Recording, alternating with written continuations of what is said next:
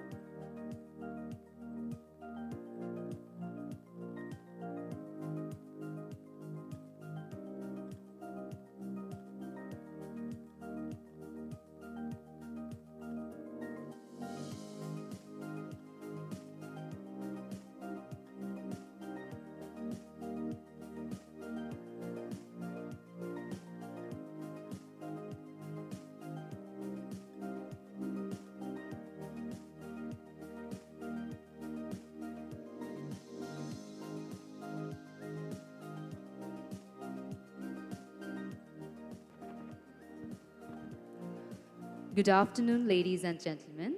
We will commence the inaugural session of the Annual Conference 2023 of the Sustainable Nature Management Hub in a few minutes.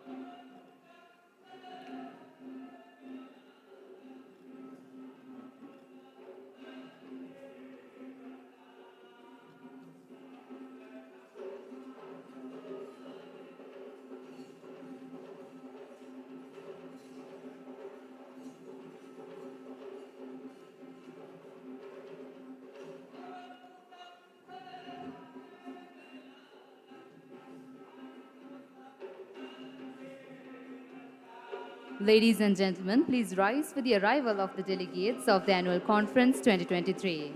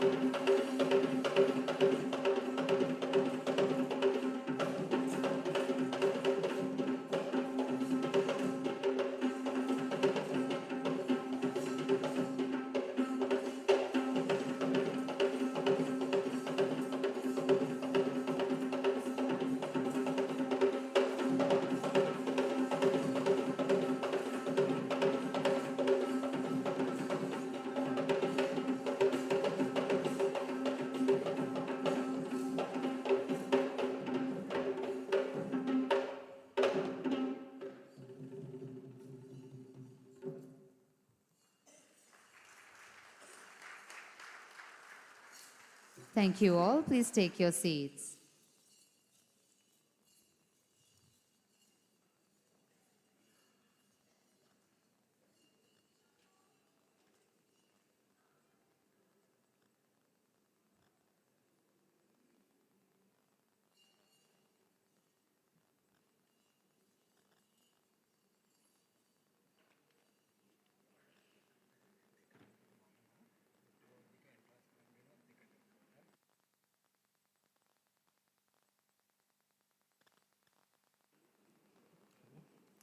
Nitrogen is most abundant and most important, yet another limiting nutrient for plant growth, and also one of the most damaging in terms of environmental pollution.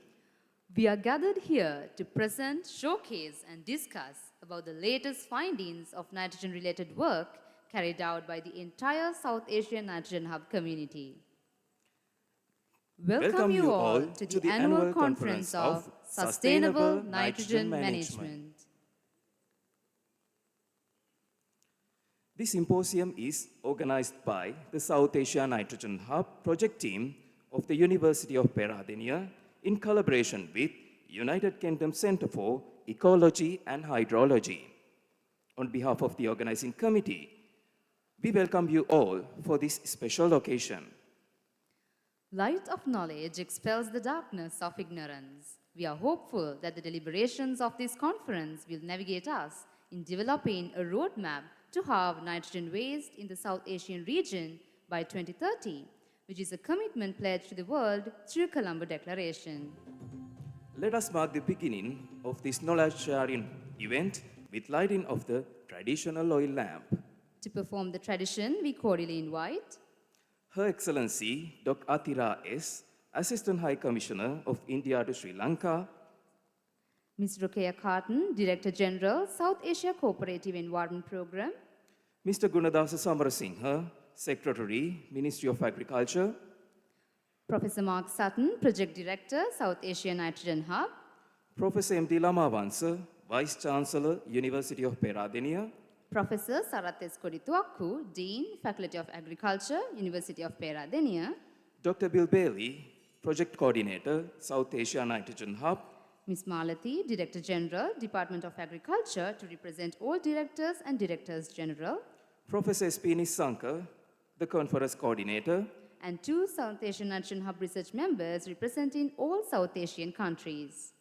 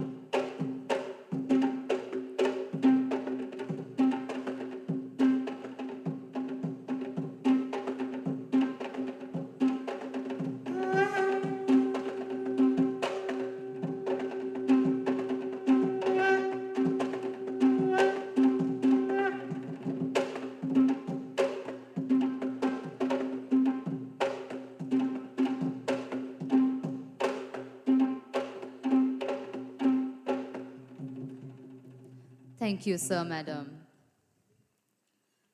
Sri Lanka holds an enormous heritage of historic traditions. The hospitality and the amiability are major characteristics of the Sri Lankan culture. Ladies and gentlemen, let us have our eyes upon the stage for the traditional welcome dance, performed by the undergraduate students of the Faculty of Agriculture, University of Peradeniya.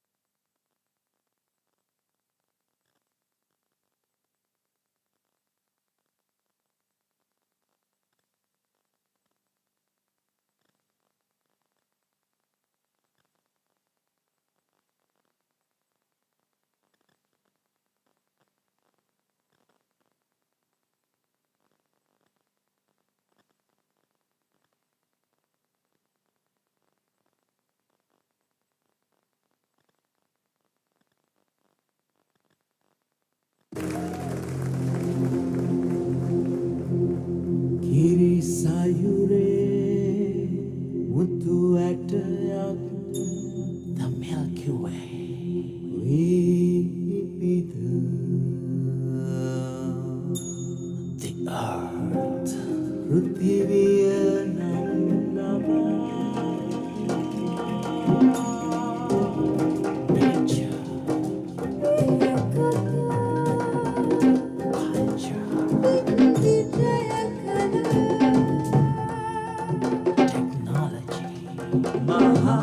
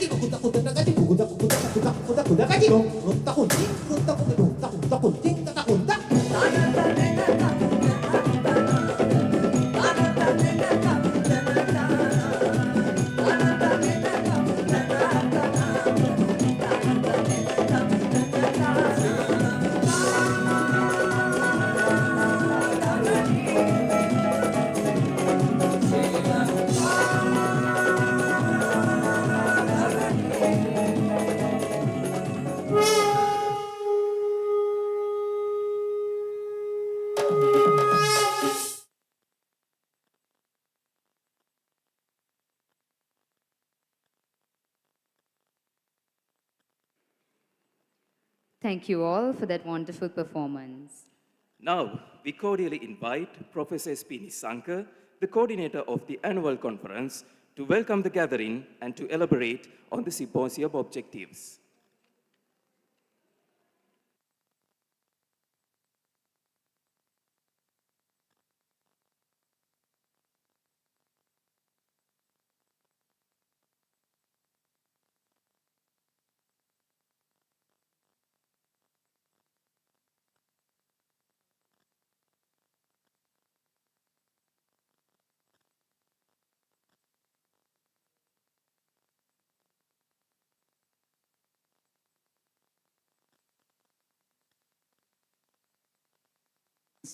of all 8 countries from 2019 to reduce the nitrogen pollution in the region. So on behalf of the organizing committee and being the host country coordinator of the conference, it is with great pleasure I welcome Her Excellency, the Assistant High Commissioner of the India to Sri Lanka, Dr. Amitri S., representing His Excellency of the High Commissioner of the India to Sri Lanka, Mr. Gopal Bagle. So you may be happy to notice or hear that there are 40 scientists from India in this audience. I also extend the warmest welcome to Ms.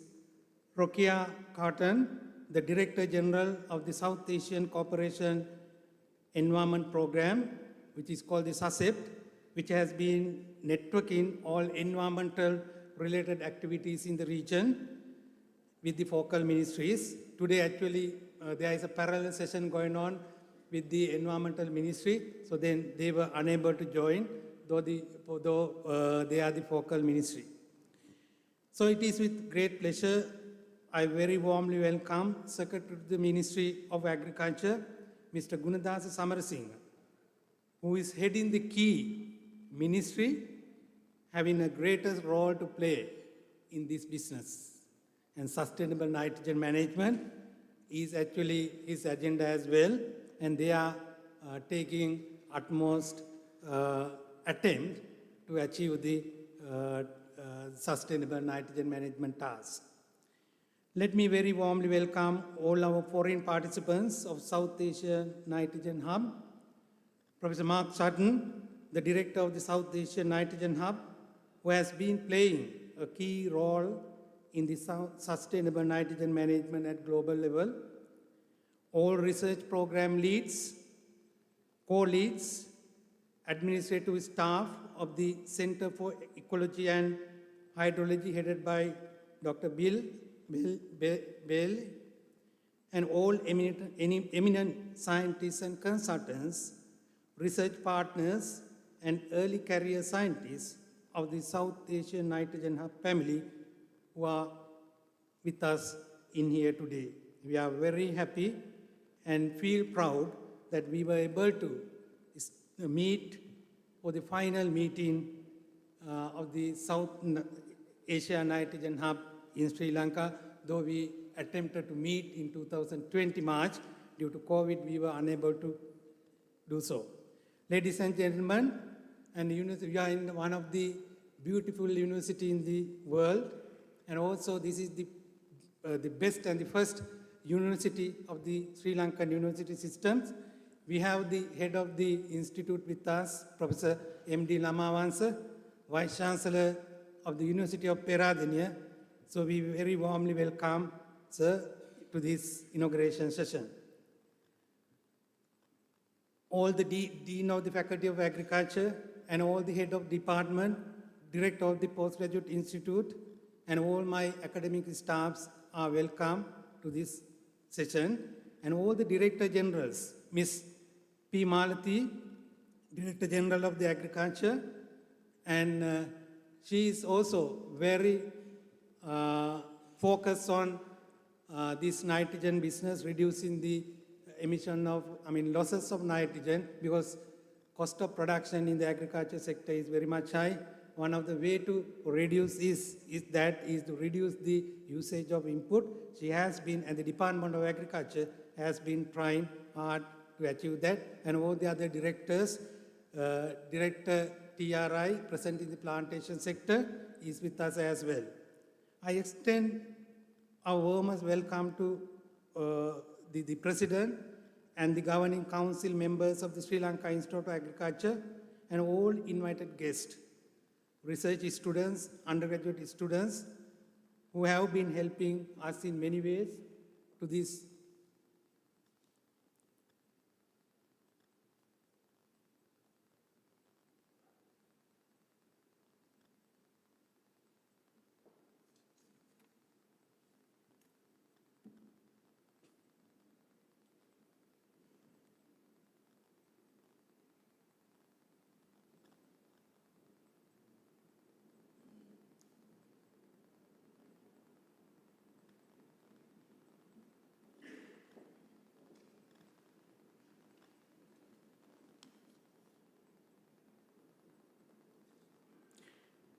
Sorry for that. I also extend our warmest welcome to all the members who are joining online, all the SNH partners.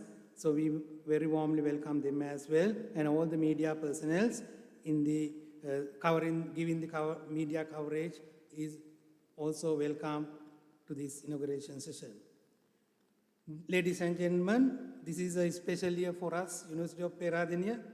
We are celebrating the 80th anniversary as the pioneer in the higher education system of Sri Lanka, and also Faculty of Agriculture of University of Peradeniya is also celebrating the Diamond Jubilee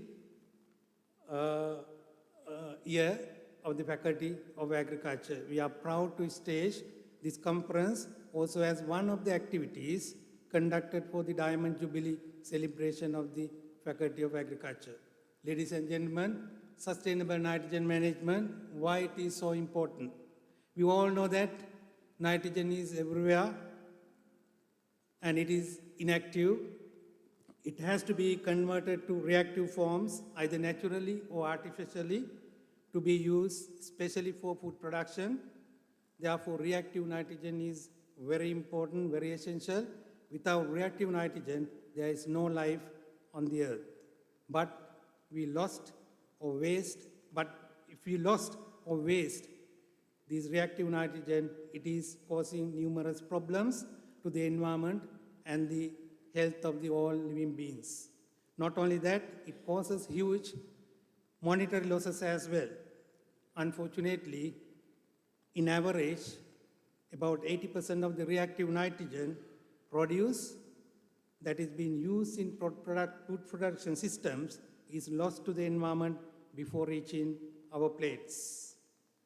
Research finding reveals that nitrogen pollution is the highest in the Asian region and also identified South Asian region as the hotspot of pollution with respect to nitrogen related.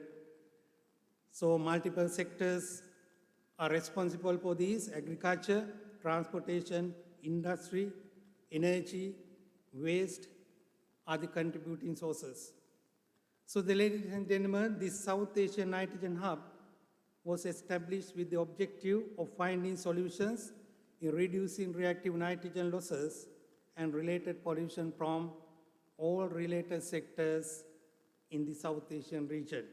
I am happy and proud to report that we have been an effective partner of South Asian Nitrogen Hub project. As a country, in collaboration with other member states, we are making very satisfactory progress in this regard, and I would like to briefly highlight what our contributions and achievements so far. At global level, we are in the forefront in the global campaigning on sustainable nitrogen management.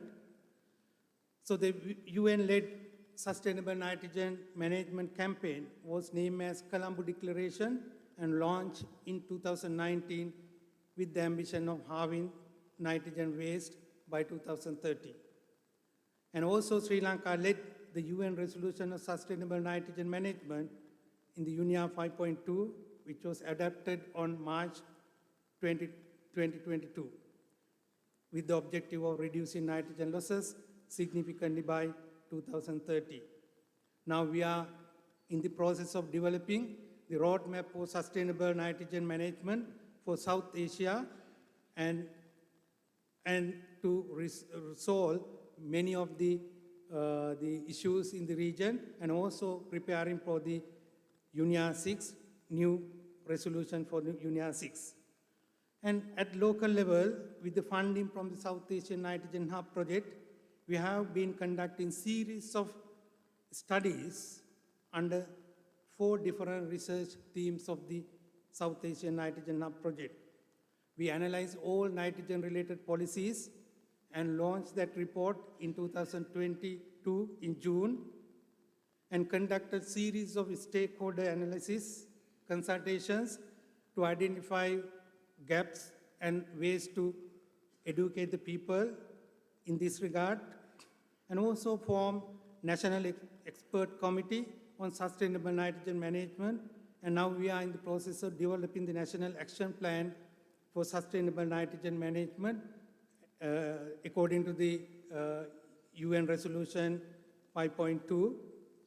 And also, we conducted several comprehensive farmer surveys on fertilizer use, its impact, and also to get the knowledge of the farmers and to identify the capacity building needs. And most interestingly, we have been conducting agronomic solutions to increase nitrogen use efficiency, and Department of Agriculture. We are collaborating with the Department of Agriculture. They are giving the utmost support in this regard. Series of field experiments have been conducted for paddy made, the highest nitrogen use farming systems, paddy, potato, maize and tea. And we have been receiving promising results, and we actually, getting interesting results where we could reduce 25% of the inorganic fertilizer with integrated management, also with using some botanicals, so with the inhibition, nitrification inhibiting properties. And also we started to do genetic screening. To find genetic solution, we screened the rice varieties, and we found there are varieties which are capable of surviving and giving satisfactory yield under low input situation.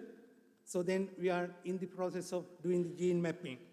And also we want to check how the quality variation with the nitrogen, different nitrogen treatments, so whether the quality of these products are going to be vary, and whether the consumer accept, so whatever the changes we introduce with the nitrogen manipulation. And also now we are involved in the crop modeling, a simulation of the crop yield using APSIN and DSET simulation.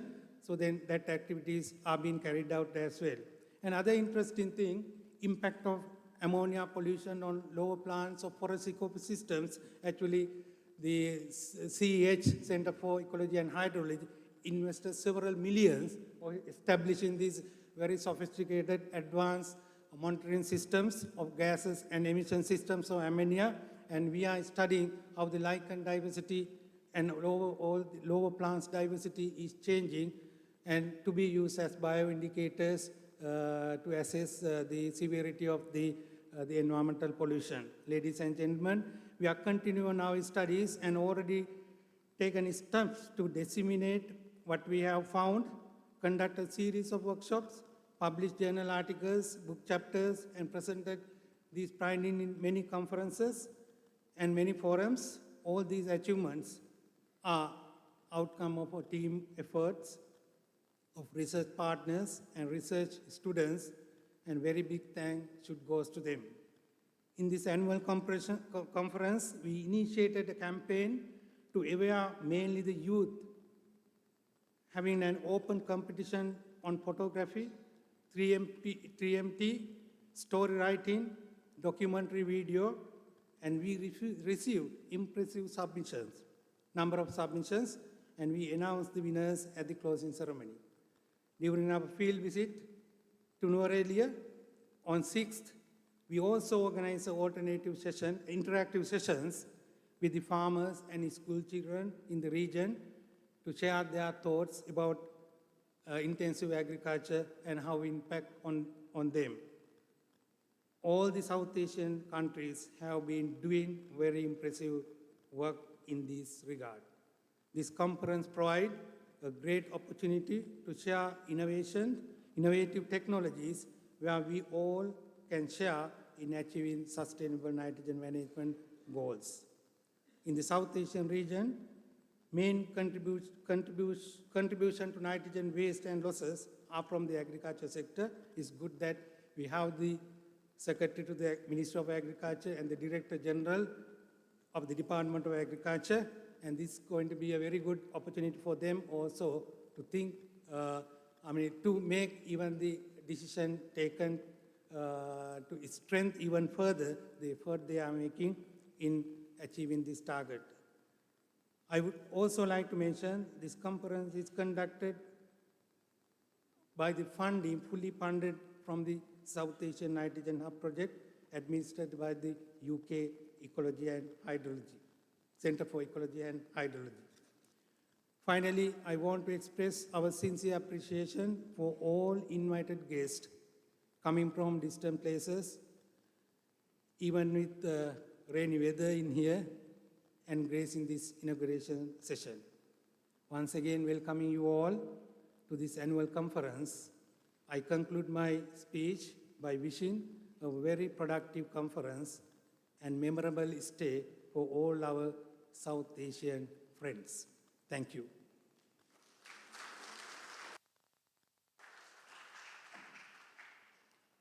Thank you, sir. South Asian Nitrogen Hub, in short, SANH, is a partnership which brings 32 leading research organizations with project engagement partners from from the UK and South Asia to tackle the nitrogen challenge. Now, we cordially invite Professor Mark Sutton, the Director of UKRI GCRF South Asian Nitrogen Hub, to present an overview of the SANH project. Ladies and gentlemen, please welcome Professor Mark Sutton.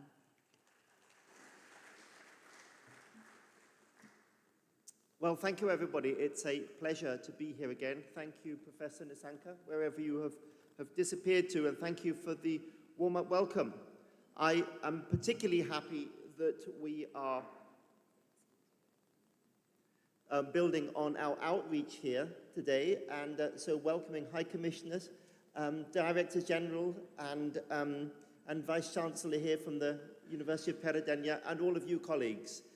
This is all part of the building of the awareness of the hub.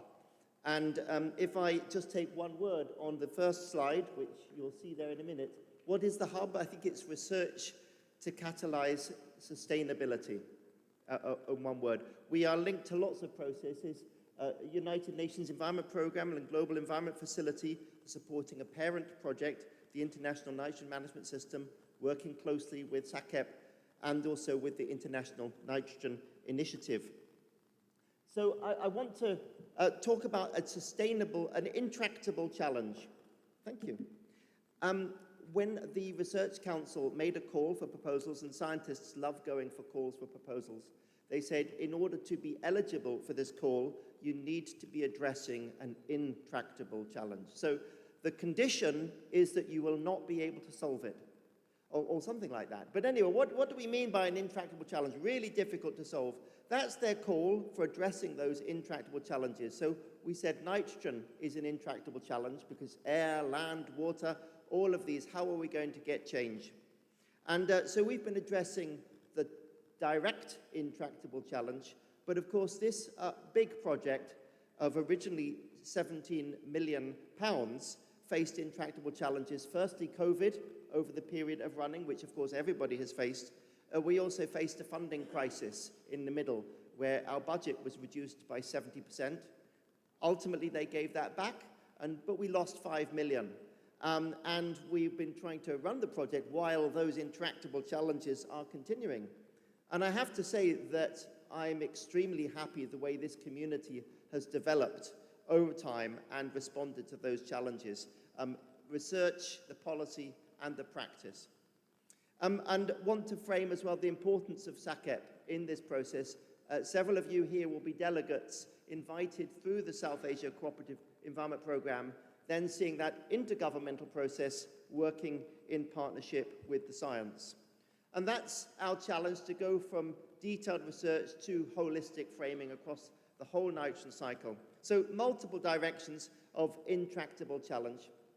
And in the heart of that, I think Professor Nisanka has already made clear that this is an opportunity for South Asia to act as a global leader on sustainable nitrogen management, and we'll see that as we go through a global champion for the world.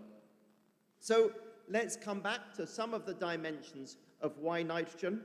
It's an air quality problem. When you look at the particulate matter in cities, much of that is nitrogen, ammonium, and nitrate. In climate change, nitrous oxide is a warming gas, but there are multiple dimensions of warming and cooling with nitrogen. Water pollution and nitrogen, we know very well. This picture of coral bleaching is a climate effect, but also direct effects of nutrients and also leading to algal blooms.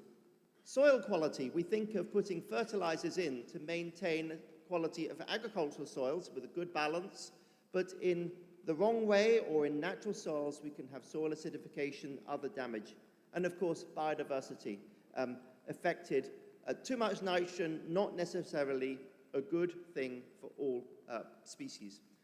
There's also an issue of livelihoods here. This man is holding out to me a zola, a floating fern. He's brewing up a lovely concoction that's going to feed this plant and then put it out in his fields afterwards. And his plan is that that floating fern will deliver the nitrogen by natural biological nitrogen fixation. The big smile you see there on his face about how critical this process is. Now, looking at the hub funded by this GCRF, Global Challenges Research Fund, Interdisciplinary research, linking between multiple scales from village to governments, civil society, business and industry. It's a gradual process building all these links with multiple dimensions of our work, but ultimately looking at more food and energy with less pollution is our challenge.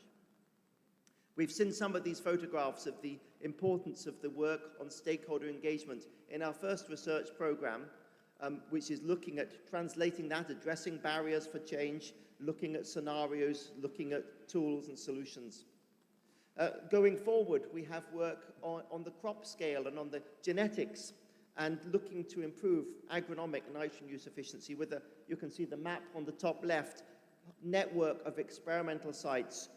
This meeting is really critical as we bring together those kind of experimental results, getting them in the databases, boring but important, but looking towards those synthesis publications that give the bigger picture.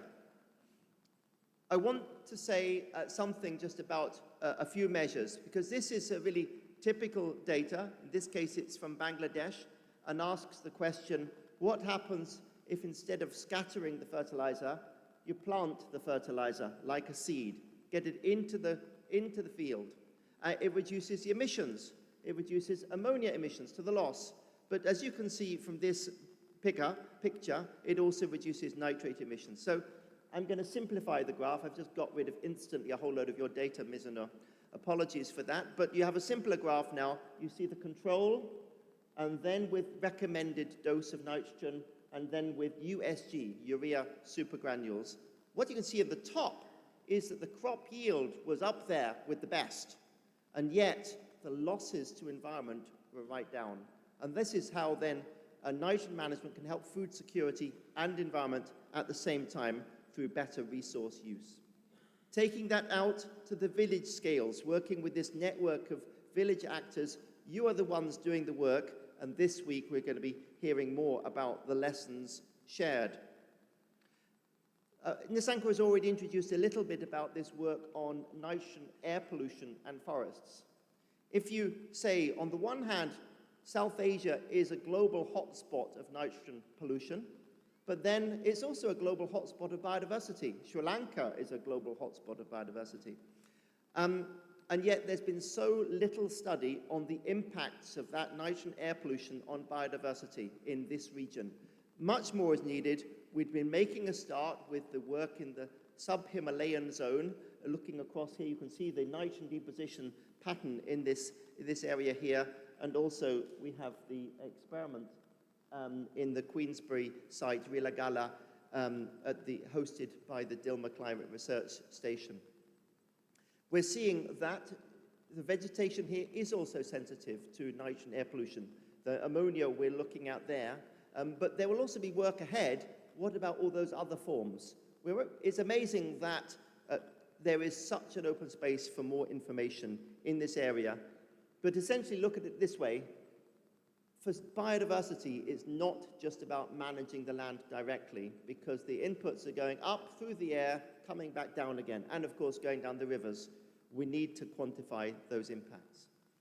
That applies again when we get out to the marine environment. Here, a picture of healthy coral on the right, on the left, and on the right, degraded, covered with algae, really suffering. And the hub is looking at these questions about how does coral bleaching interact with nutrient pollution. One of the things of our hub is, of course, awareness raising internationally and providing resources for people. And so the hub has developed several massive online open courses, MOOCs, and you can see there the various languages in which that has now been put. And if you scan the QR code, you can get it, and you can share it with schools, universities, whoever is interested. It's entry-level information to widen awareness. Awareness is really critical, because if people are not knowing about the nitrogen challenge, there will not be the impetus to act. And we need to keep pushing on that awareness at all scales. But data is also vital, and data to measure the nitrogen concentrations. These are pictures of how to measure nitrogen in the air and in rain. And this is a network that's been established as part of the hub at multiple sites across South Asia to give direct numbers, but also to compare with the modeling work that we're doing. And when it comes to the modeling, on the one hand, we have this work to upscale for the whole of South Asia. And the top left, you can see the nitrogen in rivers. In the bottom right, you can see the ammonia emissions to air. And this is, as I say, one of the global hotspots of nitrogen pollution. And you can see how patchy it is. And it may look clean when you get up into the Himalayas, but remember, the air is blowing it up and across and down. We're also looking at smaller scale. The top right picture is a picture of pollutant flow following the Express Pearl, the ship that sunk with lots of nitrogen air pollution, urea going into the water, nitric acid probably caused the fire. In 3 ways, that's a nitrogen story. And the outcome of that is it depends exactly when the ship sunk as to where that pollution is going. We also need to look in at higher detail. This is a picture of nitrogen flows in estuaries, all together providing us a picture of how much, where, and one of the questions this week will be to finalize our scenarios, the future looks. What will happen by 2030 if nothing is done? How far can we go if we take all of our measures possible? Not just technical action, but societal action. And if you're a policymaker in the room, we want you to make sure you're joining in that session tomorrow morning so that we can get your feedback as that is finalized. Looking at policies, and this is kind of work that's been done across the whole of South Asia, but I'm illustrating it here for Sri Lanka. And so a number of policies linking there in this analysis of policies. I've listed particular ones of high relevance, some of low relevance for nitrogen, but overall it was something like 800 or 1,000 policies relevant for nitrogen. So what were the messages from that policy analysis? I think there will be many, but these are my take-homes. Many of the policies don't have a specific time frame or the specific target is missing. So if it's without a clear target or without a clear time frame, how can we assess how effective it will be? We wanted to have a forward look of implementation of existing policies by 2030. But it becomes very difficult to do that if so many of the policies are not actually telling us how far they aim to get. So those quantitative goals are needed. The way forward, of course, is this further work on the national action plans, which has really been an invention, a creation out of the work of the Hub, and taken through the United Nations system that other countries are now following South Asia's lead, and making that link to other existing agreements, like the Colombo Declaration, and like the Global Biodiversity Framework, and work that's currently going on with the South Asia Cooperative Environment Programme towards a South Asia roadmap for sustainable nitrogen management. This was presented in draft form in Nairobi at the United Nations Environment Programme last week, and it was really clear that this is world leading, and I think it's something, once it's finalized, the region can be proud of. Just to mention about those resolutions, and I show the very boring page. You get a logo, you get some numbers. Ultimately, you'll have a page and a half of text which is fought over intensively by countries as to what they want or what they definitely don't want. And in case of many countries, they do want a goal, and in case of other countries, they don't want a goal. So you fight over this, but out of it, what you get is kind of, I'll call it blood sports, because there's a really active process. Everybody's diving in, fighting. The NGOs are all suddenly waking up. This, I think, for me, was the biggest awareness-raising tool we've done in the Hub to fight and play over a resolution, which in the end comes up with some agreements. And you can see there it's recognizing the Colombo Declaration, which launched the global campaign on sustainable nitrogen management. By chance, we managed to do it on UN Day. And here we are, encouraging member states to accelerate actions to significantly reduce nitrogen waste. We've also introduced this term nitrogen waste into UN language, and encouraging member states to share action on national action plans. So that's now there, framing moving forward. What would an intergovernmental process for nitrogen look like? When we were starting in our work with the United Nations Environment Programme a few years ago, there was nothing. This is a vision for the future, intergovernmental cooperation mechanism, and already this is beginning to form. It's beginning to form under something called the United Nations Environment for Agriculture Nitrogen Working Group. It's practicing what this actually means, and you can see some of the member state inputs, the key themes, and bear in mind that there are now something like 78 United Nations member states having established national focal points to this nitrogen working group. That would not have been possible without the South Asian Nitrogen Hub and without the leadership of you as governments working together. Now, I want to put this in terms of money because nitrogen in the last few years has seen a huge challenge. The fertilizer prices tripled. That's been a huge challenge for farmers. Here in Sri Lanka, we know there was a highly contentious policy to prohibit fertilizer import. That's passed now, but it shows how critical this is for farmers, for everybody. I want to show this as a waste of resources, and I'll do it with the UK first. So the nitrogen is the wasted resource to air pollution and water pollution and denitrification, multiplied by the cash price for fertilizers, £3 billion. Now look at the total value of all agricultural support in the UK, £3 billion. So the entire value of that is wasted. Do they spend 100% of their time talking about nitrogen? Of course not. Very little, but they need to be spending more. The same relationship actually applies at the UK scale, about 60 billion euros in this case. And at the world, it's rough, hard to estimate, but it's comparable.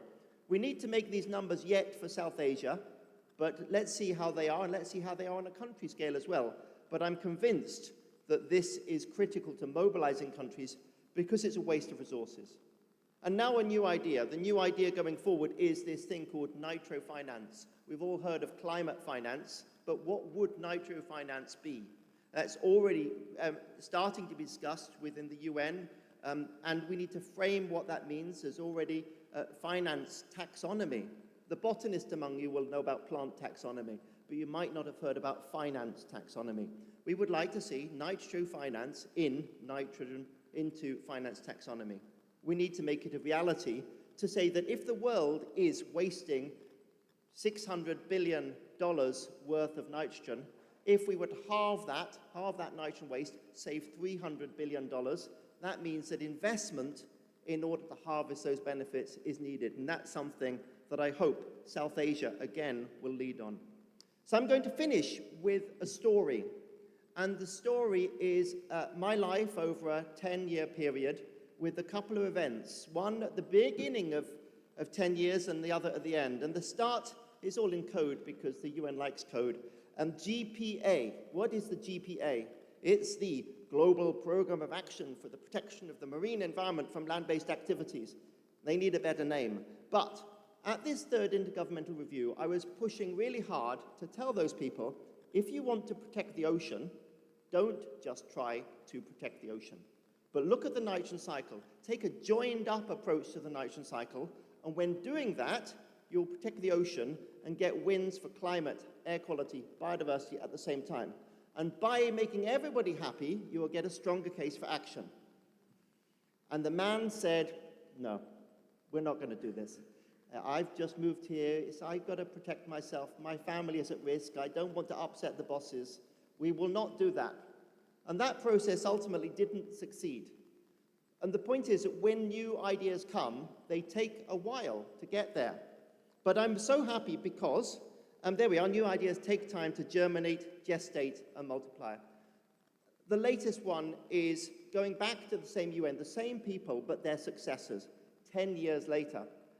The Clean and Healthy Ocean Program, I'm going to fall off the stage here, the Clean and Healthy Ocean Program of the Global Environment Facility. We had a chance to put in a proposal with the Maldives, and it was done extremely rapidly in the last minute to meet a deadline, but we managed to get something in, and the reaction was, these ideas about protecting the ocean with co-benefits for air, climate, biodiversity, and finance are wonderful. Please go with us. And instantly they are embracing us to work with them. So it took 10 years to get there, to change that mindset. So if you think of your individual work in the hub, the thing that you're finding most difficult to sell, keep pushing, don't give up, and talk to your colleagues, try to convince each other, and then you'll start convincing the whole world eventually. So with that, I'm really looking forward to the rest of the week. Thank you, our guests. Challenge us, ask difficult questions. If we've not explained it well enough, keep pressing, don't give up. Thank you.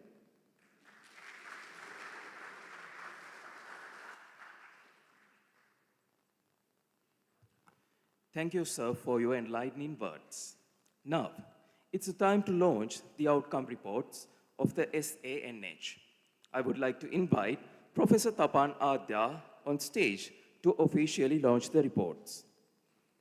I would also like to invite Her Excellency Dr. Athira S., Assistant High Commissioner of India to Sri Lanka, and Professor Mark Sutton, Project Director, South Asia Nitrogen Hub, to receive the reports.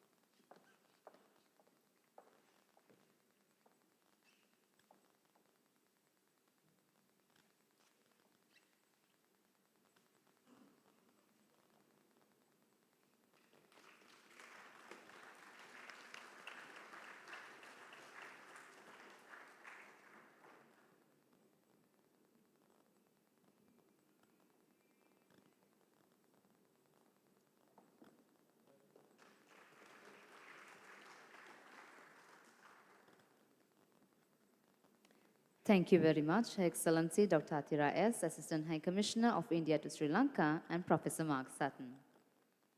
And we are also today launching Nitrogen Marine MOOC. Please have your eyes on the screen.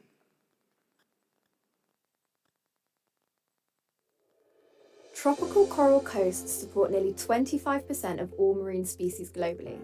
They're home to millions of people reliant on them for food, protection, and livelihood support through tourism and fisheries, worth trillions of dollars annually. Despite their importance, they are severely threatened with local stressors such as pollution exasperating climate change threats. Nitrogen feeds the world, but the last century has seen unprecedented changes to the global nitrogen cycle that has resulted in significant consequences for air and water pollution, biodiversity loss, climate change, agricultural production, and food security. This course is designed to introduce to you how human-caused nitrogen pollution can have devastating impacts on marine ecosystems. We discuss solutions for managing nitrogen to foster ecologically considered best practices for sustaining healthy oceans.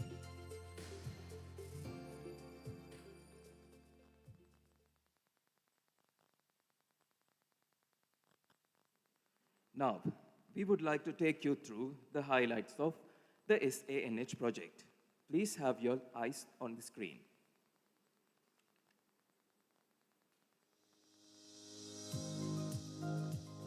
The UKRI GCRF South Asian Nitrogen Hub is a partnership that brings together leading organizations from across South Asia and the UK to reduce the adverse global impacts of nitrogen pollution on the environment, health, and well-being. To tackle nitrogen pollution, it is essential to focus on 5 key principles: water quality, air quality, greenhouse gas balance, ecosystems, and biodiversity.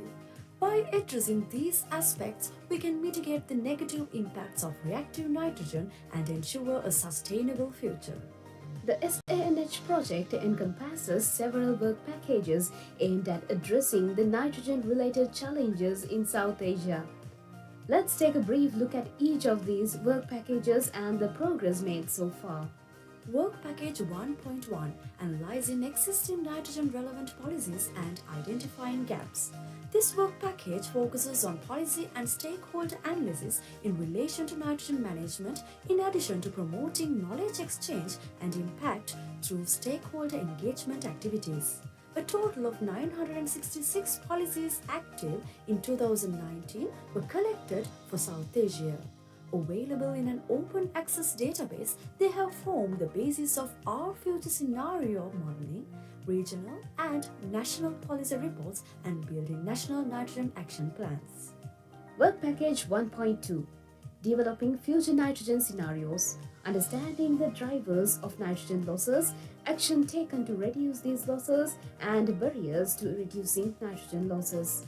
Using ADG-AR time series emission data from 1970 to 2015, we are able to identify the main sectors for all nitrogen species to further understand the drivers of nitrogen pollution for every South Asian country. The research teams already have some interesting results. In all countries except Maldives, the biggest sector contributing to nitrous oxide emissions is from managed soil. Work Package 1.3 Enhancing farmers' understanding and promoting sustainable practices. We have completed a household survey in project participants' countries. The findings will be important in understanding the farmers in South Asia in relation to nitrogen fertilizer use and promoting sustainable practices. Furthermore, the findings are useful in investigating nitrogen solutions to ensure that they are socially and culturally acceptable. Work Package 1.4 Analyzing current nitrogen management apps and software being used in South Asia. A novel phone app is being developed under the project to help farmers manage their nitrogen application to crops. Initially focusing on rice and the wheat, the app works by matching the greenness in leaves against color charts to determine how much more or less nitrogen a crop may need. Work Package 2.1 Finding agronomic and genetic solutions for improved nitrogen use efficiency. Our South Asian countries have conducted research to identify agronomic and genetic solutions that improve nitrogen use efficiency while maintaining profitability and maximizing the crop yield and quality. Solutions like urea supergranules and biochar, together with practices like urea deep placement, can reduce nitrogen losses from agricultural systems, increase crop nitrogen uptake, and thereby minimize negative environmental impacts of nitrogen inputs. Screening rice and wheat populations for genes associated with better nitrogen use efficiency can help agronomists develop improved varieties that utilize nitrogen better and reduce nitrogen inputs. Work Package 2.2 on farm testing of promising options in collaboration with villagers. Working across a network of 12 villages in South Asia, we are studying the main losses of nitrogen from farms and villages. Through social surveys and system modeling, we are examining the barriers and willingness of communities to practice sustainable nitrogen management farming, including the study of interactions with both human and animal health. Work Package 2.3 Researching technology for the viable recapture of gaseous and aqueous reactive nitrogen and use this to create valuable fertilizer products. SANH scientists have been developing a group of adsorbent materials for removal of nitrogen-containing compounds from aqueous waste system and gaseous nitrogen oxides and ammonia. Work Package 3.1 Addressing the impact of atmospheric nitrogen pollution on forest ecosystems. From the Himalayas to the hills of Sri Lanka, we are studying the impact of nitrogen air pollution, specifically ammonia, on forest lichens and other biota.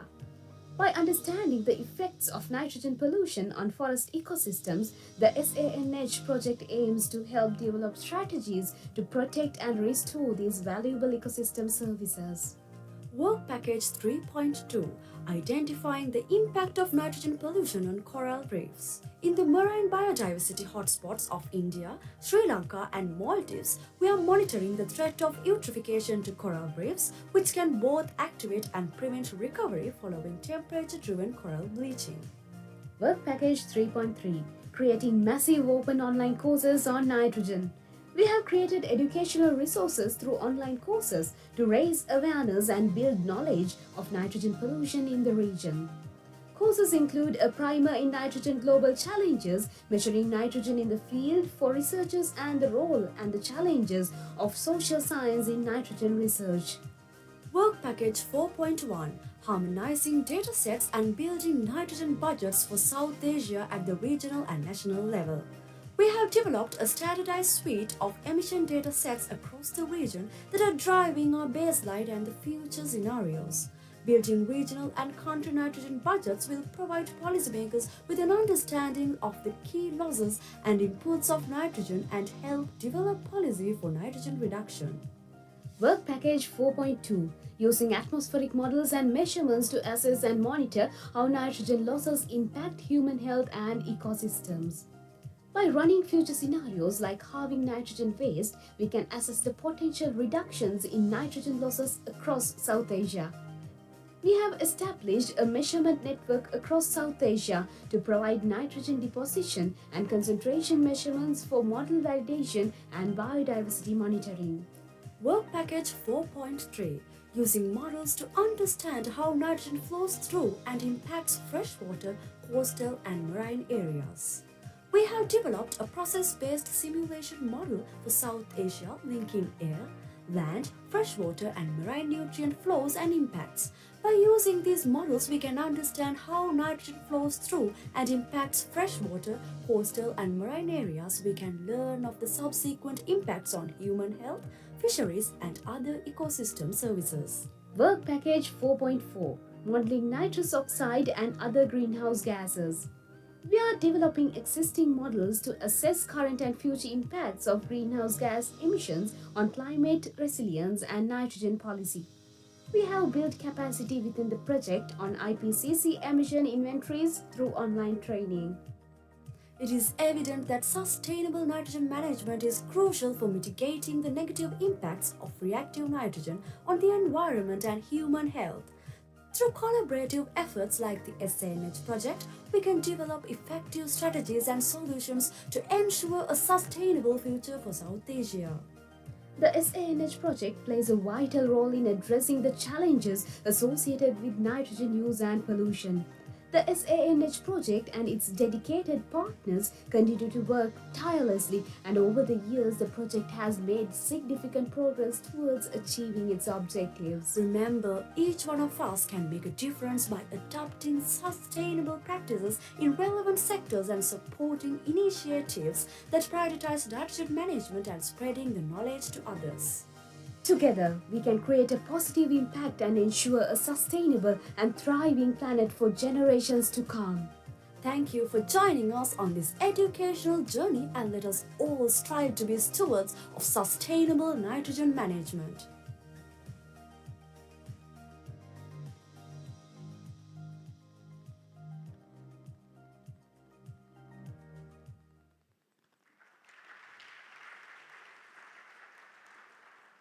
Thank you.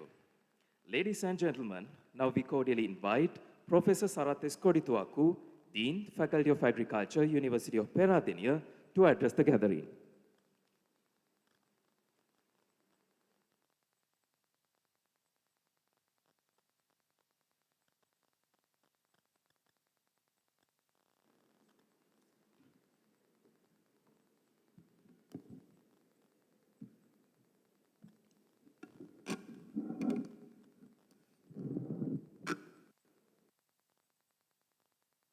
Excellency, Dr. Ati Rais, the Assistant High Commissioner of India to Sri Lanka, Mr. Gunadasa Samarasinghe, the Secretary of Ministry of Agriculture,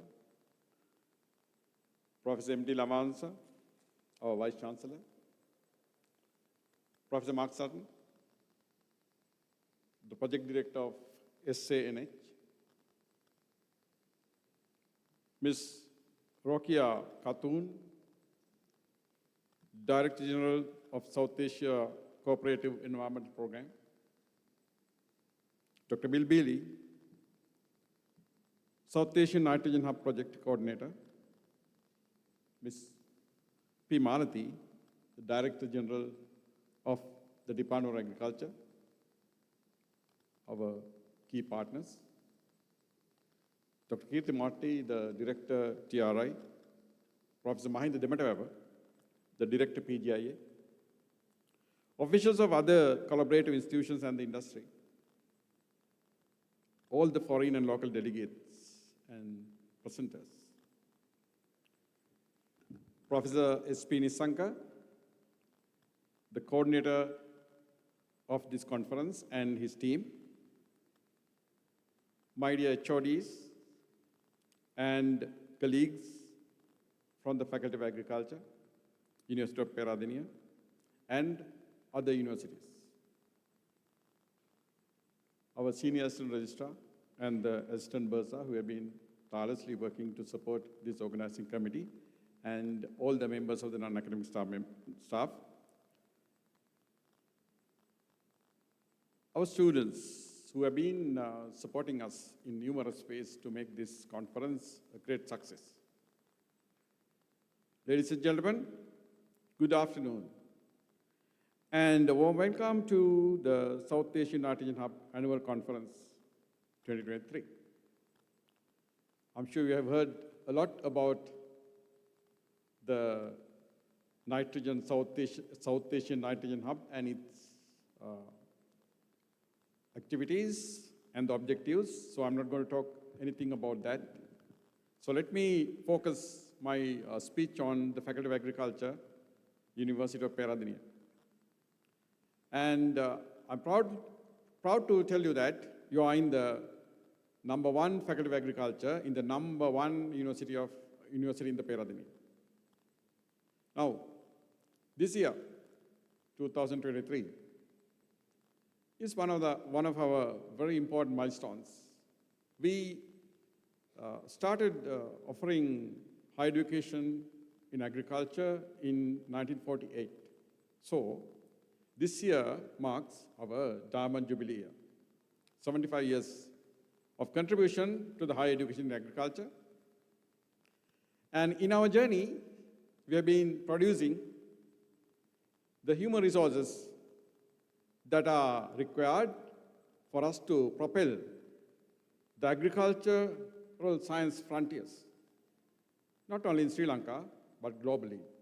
I'm very proud to tell you that our graduates are all over the country and the world, contributing towards pushing the frontiers.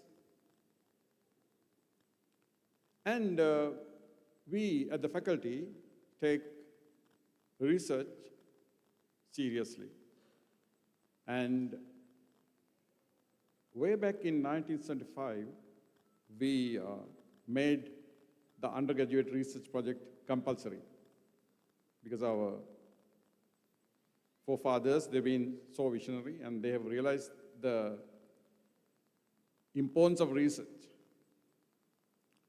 We are not only focusing on local research, we always, encourage our staff to forge international collaborative linkages with universities as well as other various foreign institutions. And I'm very proud to tell you that even at the moment, we have so many such collaborative research programs underway. And we have been having so many events in this year itself on this, to disseminate these findings. And this is one of such important conferences that we have organized. We not only conduct research, but also we are more concerned about how these research findings are being applied. And as a result of that, we have initiated a very rigorous outreach program. To steer these programs, we have created 4 outreach arms. And these outreach arms are actively engaging in identifying gaps between the academia and the industry and our other stakeholders. And we try and carry out applied research as well as training programs to bridge the gaps. Not only that, we always get our students to go and work in these organizations in their internships, identify research problems, and to carry out their research projects. And at the end of the day, our main focus is to create graduates from this faculty who will fit into any organization or any industry for any function, not only research, but also various other functions. And these human resources that we create, they contribute in numerous ways to create wealth. Because without creating wealth and accumulating them, we can't develop. So, now, the actors of wealth creation, so they are engaged in many value chains as, playing the roles of various functions and actors, and they are contributing to the wealth creation. And mind you, we are now focusing on sustainability of our practices. Now we have to think ahead. We have to go beyond sustainability. And that's where the term responsible business conduct has come to the picture, where environmental stewardship is one of the main aspects, where while you're getting from the environment, you have to give back to the environment. Now we have done the damage. So that's the results we are still experiencing in terms of climate change. And how can we reverse these negative impacts? So we have to be proactive in reversing the negative impacts that we have created to the world. Otherwise, our future generations are going to suffer. So as a premier faculty, as the premier faculty of agriculture in this country, that's why we have taken the training of future human resources very seriously. And this kind of conferences enables us to get our students also to participate in these conferences and to learn from these conferences and to change their mindset and to become socially responsible citizens. And therefore, I must congratulate Professor Nisanka and his team for their excellent organization skills. Basically, a conference of this magnitude, we basically goes to hotels, that has been our practice because, we don't have to manage logistics and they will do all the logistical management. But Professor Nisanka and his team took this challenge and he wanted to organize this conference in the university and the faculty premises.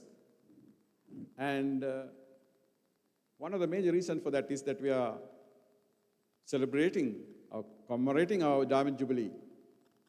So, therefore, when he said that I'm going to organize this conference in the faculty, I was so supportive of that. And we always do that. And we in the faculty are working as a team. Because I believe in the phrase, whole is greater than sum of its parts. Rather than working alone, we work as a team so we can produce synergetic outputs. So I'm sure you can witness the synergy in this conference. So much of logistics to be taken care of. And so our dedicated team is working on that.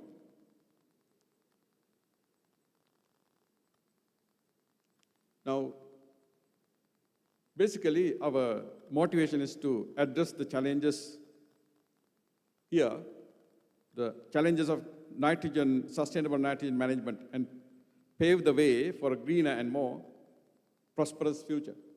I'm sure this will enable us to reach that destination, at least to a certain extent, so the others can take forward. So with that, finally, again, allow me to congratulate Professor Nisanka and his team for organizing this excellent conference. And I'm sure you will give our visitors a pleasant experience and so that they will have memories of this great faculty and the university to take back to their homes. Once again, I extend my great heartfelt gratitude to all the participants for joining us today. May this conference be enlightening, inspiring, and enjoyable for all of you. Wishing all a productive conference. Thank you.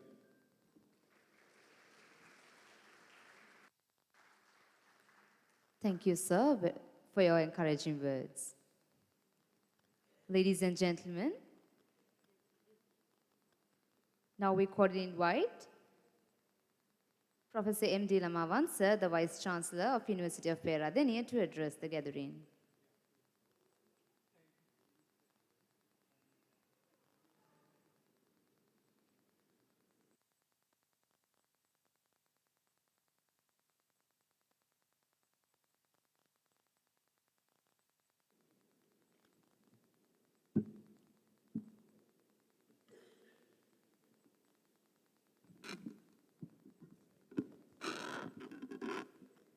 Good afternoon to all of you. Thank you very much for the invitation, Professor Nisanka. Her Excellency, University's good friend, Dr. Atira S., Professor Mark Sutton, nice to meet you again in a different atmosphere today. And Secretary, Mr. Guldas Samarsingham, it is not a new place for you, and welcome you as well. And the Director General, Dr. Rokia from Bangladesh, and Dr. Miss P. Malati, the Director General, my colleagues, Professor Sarath Kodituak, who is the Dean of the Faculty and also the Acting Deputy Vice Chancellor, and all the other invited delegates from home and abroad, and ladies and gentlemen. It is also my pleasure to welcome all of you to this environment, the University of Peradeniya. And we have from several countries related to South Asian Nitrogen Hub meeting today. Concurrently, there are two other foreign teams working in two different faculties. So at a given time, it is not unusual for us to have multiple teams doing many important things, and choosing University of Peradeniya as a focal point to do these kind of activities shows our commitment, and especially the people like Professor Nisanka and Sarath Kodituakko and the university as a whole. I was there in Colombo at the previous meeting held, and with the Honorable Minister. Of course, University of Peradeniya, the surrounding is different, and I invite all the delegates to find time to walk around and enjoy one of the most beautiful universities in the world, and also walk across the road to find one of the most beautiful botanical gardens in the world.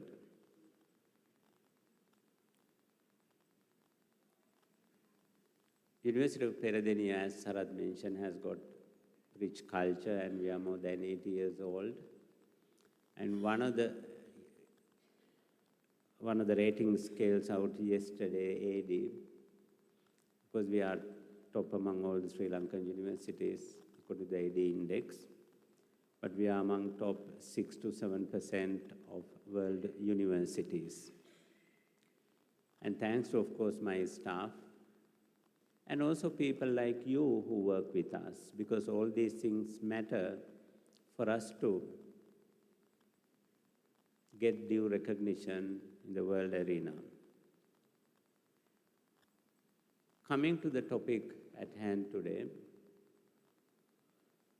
we heard a lot about the bad effects of nitrogen and how the waste contribute to the deterioration of biodiversity, human health, and the environment.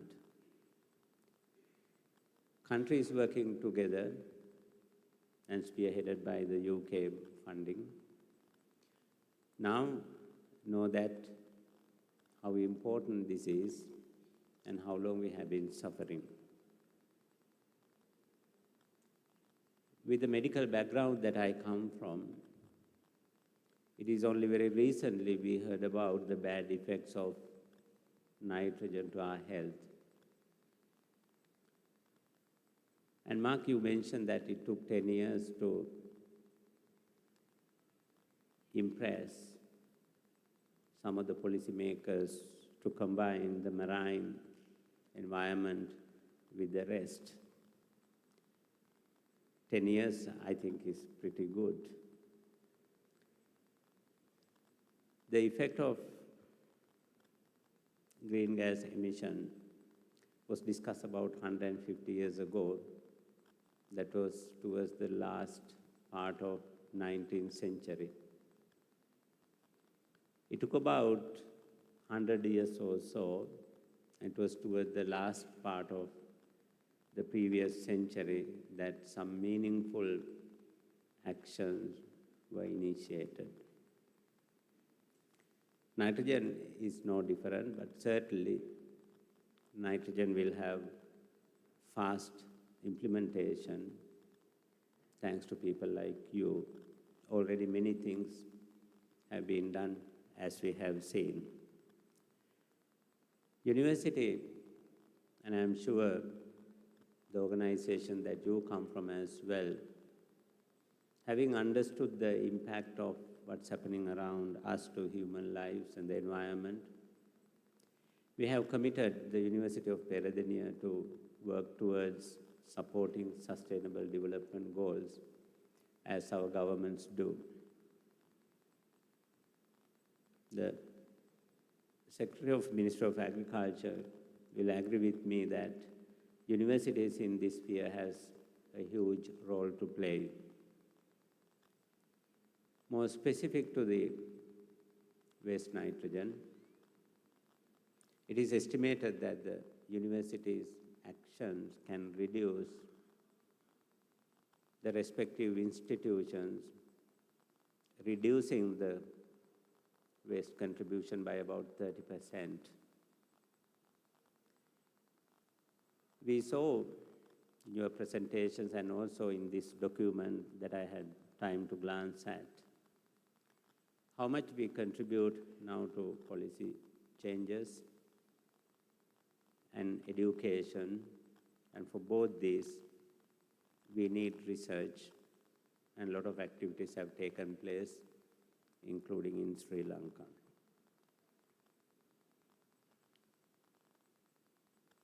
However, the institutions we work, while we are talking about making an impact at the global level, we should try to change ourselves and the practices to reach that 30% reduction that we can contribute to.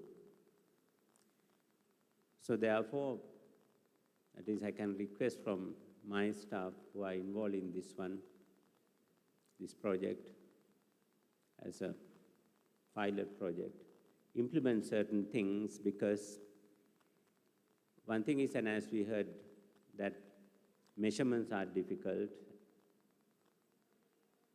and emission inventory is only partially done, but not at the institutional level. And it is so important for us to ascertain the base level before we take on any measures to reduce the effects, the waste.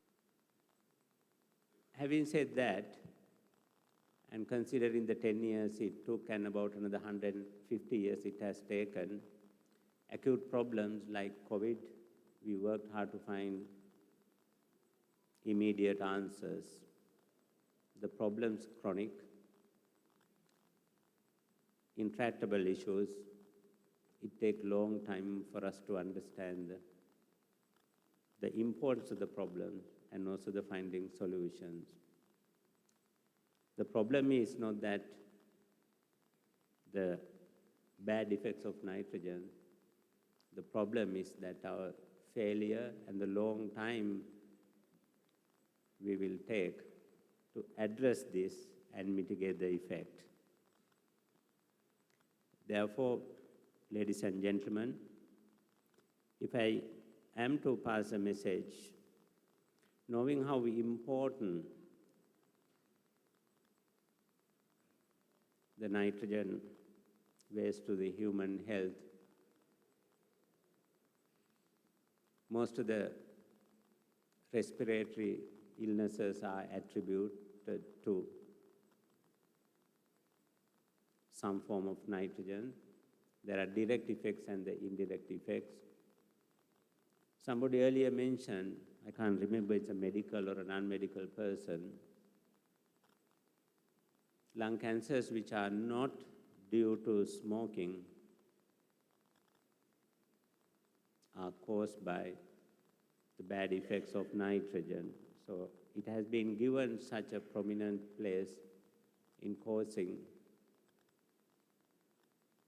illnesses related to the respiratory system. Therefore, as I said, if a message is to be delivered to take home, it is the urgency on which we should act rather than waiting for another 150 years.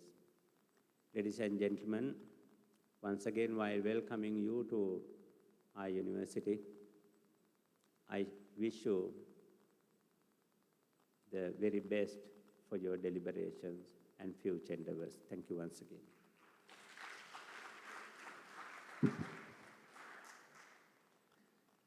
Thank you very much, sir, for your encouraging words. Ladies and gentlemen, now we would like to cordially invite the guest of honor this event, Mr. Gunadasa Samarasinghe, the Secretary to the Ministry of Agriculture.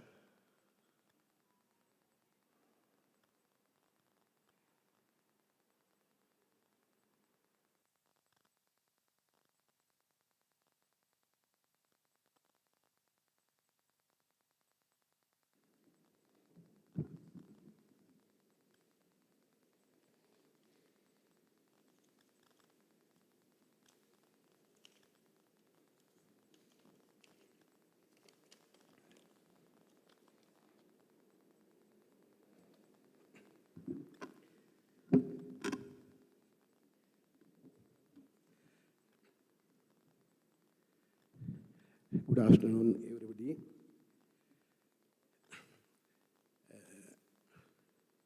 Director General, South Asian Cooperative Environment Program, and Professor M.D. Lamavansa, Vice Chancellor, University of Peradeniya, Professor Sarat Kodituaku, Dean, Faculty of Agriculture, University of Peradeniya, Professor S.P. Nisanka, coordinator in this moment, and other distinguished invitees and ladies and gentlemen. At the outset, I must tell you that I am indeed happy and feel honored for inviting me as the guest of honor of this conference of the South Asian Nitrogen Hub project. South Asia is one of the global hotspots for nitrogen pollution, and it is the second largest region in the globe in the term of nitrogen fertilizers use. Being the most populous and economically the fastest growing region of the world with a distinct socio-economic, cultural and climatic profile, there is growing demand for more consumer goods and food production. Agricultural activities followed by energy and industry are the major source of nitrogen pollution in the region. Nitrogen pollution creates impact on greenhouse balance, climate change, human health, ecosystem, and coastal habitats of South Asia. These damaging impacts are insufficiently addressed, and it has been treated in isolation for policy development. This issue has been recognized in the region, and multiple activities have been undertaken in Sri Lanka as well.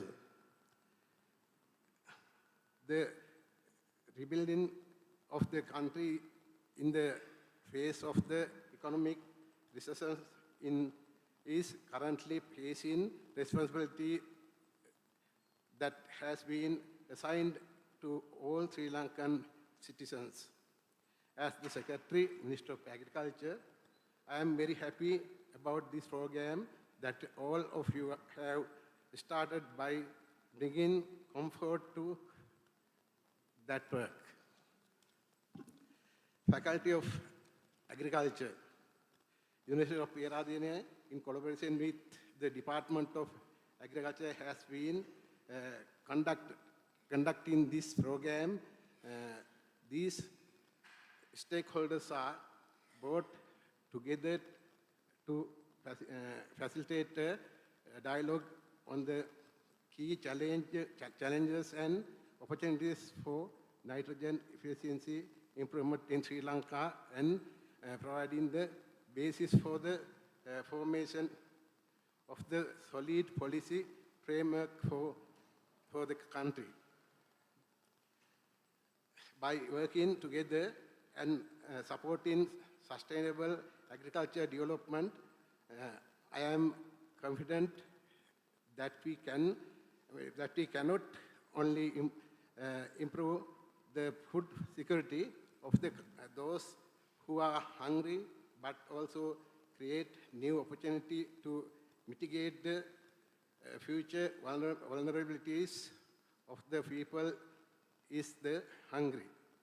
Therefore, I hope this effort will not be one of exercise. Rather, this will be a stepping stone for future series of collaborative activities towards achieving the goals of zero hunger. I must express my heartfelt gratitude to Professor S.P. Nissanka and his team for making this event a reality.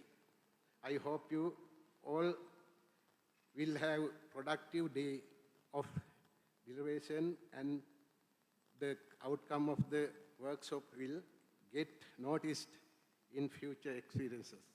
Thank you. Thank you so much.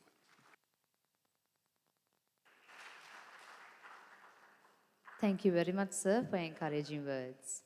Ladies and gentlemen, now we would like to cordially invite Ms. Rukia Khatun, Director General, South Asia Cooperative Environment Program, to address the gathering. Over to you, madam.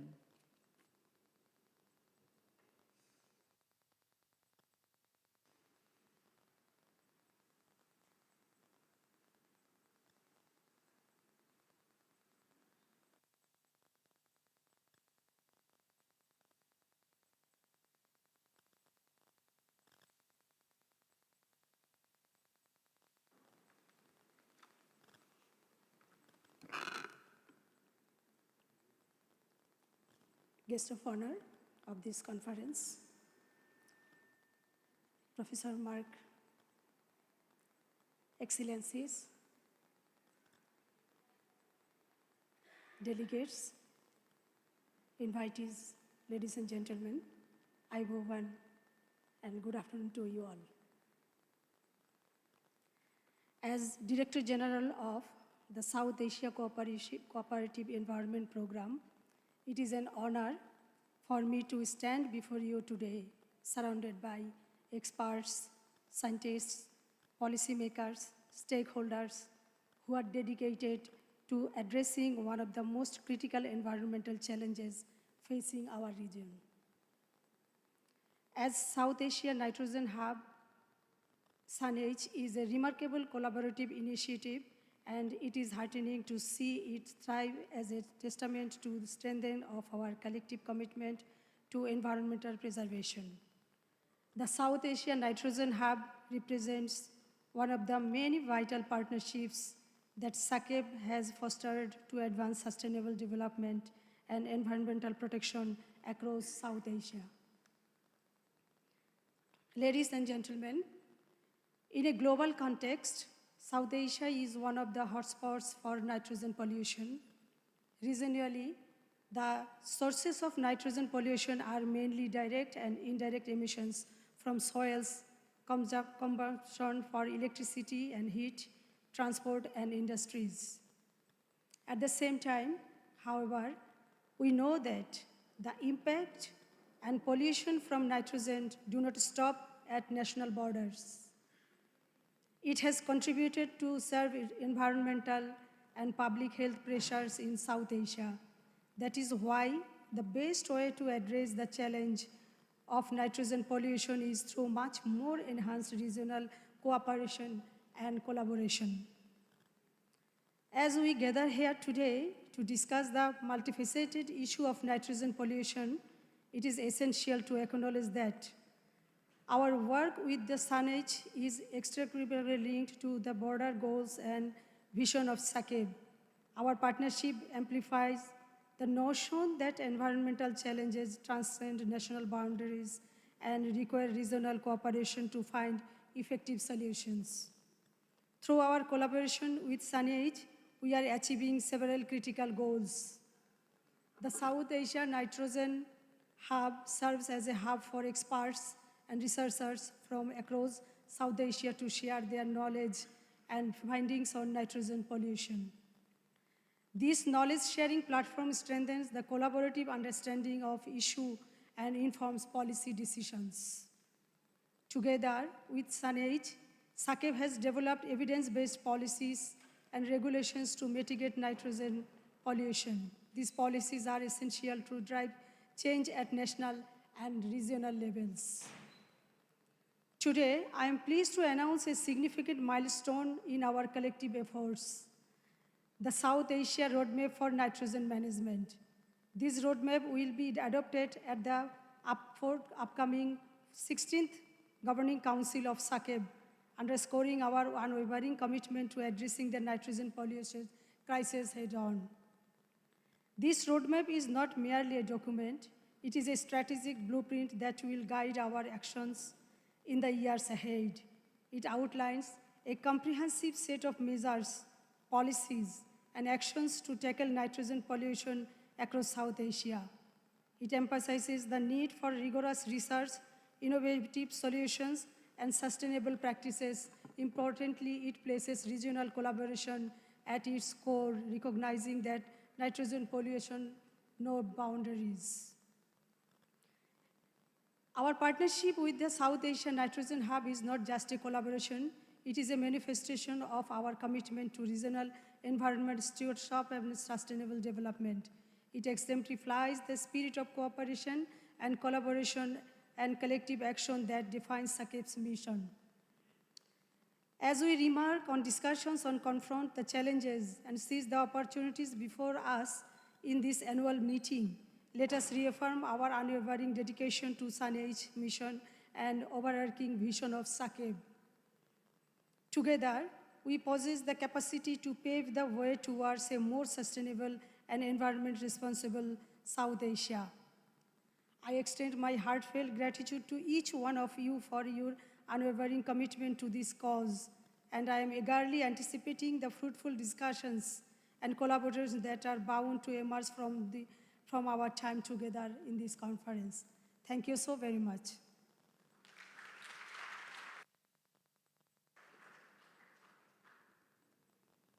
Thank you very much, Madam, for your insightful speech. Now, I would like to invite Professor Spini Sankar, Conference Coordinator, to present a gift packet of premium pure Ceylon tea produced at the Tea Research Institute of Sri Lanka, to our distinguished invitees. We are proud to announce that the gift bag containing the tea was handcrafted by the undergraduate students of the Plantation Society, Faculty of Agriculture, University of Peradeniya, who recycle paper using used paper bag and tea waste.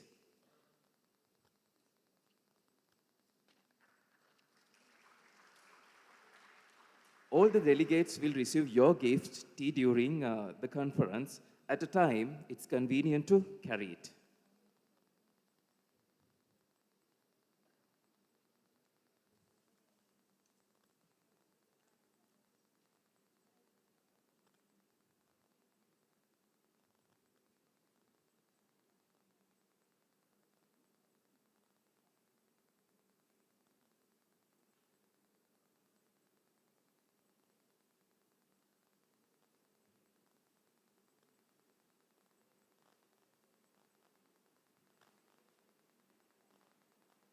Thank you, sir.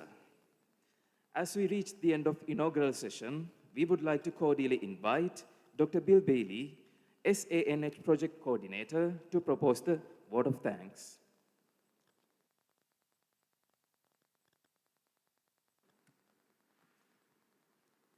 Okay, thank you everyone. Thank you for the tea, Professor Nisanka. So I think first of all to say happy Gandhi Jayanti Day for our Indian delegates.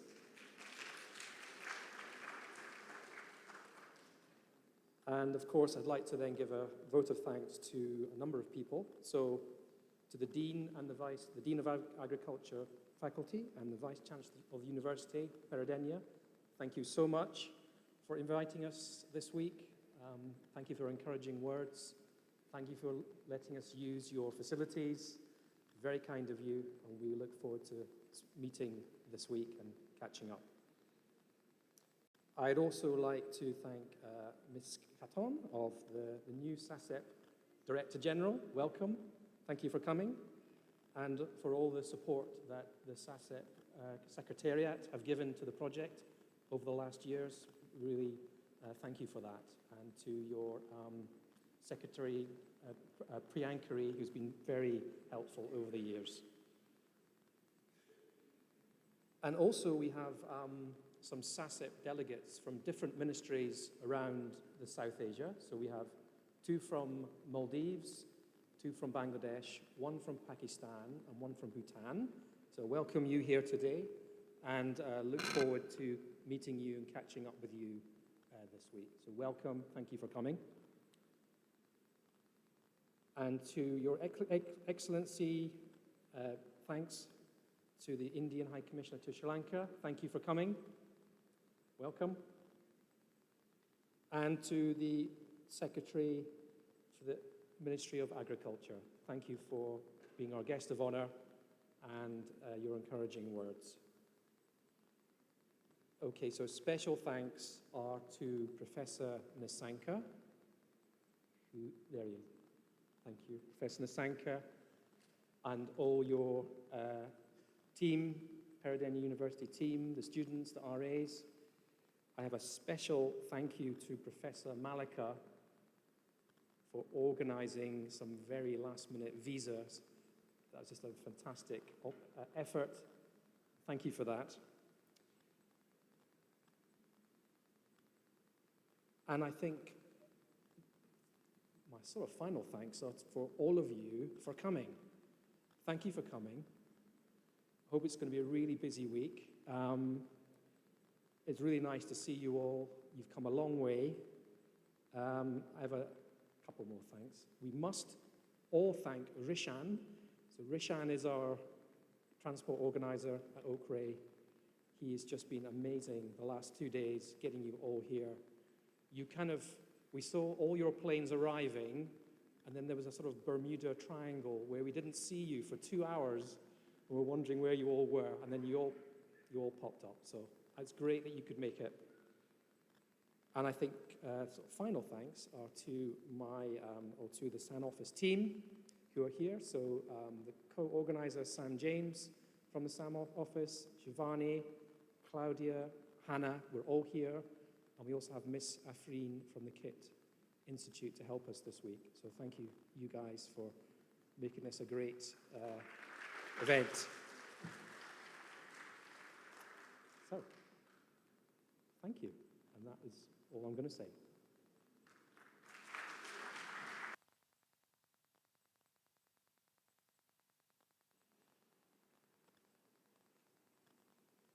Thank you, sir.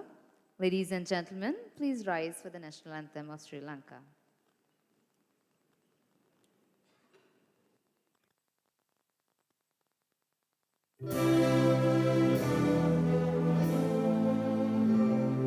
Sri Lanka Mata, Upper Sri Lanka, Namo, Namo, Namo, Namo Mata.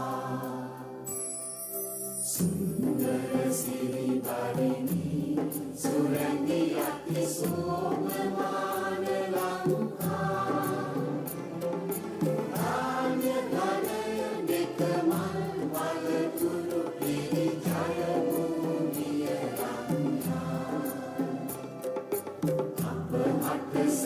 Sini seta sadana, jivanaye mata. Pilih kanu mena apa bhakti puja, namo namo mata. Apa Sri Lanka, namo namo namo namo mata. Apa vidya, Obamaya apa satya, Obare apa shanti, apa harga tula bhanti, Oba apa aloke, apa di anuprani. Oba apa jivanane, apa muktiya obare. Nava jivana denini, nitina apa kubutukaran mata. Jnana vidya vada bandhina ragila yanu mena jaya mudikara.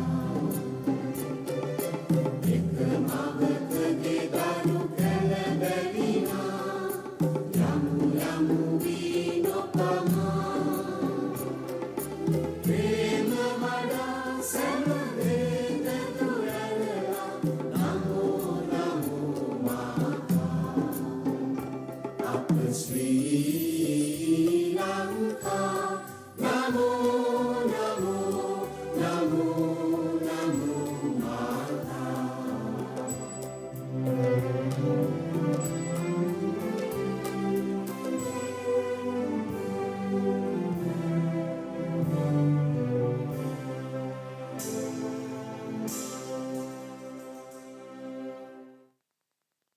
Ladies and gentlemen, we would like to make a few announcements. We would like to invite the SANH Hub community and the organizing committee to gather in front of the stage for the group photograph. And the tea will be served at the lobby near the main entrance. The plenary session will be held here at the same venue after the tree break. Please gather by 3:15 p.m. for the plenary session. After the plenary session, parallel sessions will be held at the Department of Animal Science and Fisheries of the Faculty of Agriculture, for which you will be escorted. The sessions will be followed by a cultural show in the venue and the reception dinner. We wish you a pleasant and enjoyable evening. We would like to invite all to gather in front of the stage for a group photograph.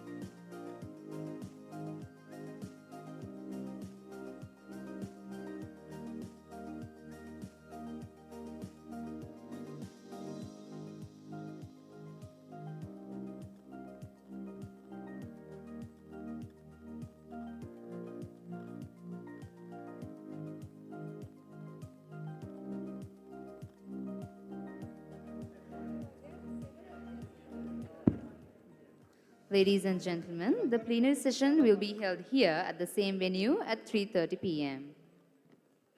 Please enjoy your tea.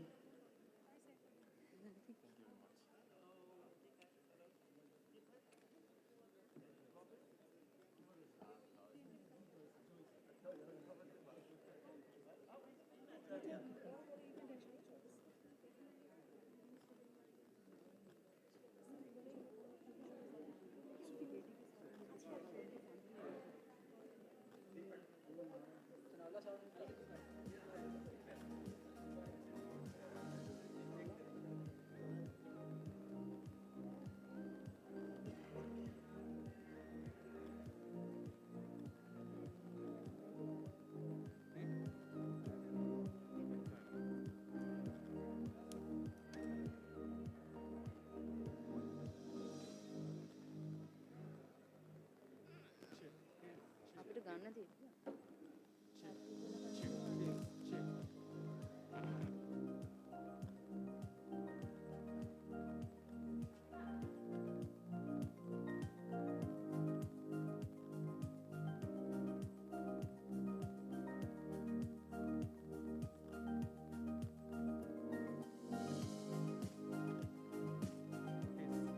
Check, test, check. Check on test, check, check. Test, check.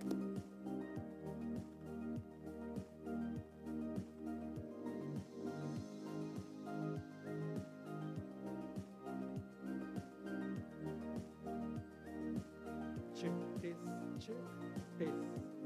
Check on test, check. Test, check, check.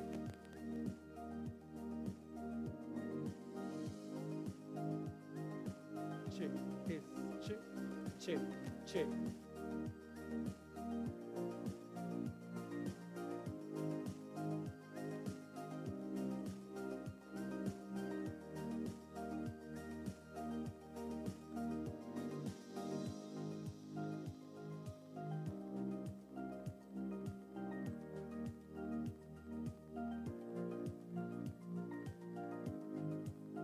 Check, test, check, check, test. Check on test, check.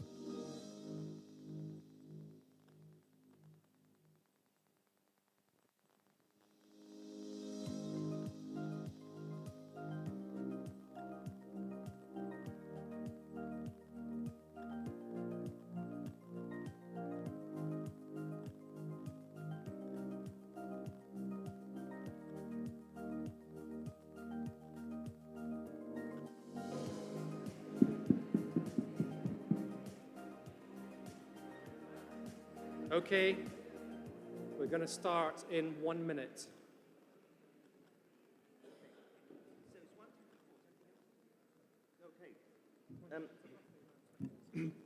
I'm going to try and not fall off the podium now. We're moving into the first plenary technical session. It's very simple. If you can count to 4, you can manage this session, because the 4 research programs of the South Asian Nitrogen Hub, firstly looking at policy and actions related to policy, secondly looking at measures about what can we do better about managing nitrogen, thirdly looking at the key threats about why worry about nitrogen and communication, and fourthly looking at quantifying the flows. So without further ado, I'm going to introduce Professor Roger Jeffrey from the University of Edinburgh to take us through the first part of that journey. And not only, but he will explain.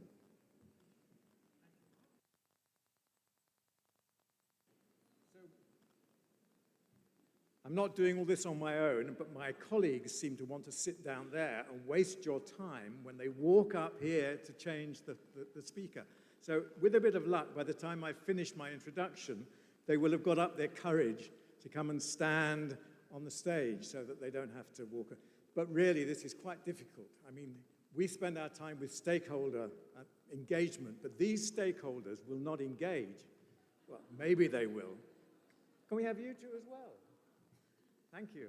Okay, so those of you who were there in Kathmandu in February 2019, how many of you were here at that meeting? Okay, quite a few. You'll remember that I said, what did I say? Mizano, you're supposed to be on the stage. Up. And, come on. Right, what did I say? I said RP1 was the queen of the research programs. Now, I was clearly wrong about that. I apologize to my colleagues. We weren't the queen, we weren't even the Rani. We were the Maharani of the research programs. And now you will, thank you, yes, now you will see the results of our endeavors. So if I can work out how this thing works anyway. So what do I do next? Well, how do I do that?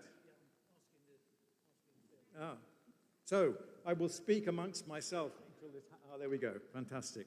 So the research program 1, building the nitrogen policy arena for South Asia. We have 4 work packages. Surprise, surprise. Work package 1.1 will be followed by 1.2, followed by 1.3, and followed by? Thank you. A bit of engagement. Right. Off we go. Annie. Hello, everyone. Good to see you all. So I have the pleasure of telling you about some of the achievements of Work Package 1.1. And I think there's been some real achievements and many things that we can be proud of. And when I talk about Work Package 1.1, that's colleagues and partners from across South Asia. I think we usually have a team of around 20 or so people. So again, thank you to all the colleagues that have made this happen. So just to go over some of these achievements, some of what we've done has already been introduced. So this included a policy collection initiative. So we collected all these policies from across South Asia that had direct or indirect relevance, and we created a database. And then from that database, we were able to say something for the region, for South Asia, about the policies situation in relation to nitrogen. And then from that paper, we were able to have a journal article too. And what then happened is for most of the countries, and the ones you see here, we were able to produce these national reports. So these are sort of the baseline information, again, for each country to explain what the policy situation as we know it is currently like. So we have one for Sri Lanka, for Bangladesh, and recently launched for India today, and also Nepal and Maldives, and we have one ready, hopefully, to be launched for Pakistan in September. Oh no, we're past September, in November, I believe. Yes, I'm not going back in time. So I think this is just an amazing achievement from all these countries, from the partners, and, you know, just as a tool to talk to policymakers. And in addition to that, another focus has been stakeholder analysis.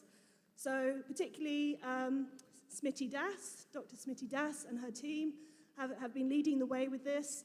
So they've created a method to identify different stakeholders and understand how they might influence how decisions are made around nitrogen.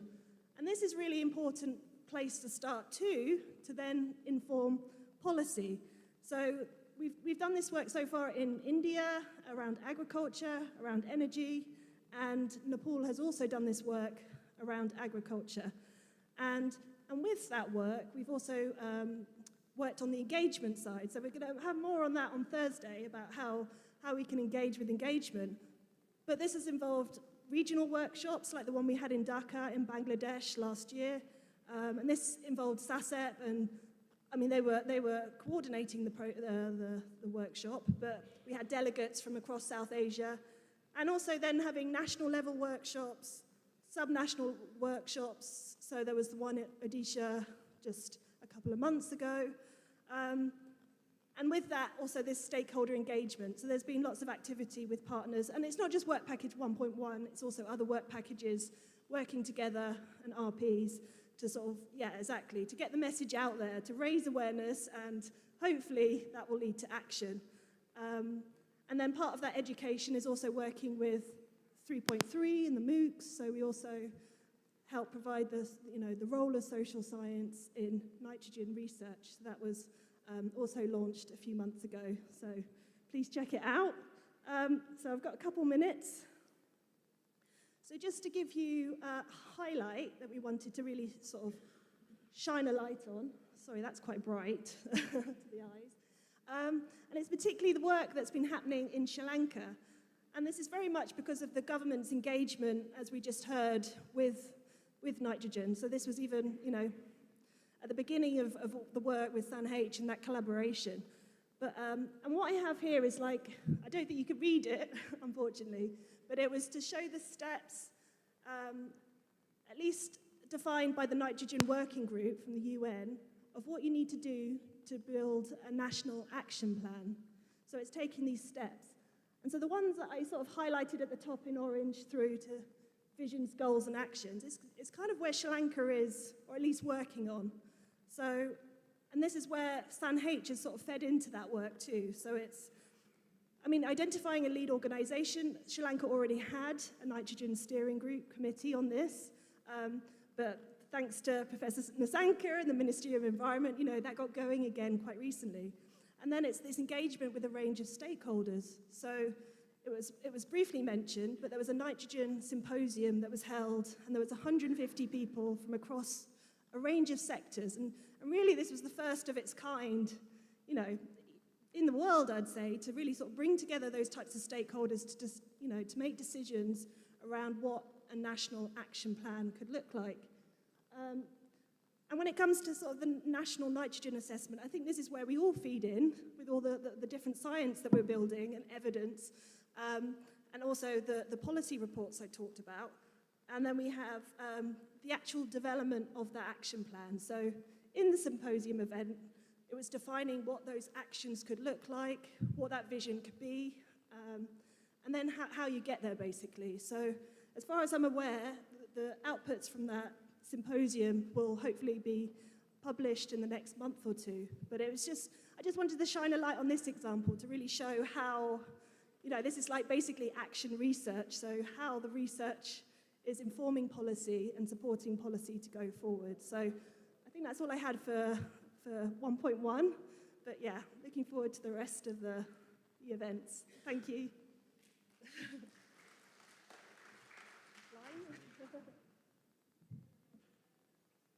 Thanks. So 1.2 was about developing scenarios. So we said already that we want to assess the status of the nitrogen and what we can do about nitrogen in the South Asian region. But we also obviously need to look at what's going to happen in the future. So our job was to look at the policies that could be implemented, those policies that are implemented already, and those policies that could be implemented in the future. So can we get the slides back up, please? Even though I'm beautiful, thank you. So for all scenarios, we had a baseline of 2015. And for the future scenarios, we had a number of scenarios. And you may remember that we had some very animated discussions. Okay, they weren't animated discussions, they were arguments. But from those animated discussions, we came together and we decided on these scenarios that we would look at. And together with Annie, Dali, and colleagues in the room who helped with the policies that come from the individual countries, we identified nearly 1,000 policies that affect nitrogen all across the region. We've narrowed those down. We've looked to see which of those scenarios impact nitrogen, which of them would impact nitrogen now, and what additional measures could be implemented. So we came up with 3 scenarios. The first scenario has 2 variants. The first scenario is just looking at current legislations, what countries already have in place to control nitrogen emissions. And we've analysed this using the Eclipse inventory, and that's got very few agricultural policies. So scenario 1B was to look at the Eclipse scenarios, mainly not involving agriculture, and to add to those the additional agricultural policies that we've identified in SANH that modify ammonia and nitrous oxide emissions, for example. So that's a sort of a baseline scenario, scenario 1. We then want to look about what could do if we had a really great ambition. So this is the scenario, the maximum technical feasible reduction scenario, or scenario 2, and that uses the existing Eclipse scenarios, but then we look at the agricultural maximum feasible reduction. So what policies could we introduce if we were really, really ambitious to reduce all of the nitrogen sources that we used in agriculture? And the third one, which is even bigger stretch, is these scenario 2 looks at the policies that could be implemented that uses nitrogen on the ground. But it's not only a matter of supply, it's also a matter of demand. So scenario 3 looks at the maximum technical reduction potential, but also adds societal changes like dietary changes, which could be used if we change what we eat. We then can change what we grow, and we can change the nitrogen inputs as a consequence of that.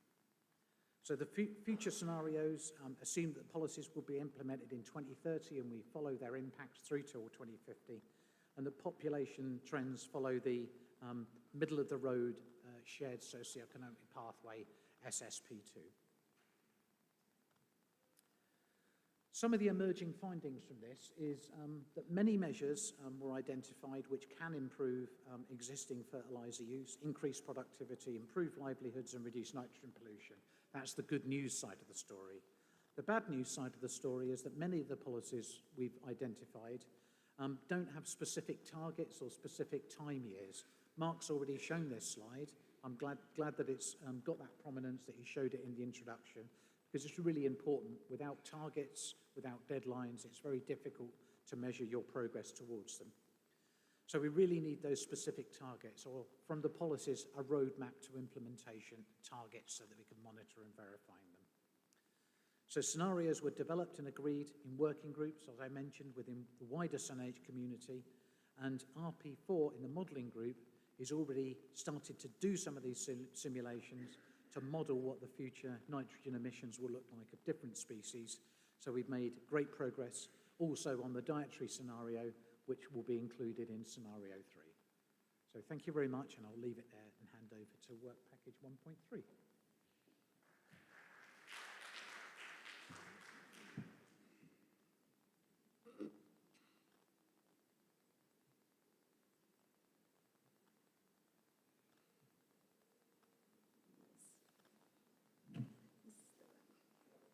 This is the one.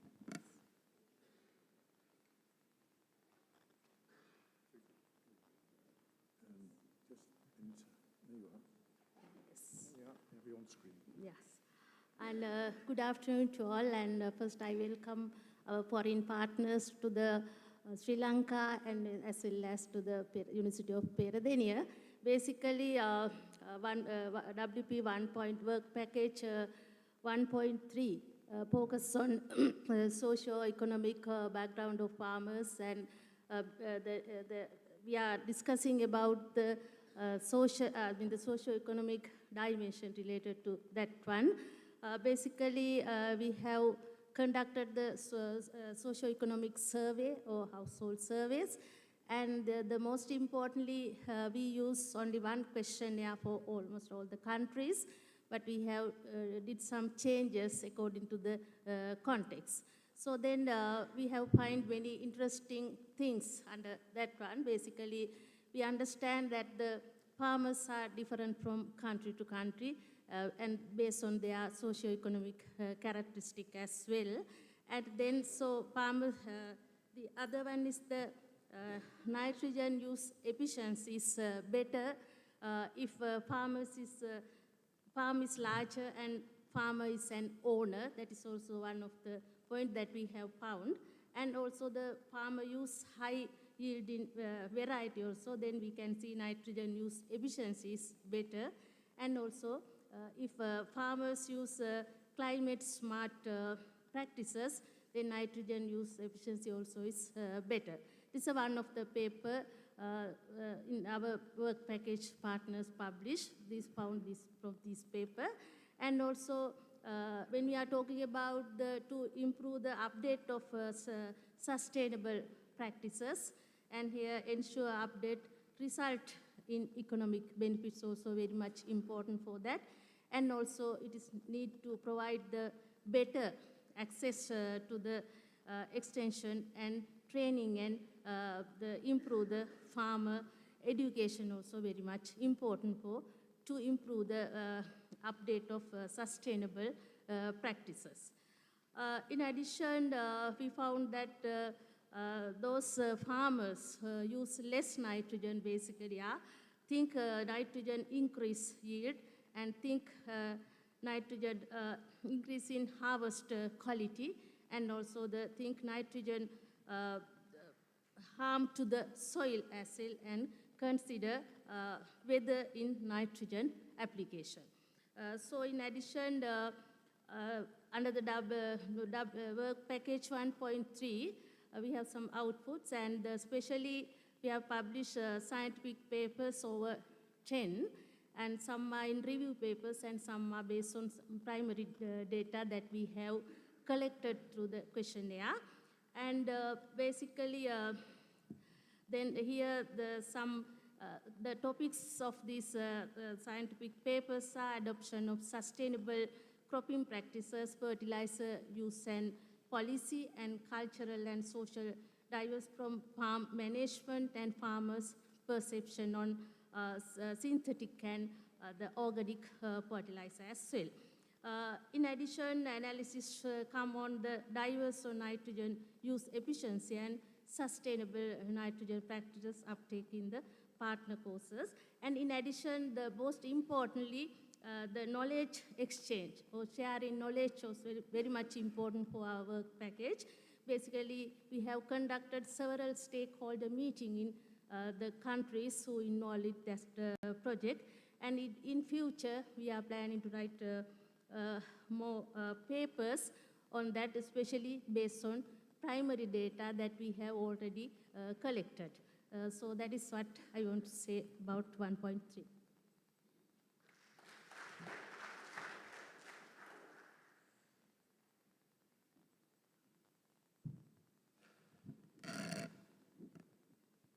Good afternoon.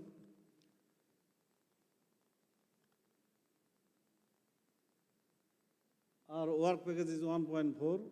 So in this work package, actually we are searching or looking for a better nitrogen management tools or apps. And because as we have set up a target half nitrogen waste by 2030, there are so many mobile apps and also best management practices around the globe, including South Asia. So our first task was to review those activities, tools, and the management practices, whether these are efficient enough to address or to achieve our target or not. Then we reviewed 53 nitrogen management apps, mobile-based apps, 30 from South Asia and 23 from beyond South Asian, that's been from other countries. And also we characterized those apps based on some common criteria. And also we reviewed some a good number of practices, soil and crop management practices, whether those are also using in the farmers field level or what's the present situation. So based on those review activities, it is our understanding that the existing mobile apps or the soil and crop management practices actually are not efficient enough to reduce the nitrogen waste as our target. That's why we thought that from those reviewed activities, LCC is one of the best management practices that is used in different countries. So, but in the farmers field, actually, even though it is very good technology, but in the farmers field, the adoption rate is low. Then we are thinking that if we can transfer this LCC technology to Android-based mobile, then it may work for better nitrogen solutions. So we transfer this LCC technology to our Android mobile, and already our app is developed. So we transfer this LCC, the technology to our mobile, and it is already in our mobile. So it is working. We can get the fertilizer rates, but now our main target and task is that how it will perform in the farmer's field. That's mean we need validation trial. So one PhD student is working with this app, and we will go for next 2 seasons. And initially we developed this app only for rice, but we have option to modify this technology for wheat and maize. And then we can also think for other crops. So next 2 seasons we will do a validation trial in our university campus and also in the farmers field under 2.21a and 2.2. So after that, we need for larger trials in the farmers field and across the South Asian region, because the app is developed not only for Bangladesh, it is equally will be applicable for all South Asian countries, at least. And then we are also thinking beyond South Asia. And on the day after tomorrow, we will also have a trial in the Peradeniya campus with the assistance of our host, Professor Nisanka. So we will bring app and also the LCC. So a group of people will measure the nitrogen rates using LCC, and another group will measure nitrogen rates using our developed app. So it is our SANH app. There is a logo we thought, but if you have any suggestion or ideas to improve it, then we can do it. So, and there are some other issues as well, because when we use farmers, especially farmers use the mobile, so there are so many mobiles. Android, there are so many models. So it depends on the model and the person who is taking the picture and the sunlight. So these are the things we need to also consider later on to make it a precise tool. So thank you all. Thanks, everybody.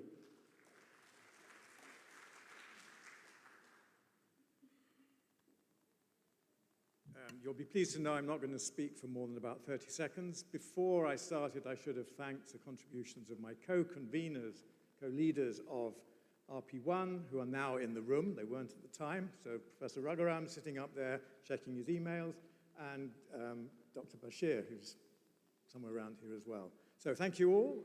I think what I'd say about RP1 is that some parts of it took a great hit by COVID, those who in 1.3 who really needed to get out into the field. So some of their results are still coming through. But the other thing, I think the more positive thing perhaps to say about the research package is that I think we're a truly interdisciplinary group. We have as you can see, people from modeling backgrounds, from able to work on apps, as well as us social scientists. So I think it's a great example of the contribution that SANH has made by bringing us all together and helping us to work together in the way that we have. So thank you very much to my presenters, to my co-leads, and Mark, over to you, or possibly over to Tapan if you don't want to get up onto the stage.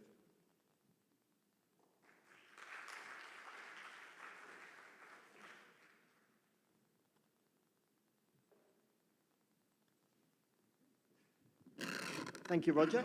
And we're going to see if there's a bit of time for questions at the end. I'm going to hand straight over to Tapan.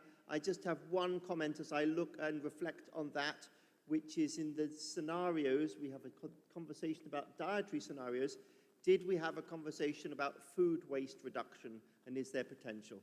So that's for the discussions this week. And with that, over to Tapan to talk about research program number 2.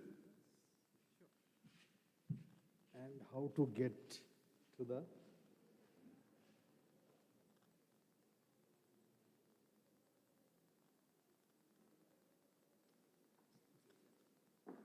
yes, it's okay. Good evening. It's a pleasure to be here.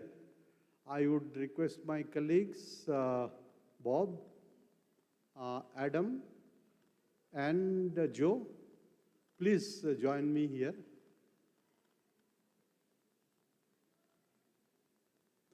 I think Roger said the tune that RP1 is the queen of the SANH. I remember in Maldives we had a discussion. We were in the presentation plenary. There was a talk. First I said that if RP1 is the queen of the SANH, then RP2 is the king of SANH. And then we changed it, the general of SANH, because in RP2 we had mostly concentrated on field level work. And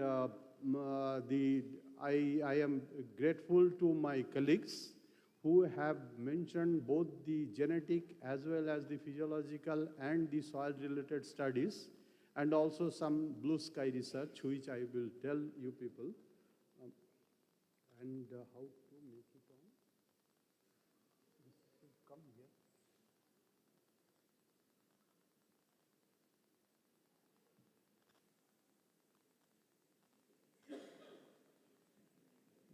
Good.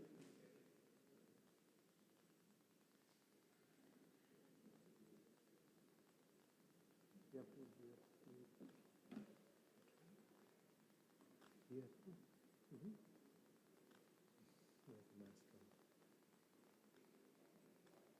Yeah. Very good. So how it will start now? Yeah, right. Very good. Now this is the thing.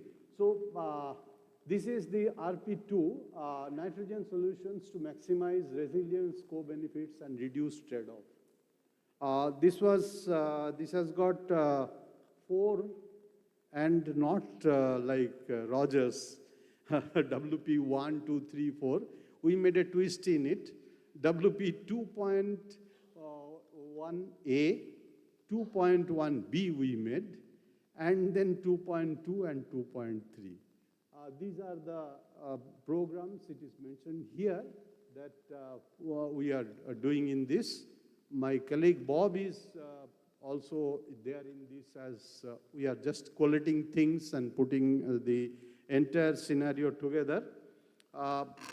This 2.2A, this is about the experiments on the and testing of this thing, different methods and for nitrogen, efficient use of nitrogen. And also there is the genetic development and also plant physiological studies. 2.2 about the sociological investments, and 2.3 is the techno-economic feasibility. So maybe I can invite Bob to speak on 2.1A. Well,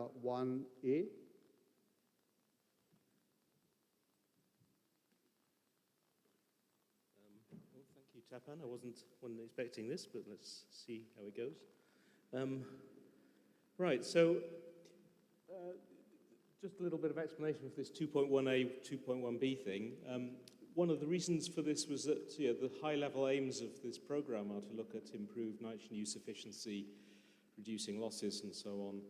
And clearly the way in which we manage nitrogen farms is very important to that, but there are distinctions between agronomic management and genetic manipulation that we can undertake that contribute to these changes. So we started off with thinking about a single work package here, but decided it was more logical to divide that.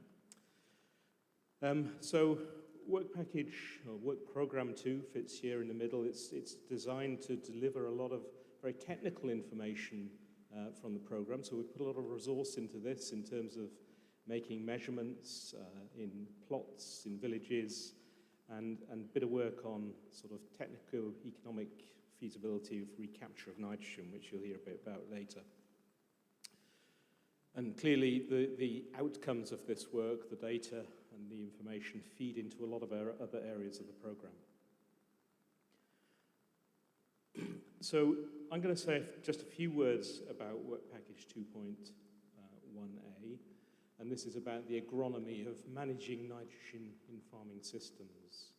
So, I mean, the first thing I would say is that I'm just going to touch on some of the outputs that have been created within this program, because there's a huge amount of information flowing out now. And I've just got one or two examples of some of the information that's coming out. We're starting to publish papers, and there's a lot of more material in the pipeline. So the stuff I'll be talking about is on the left-hand side of this slide, and Adam will follow on to talk about the genetic work on the right-hand side. So one of the nice things about an integrated program like this is our ability to undertake a systematic program of research that uses common treatment approaches, common methodologies for making measurements, and common approaches to the analysis and interpretation of data. We're really at that last stage now in terms of interpretation and analysis of data, but I think there's a huge amount of potential now that flows from the approaches that we've taken so far within the program in creating this structure of a structured research program across our 8 research sites and partners in different parts of the South Asian area. And so, as I say, just touching on some of the results, and I'm stealing various people's graphs and data just for examples from this part of the presentation. One of the things I think just wanted to start by emphasizing is the importance of nitrogen in driving crop yields. We sometimes see nitrogen as being a problem, and indeed it is, but it has an overriding importance in terms of delivering yields of food crops. So nearly half of the world's population is dependent on synthetic nitrogen fertilizers. I think this graph nicely illustrates the importance of nitrogen, which is not applied at that end bar there, that's the zero nitrogen treatment, with all the other nitrogen treatments that we've used in this particular experiment on dry rice production in Bangladesh. So you see that huge yield change, and that's something which is repeated in all of our experiments. All of our experiments share this zero nitrogen treatment, so we can assess the contribution of nitrogen fertilizers both to yields and look at the responses in terms of losses.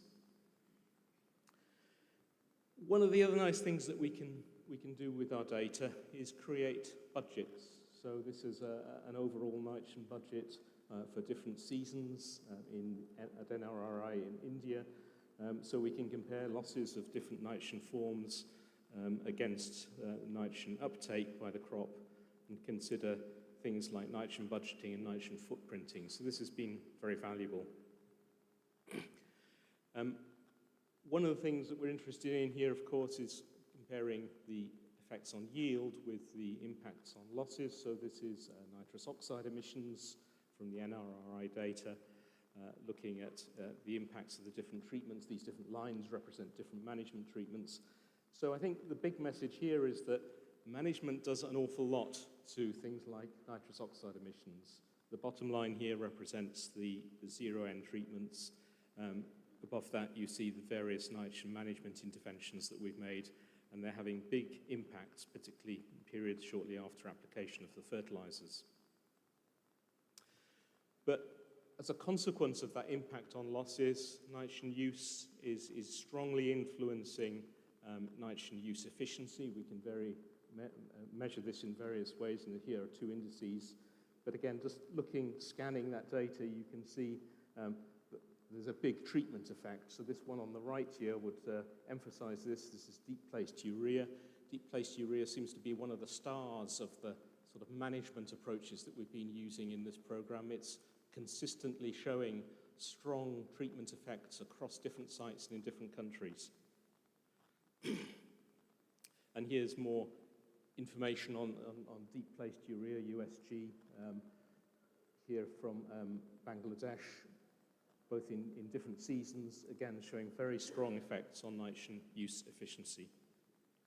So the headline messages from this work package are, firstly, as I say, we've got to bear in mind this message that nitrogen has a major impact on yield, but that we can improve on standard practice through agronomic management. We can increase nitrogen use efficiency by 40%. We can decrease losses probably by 50% by some of the best management practices. We know that site and season are important, and we need to do some more analysis of that starting this week. And as I said, I just want to highlight USG as being a real star in terms of a management approach. So that's all I've got time for. I'll hand over to Adam.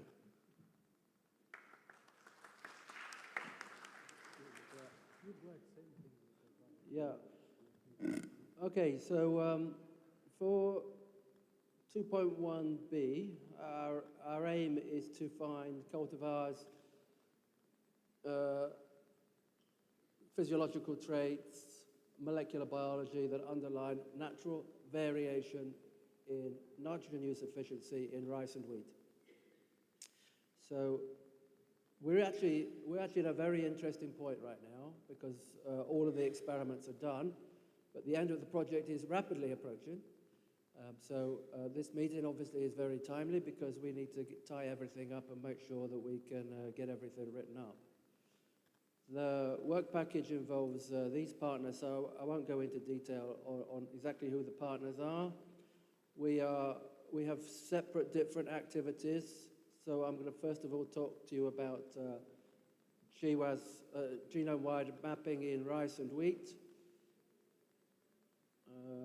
These are my slides, so I might not speak to them because they might not be the most useful. Basically, what's happened is a brand new association panel has been developed for wheat for Pakistan in this project. That has been grown for 2 years, so the data's all in. The marker data from Rothamsted is being updated, and it should be all in, and the genome-wide mapping should start.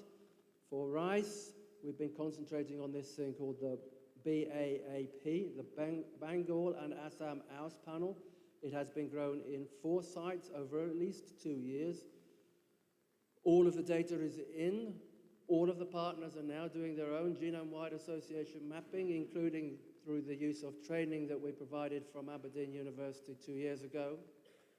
And it's really great to know that every partner is now proficient in that activity.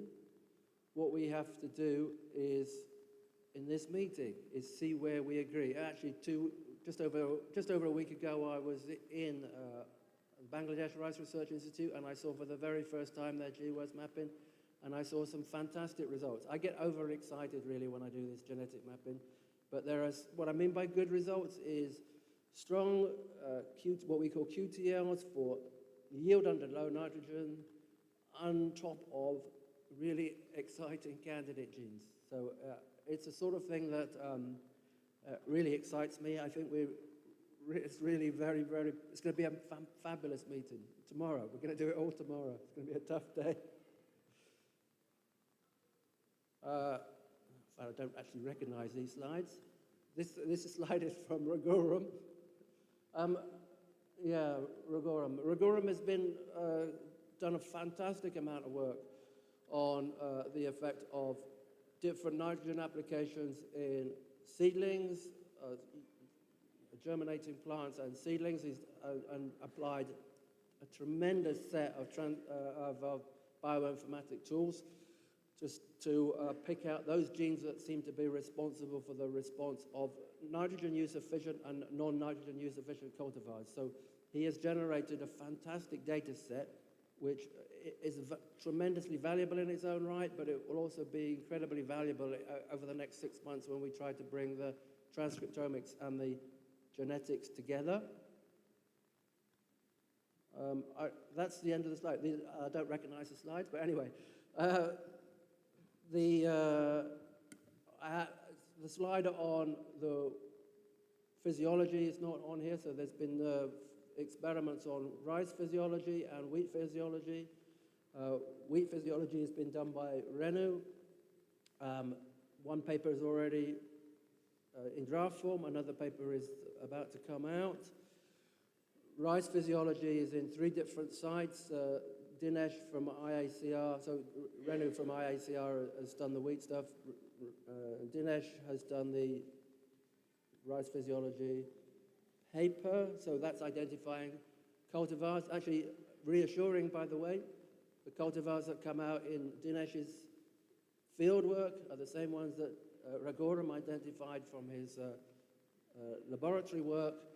So we've got some nice physiology that backs that up. There's a whole set of transcriptomics from Aberdeen, proteomics from Aligarh Muslim University. We should bring all of that together. There's one other thing I want to mention, which is not in the script really. It was always going to be a challenge to do these kinds of experiments because they're massive. I mean, physically, the scale of the experiments on these populations is massive. When you're applying high levels of nitrogen on a land race, there's a profound tendency for them to fall over. So all the partners had to go through huge efforts to stop them falling over. So the fact that they've done these experiments and we're getting good QTLs is a tremendous indictment to the people on this team. And I want to say one other thing. It was always going to be the case, I think, that we would get the most exciting results of this project right at the end. And it's a little bit scary when you think that the end is really quite close. But what I want to say is, I think there was going to be a tremendous legacy within the South Asia community of research scientists. There's an awful lot of fantastic laboratories out there who are really looking for collaboration. They really want to work with other people. And I think if we play our cards right, our good candidate genes that we probably don't have time to test, we can work with collaborators in this room, but also there are other partners out throughout South Asia who I think would be really interested in helping us follow up some of these genes. So I'll stop there.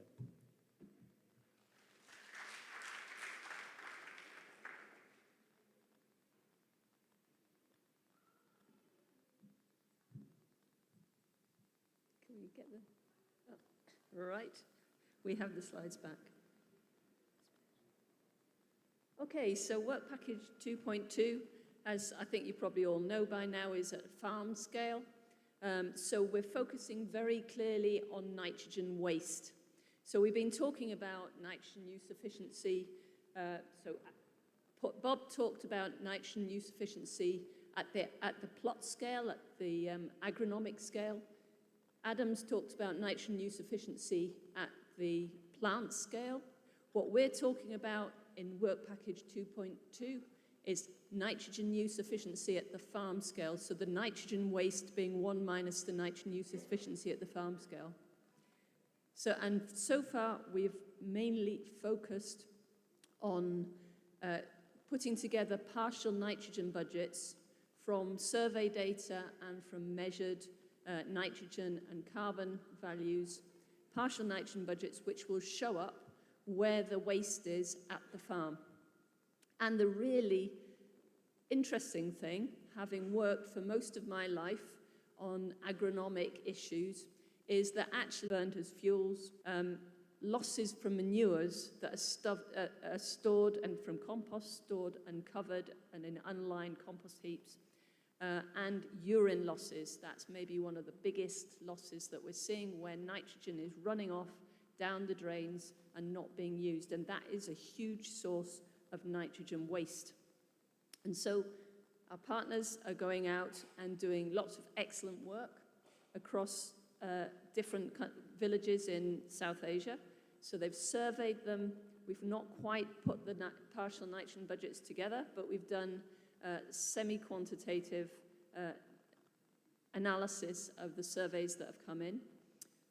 And so we have these different interventions that are being tried out at village scale. So biochar being put in there, deep placement of urea, because that's come out from work package 2.1 as being a really important intervention. Collection of bedding and urine and applying that in the field.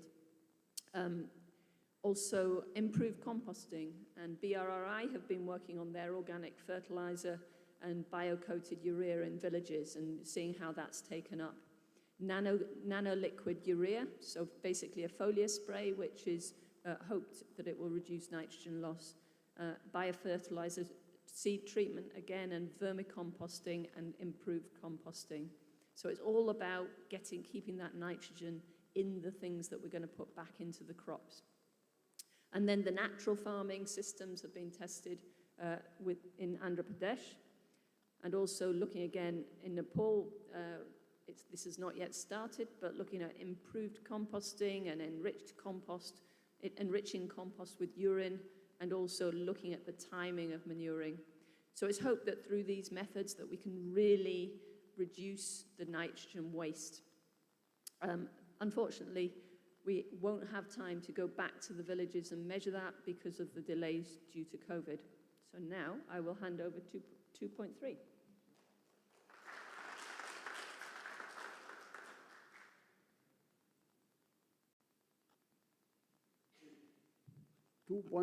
Actually involved techno-economic feasibility of in recapture for value-added products. We all have seen initially, due to literature review and other scientific knowledge, that almost 1/3 of the nitrogen applied is lost.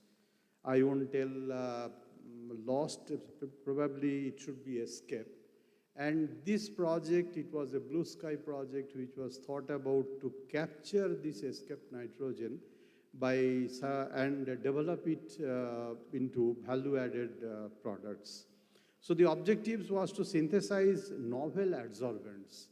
And there were these are the two centers involved in that, KIT University and University of Edinburgh.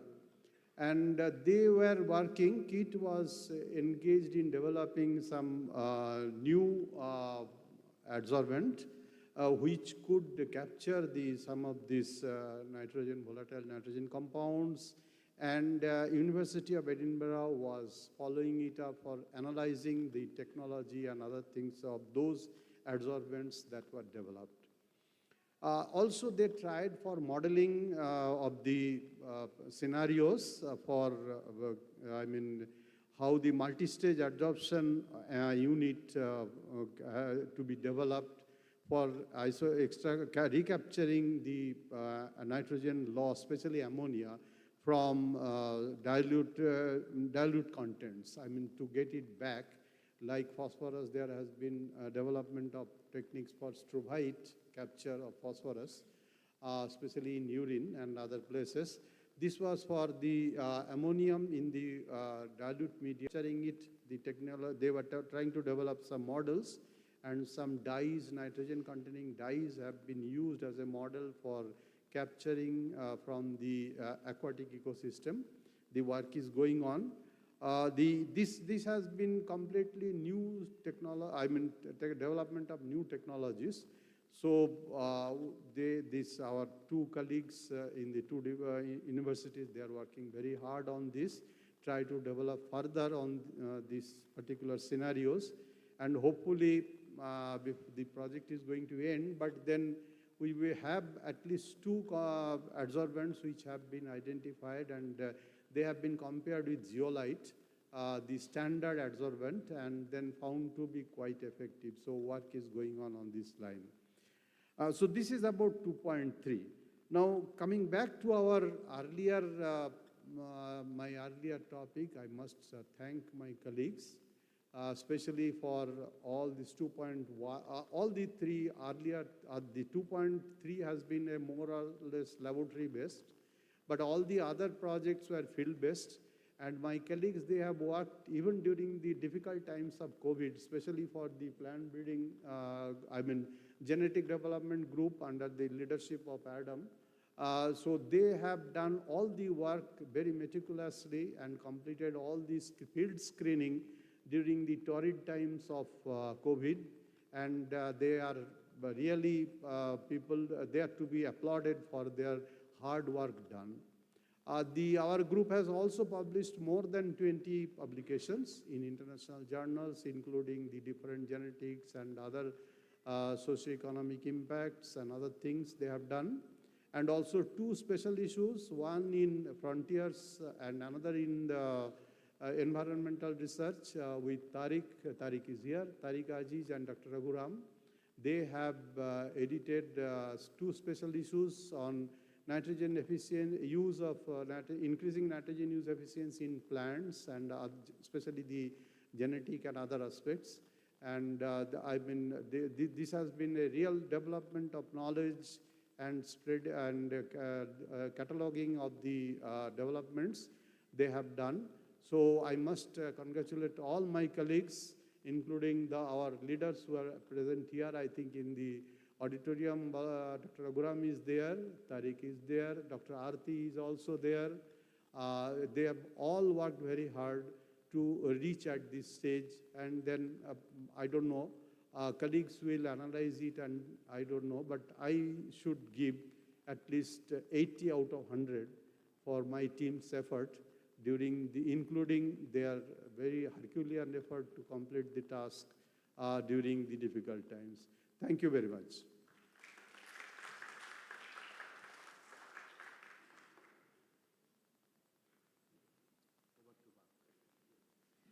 So thank you, RP2. And without further ado, going to introduce you to Professor Subodh Sharma from Kathmandu University to tell us about the impacts and MOOCs. Thank you. Let me check how do I get my slide first. Jesse, are you there? Please come and join me.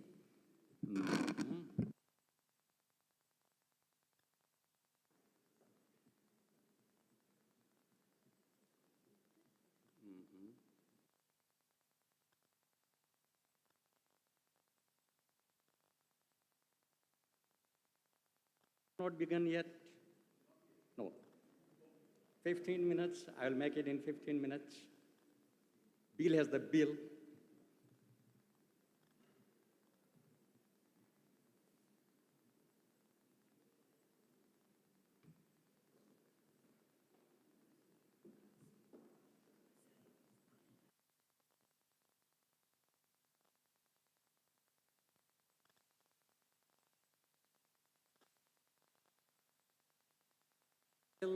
The computer, the technical problem is being solved. Jesse, please come here. This research project 3, partly 3.1 and 3.3 I'm going to present, and for 3.2 I have requested Jesse, who is a PhD scholar at the University of Edinburgh. Unlike other RPs, I'm not inviting my work package leaders because most of the slides were prepared by someone else, so you don't feel comfortable. I know that. So that's the title, Improving Understanding and Awareness of Nitrogen Threat, that's the title. I hope Dave, that's too fast. Yes. Dave is the lead, and I co-lead. Again, this is too fast. And for work package 3.1, Matt, and 3.2, Sandy and Dave. Sandy and Dave and Chris, all 3 of them, they are online. Dave, are you online watching us? Okay, I hope all of them are online. These are the 3 work packages, and Matt Sudipto is here, And Abdullah and Tariq, you all are here. If there are any questions, I'm sure you will respond to those. Work package 3.1, that is all about Himalayan forest, and we are trying to understand how reactive nitrogen pollution is going to affect Himalayan forest, if Himalayan forest can be considered as indicators, considering some of the indicator species such as lichens. Work package 3.2, that is all about considering coral reef and seagrass as indicator of eutrophication.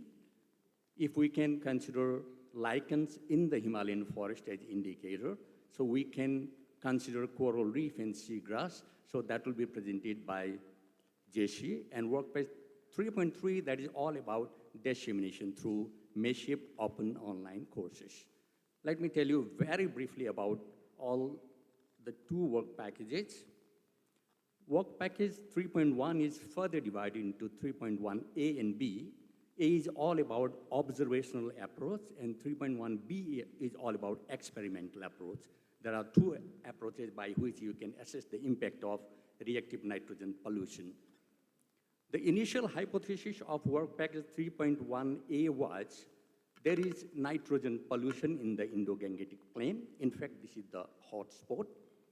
That is causing loss of lichen diversity, and that is affecting the individual well-being living in the Himalayan belt. There are other two hypotheses. Those are in the process to be addressed.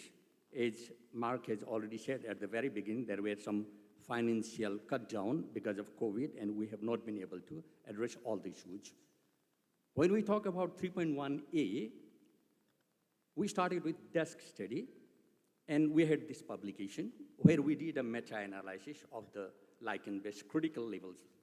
And that is also assisting to 4.2 work package. You'll get to know about that more. And the finding was 80 to 85% of the ammonia in the Himalayan forest, and approximately 95 to 98% of the total nitrogen deposition in the Himalayan forest, that is exceeding the recommended critical level and loads. That is very sensitive. And if you look at this map that was also shown by Mark earlier, this clearly indicates, if you look at A, that is the Himalayan forest. B indicates there is dense Himalayan forest cover. These are the information from 2015. C indicates that the critical load of total bulk nitrogen is exceeding.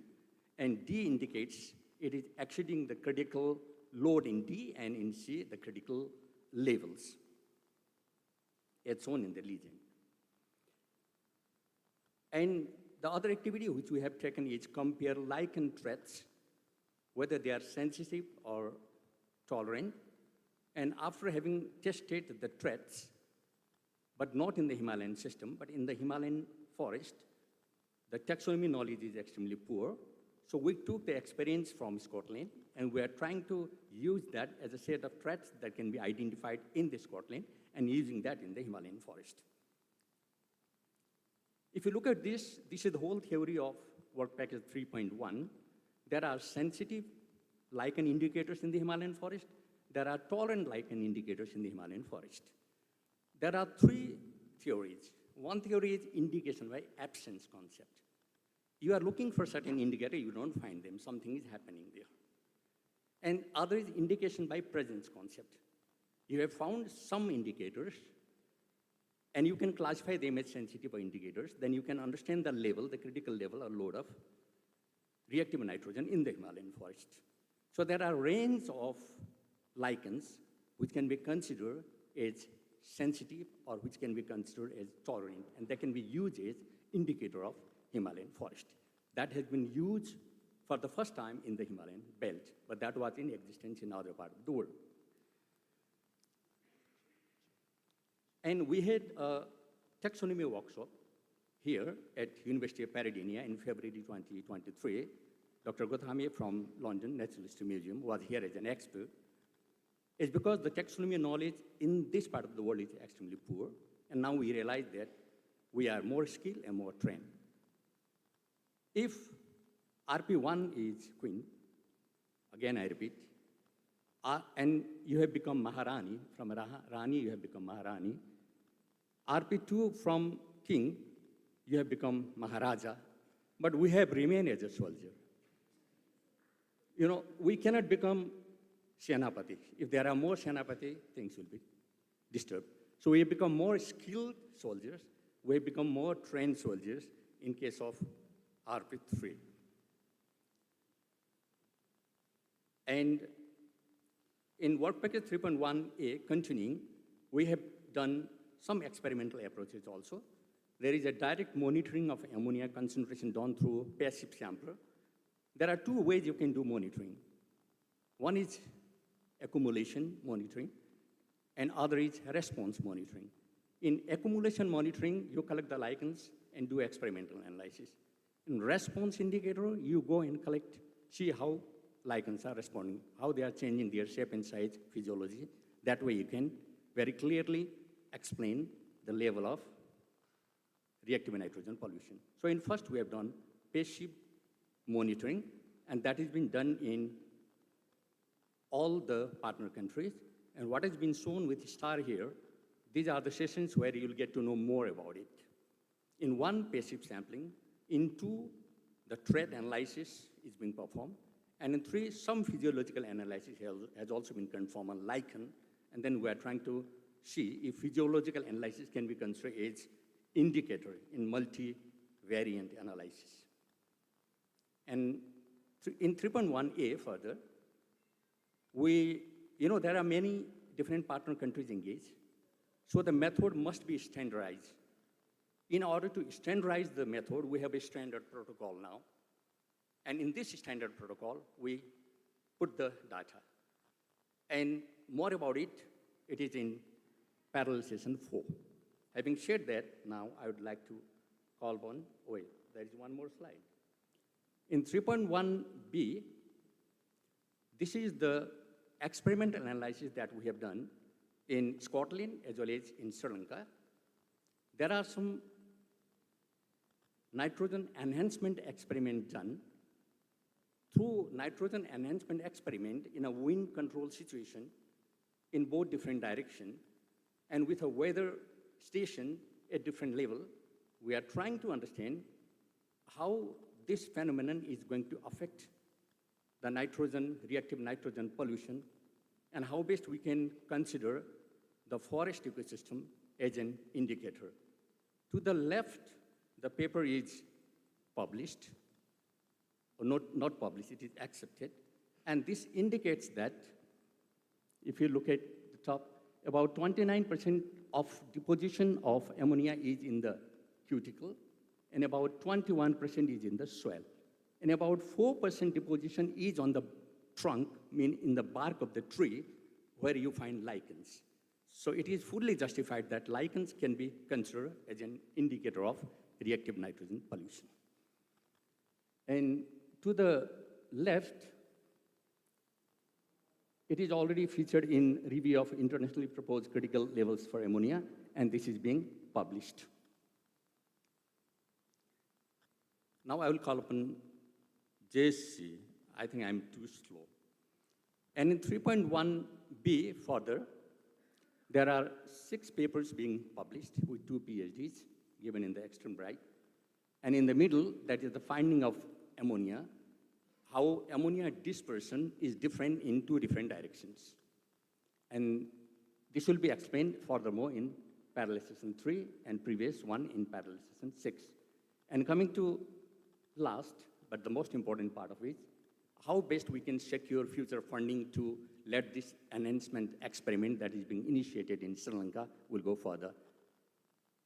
And we assure you that, Mark, that's a good news, and this will be announced about it. And this will be given more in detail in parallel session 3. Now, finally, I can call Jesse for remaining part. Yeah, this is too sensitive. Please be careful. More sensitive than reactive nitrogen. Great. Thank you, Subodh. Okay, so Sandy Tudhope from University of Edinburgh is the work package lead for 3.2, I'm going to try and give an overview on his behalf today for you. So just to reiterate, the goal of 3.2 is to basically understand the impacts of eutrophication on coral reefs and seagrass and help identify opportunities for mitigation. The countries that we're working with are in Sri Lanka, Maldives and India, and these countries have provided us with two quite distinct settings from the Palk Bay, Gulf of Mannar area, which is quite an urban environment, down to the Maldives and the Lakshadweep Islands. We've got relatively pristine coral atolls. So we've got a number of approaches that we've been using to address our main goal. The first one, which is now a published paper by Stuart at NOC in Southampton, was a big literature review, basically assessing where we are with our understanding of marine nitrogen pollution in South Asia. So that was a really helpful kind of starting point for us to then start thinking about, well, what do we need to find out? So within the work package, we're undertaking water quality monitoring, coral reef surveys and monitoring, various experiments, and then as well community engagement and trying to get some public outreach and dialogue opened up in these countries. So I'm going to give you an update from each of the countries that we're working with. So from India, we've got NCSCM, who I think Ganguly might be here, I'm not sure, I can't see anyone. So they've been taking some water quality and coral reef surveys over the past year. And one of their main findings, somewhat not surprising, is that the reefs around Lakshadweeps, where there's relatively low population densities, are in a better state than the reefs around Palk Bay and the Gulf of Mannar, which, for those of you know, are quite close to large urban settlements and riverine kind of environments. They've also been undertaking some experiments, particularly looking at using settlement plates to try and work out potential recovery rates of reefs in the two different settings. And then they've also been facilitating some regional capacity building. So colleagues from Maldives Resilient Reefs and Maldives National University visited Chennai in July with a whole batch of water samples. So it's great that that's kicked off. It's taken a little while, but we're there, which is great. Sri Lanka have also been continuing the water quality and coral reef surveying, and they've started to produce some of these really interesting report cards where they're kind of amalgamating lots of different variables into kind of succinct overall pictures of what's going on. And similar to India, they've got kind of different settings, so kind of near shore to offshore, and trying to see how they compare. And yes, kind of synonymous approach with water quality and coral reef. In the Maldives, I know a bit more about what's going on because that's where I'm working mainly. So MMR up at the top have been continuing to take water quality samples over the past 6 months, and also trying to do coral reef surveying, as well as MNU. So sorry if I go back. Maldives Resilient Reefs, for those of you who were there last year, they work and they're based down in a southern atoll in Lamu, and then MNU are working in the islands of Thudu and Villamale, which some of you might have visited last year. So that's an ongoing process. We've then been and also undertaking coral enrichment and seagrass experiments, so similar to the 3.1 work, trying to see what the response is when you add nitrogen. So for the seagrass, unsurprisingly, big result is you put nitrogen into seagrass, it grows more. But we now have some kind of data to speak to that. We've had one publication, which I submitted a few weeks ago, awaiting a decision, and then we've got another one in the pipeline. For those of you who were there last year, you may remember one of the big findings of our coral experiment was that where we were expecting corals given nitrogen to bleach more, we actually found the opposite. So based on that finding, we've actually started up a new experiment in January which are running for about 14 months to kind of get an idea of how they respond in the long term rather than for 3 months. So that's also in press. And then on the outreach side, Maldives Marine Reefs have created, or in the process of creating, a nitrogen educational module, which will be in English and Devehi, which will be on their website. And then we've also been working over the summer on marine nitrogen MOOC, which we're hoping to get translated, but we need to work that one out. And then we do also have some plans for a community workshop, maybe late next year. So we'll see how that one goes. Yeah, and then next steps, similar to other work packages, we're at a stage where we've got a lot of data. We now need to start interpreting our results and try and get those ready for publication. Yeah, and then the next 6 months are basically just trying to finish off any of the water sampling and coral experiments. Yeah, in time. I think that's the summary. Yeah. Thank you. Thank you, Jesse. Yeah. There is still one work package remaining, 3.3. When it comes to the title of the research project, look at this. This is improving understanding and awareness of key nitrogen threat. So this work package 3.3 plays a vital role. This is all about information dissemination. Now we have got packages in 8 different languages, local languages, where more than 10,000 learners are there, and about 130 nations are engaged in it. And this is available online. Not only those packages, but there are also training packages available, training on nitrogen-related field measurement, and training on the role of social sciences in nitrogen research. There are about 400 learners from 60 different nations, and 58% of the learners are from South Asia. And it has been announced today, the marine nitrogen module, 5 modules are available, and please do enroll today. We encourage you to enroll today. Finally, there was grievances expressed by some of the project members that what after SANH? I ended up with this quotation, I don't know who said it. Success is a journey, not a destination. So we definitely hope to see you again, if not as a SANH project member, as a SANH revisited project member. We all are skilled now. We can write our own proposal from the region and to seek external funds, and we can initiate at least annual conferences in relation to nitrogen application and others. And I try to acknowledge all those who were involved in this. If I miss some of the logos, please do excuse me. Thank you so much.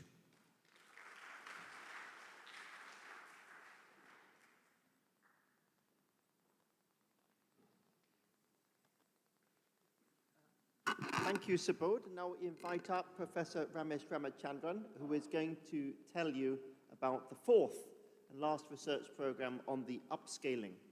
Ramesh.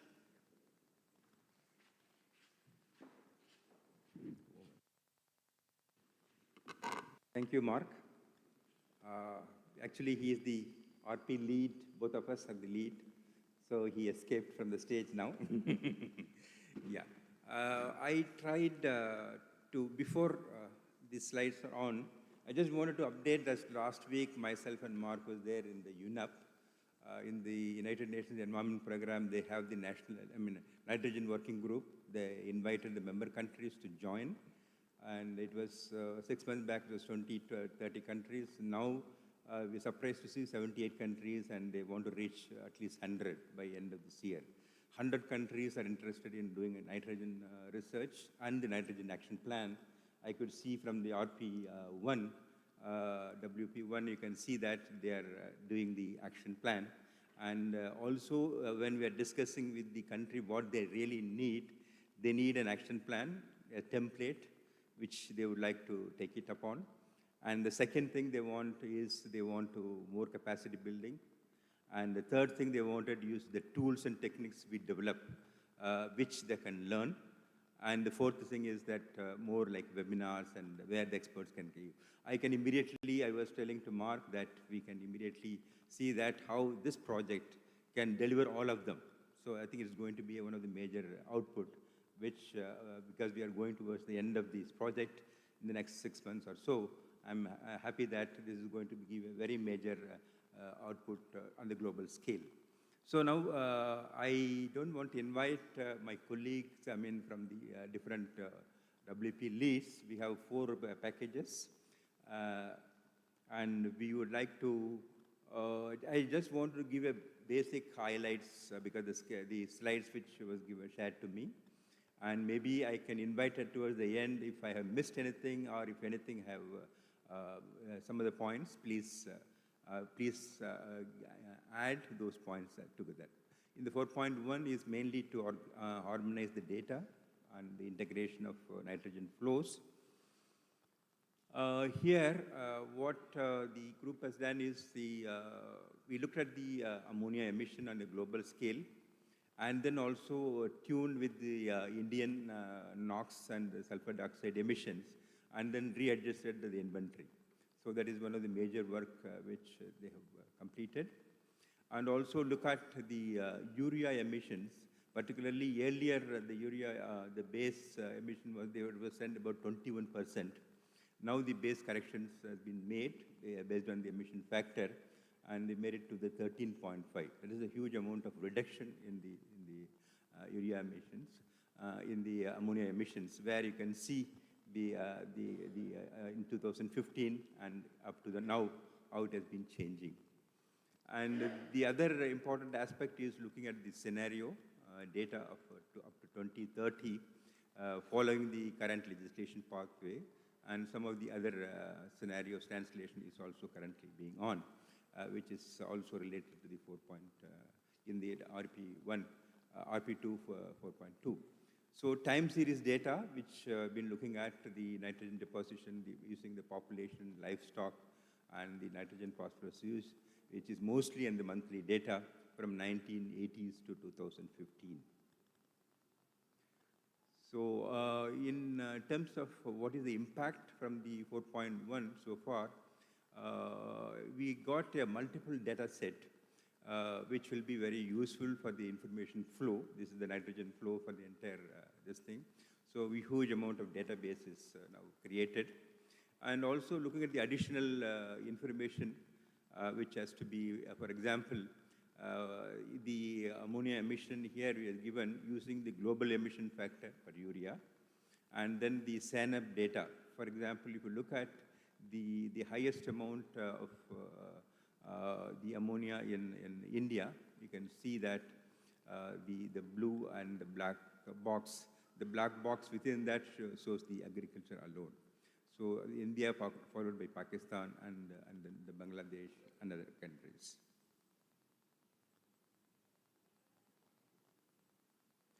So what are the immediate priorities here? Ensure that whatever the data which was created under this project is completely transferred so that the model chain be continued, and begin to populate the nitrogen budget. I think even immediately after this, we will be having a session on that.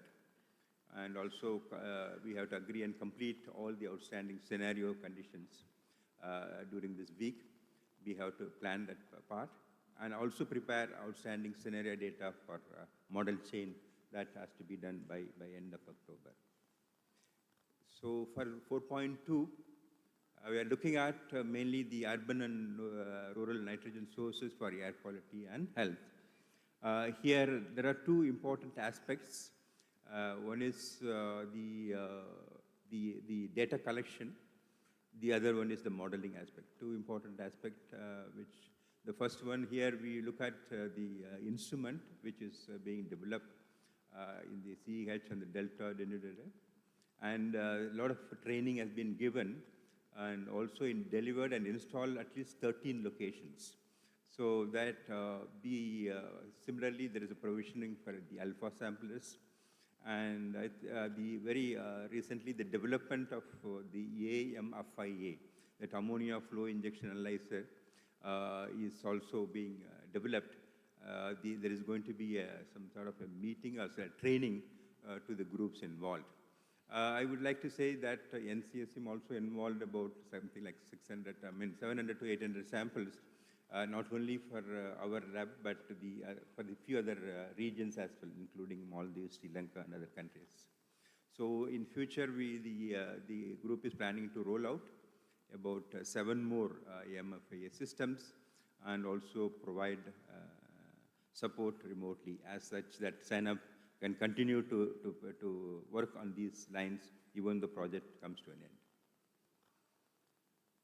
Similarly, these bed deposition as well as the Delta samplers, both Umesh and Tuhin is taking care of that. These are the different sites from Bangladesh to Bhutan, India, several sites, and Maldives, Nepal, Pakistan, Sri Lanka. So all of these things, several samples have been collected. I think now this we are trying to look at the results and try to, these data sets will help us to improve the EMEMP model, which will be now discussed in this week as well.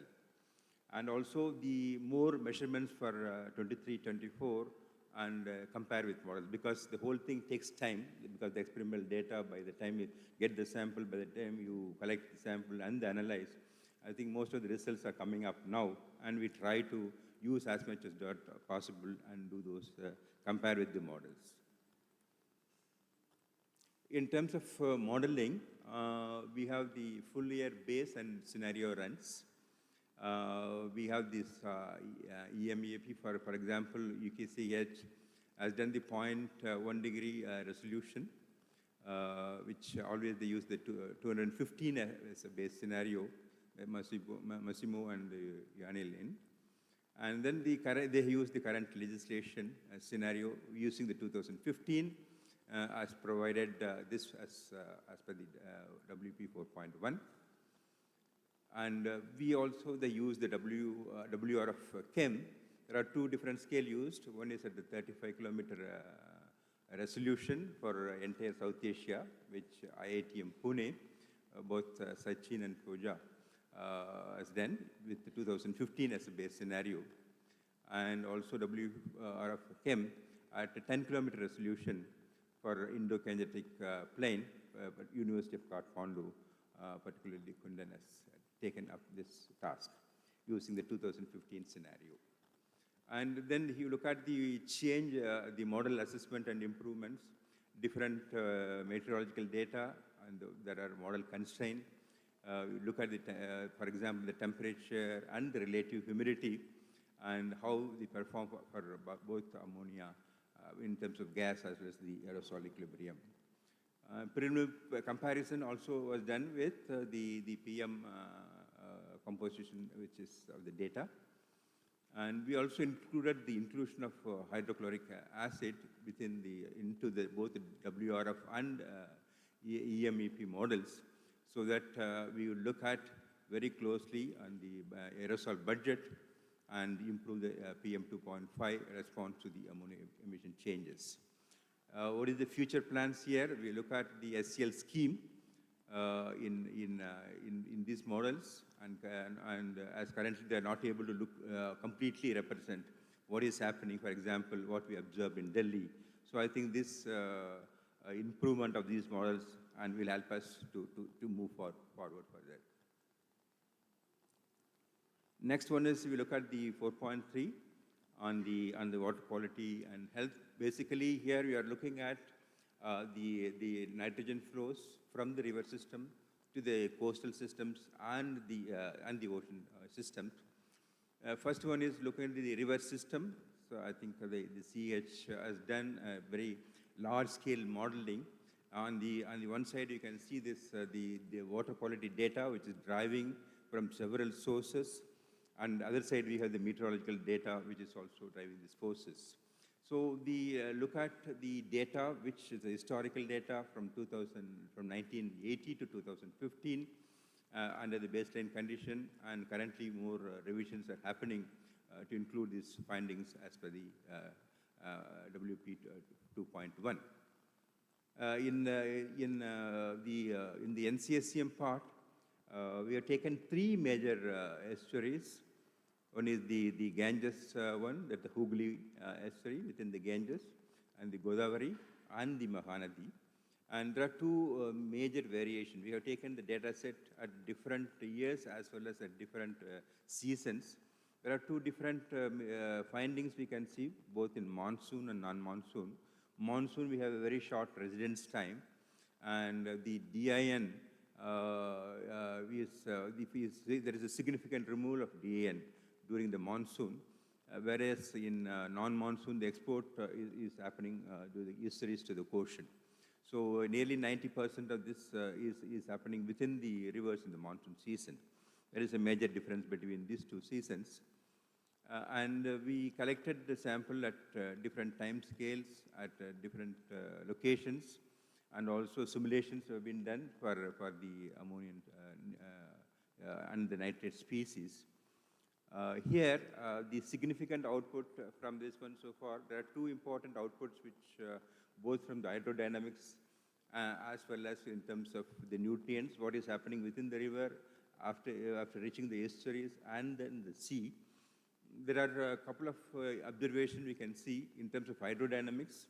We have highly influenced, this is mainly, for example, Hooghly is tidal influenced hydrodynamics, whereas in Mahanadi, where it is more of a river dominant, and then in Godavari is more of wave tide dominant. And in terms of nitrate, you can see that reduction is happening in almost in all the major estuaries, but the degree of nitrate is little varying from 27% to 39% to 40%, whereas the ammonia concentration increased is in 48%, whereas in Mahanadi it is 23% decrease, whereas also in the two estuaries, both Godavari and Mahanadi is a decrease, whereas in Hooghly we can see an increase about 48% within the river. So that is the huge difference between these three estuaries is found. And what we are trying to look at is how to link up, already the discussions is on, and maybe this week we will also finalize how to link up this one with the river model as well as the ocean model. From the PML and the marine modeling, there are three different type of modeling is currently is done. One is on the regional scale, that is including the EAZ nitrogen budget. Because of the large scale here, I think Maldives, they are not able to include the scale problem. And the second one is on the more of the coastal areas, more of specific areas. This is very specifically for the express pearl. We looked at these different scenarios of if it is the release is happen after 1 hour, 1 year, or 1 day or 15 days release, what type of trends is happening. And the third one is they are looking at more local. For example, this for the Maldives Tadu. This is also done along with WP 3.2, where we can have the two different scenarios, both in January and July, and they are looking at for the entire year, these scenarios is being completed now. In the 4.4 is more of agriculture N2O emissions using the Tier 1 and Tier 3. Here the Tier 1 N2O emissions, the factor calculations they have used. This is basically the data from the Indian 7 crops they have taken for the calculation. Here you could see that there are two different aspects which are shown. One is the large organic nitrogen application was used and the large mineral N application. So one can look at the mineral N as well as the organic N, both in terms of wheat and in terms of maize. You could see that the N application from the main crops. And similarly, you can see the N2O emissions, large differences happening between the different states. When you look at the whole different states, we can see Uttar Pradesh has a huge amount of N2O emissions. This is what the overall the N2O emissions from the Indian crops, which I think IARI has taken up this one. And finally, they looked at the Tier 3, which is much more coarse. They have used the emission factors. stimulated by the inflow crop model. And they, based on that, the emission factors, the range varies from 0.2 to 0.7 for application of fertilizer in different kharif rice or rabi rice as well as wheat rice. And looked at the regional specific nitrogen input using the agriculture input survey from 2016 to 17, and then the climate data as well as from 2014 to 19. So overall, the outcome of 4.4, they were able to develop the existing model to assess the current and future impacts of the greenhouse gas emissions on climate resilience as well as the nitrogen policy, which they have soil N2O emissions for the entire South Asia, and the drivers, a review paper has been prepared. Capacity building is already, they have taken up some, and some more is coming up. A science paper on spatially disaggregated N2O maps identified the hotspots of N2O and other greenhouse gas emissions. And one more science paper on mitigation options of greenhouse gas hotspots for the South Asian region, along with the WP 1.2 scenarios has been done. And again, they are inviting for the 3rd October for the APSIM inflow crop modeling and emission calculation for NTO, so whoever is interested can join. I think I try to make an overall summary. I would like to also invite the WP leads and other scientists to add if I missed out any important points. Thank you.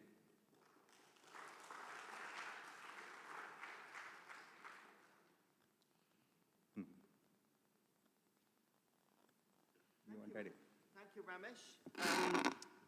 I think we're about to go to the next session, but if there are one or two very urgent questions or things you want to raise, you should stick your hand up and don't let us go away without that. And meanwhile, I'm going to invite Professor Nisanka to guide us as we're going next. So, any quick reactions? Yes, Gauthami has a hand there. I'm not sure if we have a microphone, so online may hear, but if you shout it very loud, we can ensure that people online hear it.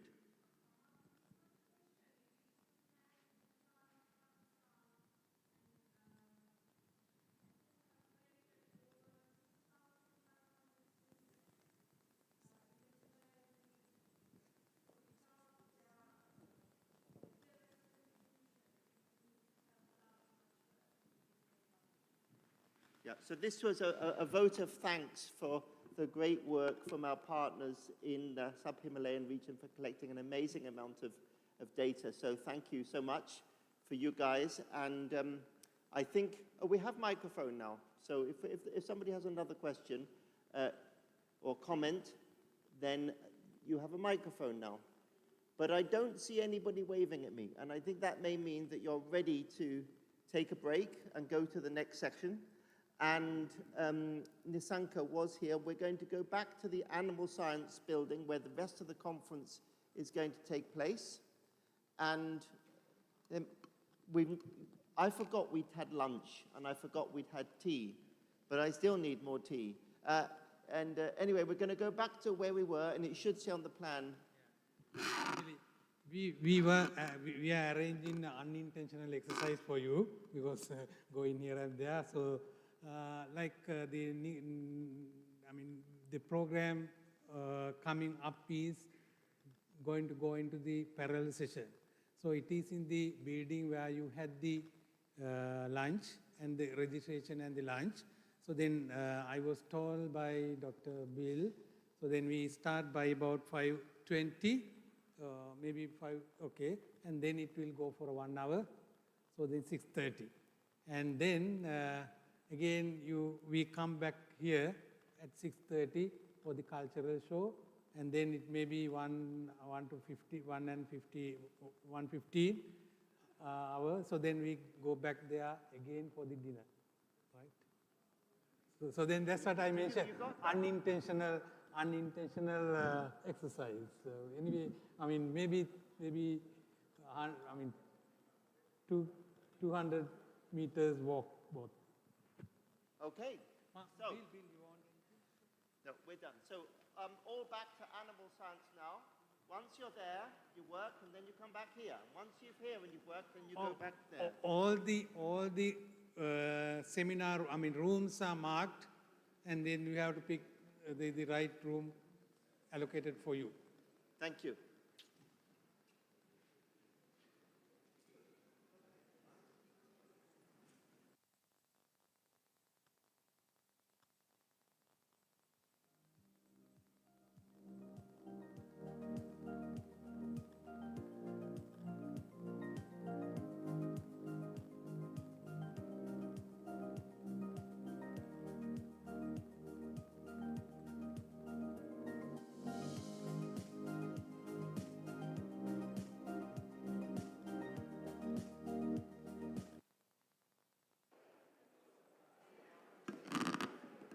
Hi, very quickly, when you come back here for the cultural show, there will be a drink, refreshment, and a snack. And then when we finish with the cultural show, we head back to where we had our lunch for the dinner buffet. And you'll have worked up an appetite by that point.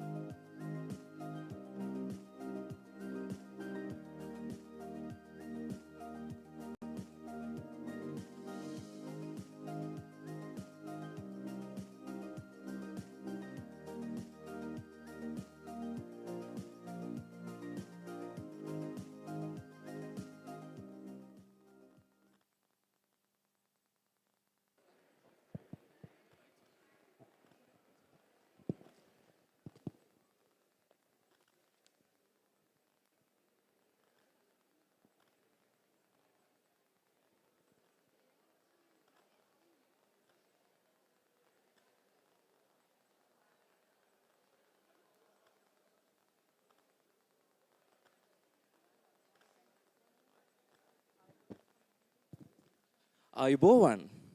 Vanakkam. Assalamu alaikum. Good evening. In this glamorous evening, we are about to unveil the story of Sri Lankan history, the folk lifestyles, indigenous cultures, and traditions, presented in the form of multifaceted art. The early voyagers who visited Sri Lanka and their admirations echoed the rich traditions and cultural marvels of this tiny island. The majestic heritage of the country was deeply rooted with prosperous agriculture technologies and it advanced irrigation traditions. And also the country's natural healing science and the religious healing rituals that cleansed our ancestors' body and mind. The cluster of Sri Lankan culture was always composed of countryside dances, village drama, and folk singing that have evolved through hundreds of years to a traditional art heritage. Ladies and gentlemen, let's attend this glamorous evening with luminous stage art performed by the undergraduates of all 3 degree programs of the Faculty of Agriculture, Bachelors in Agricultural Technology and Management, Bachelors in Food Science and Technology, and also Bachelors in Animal Science and Fisheries of the Faculty of Agriculture, University of Peradeniya. In this fascinating night, I am Ushenya. I'm Ravihar, and we are about to enchant this evening with magic Sri Lankan tradition.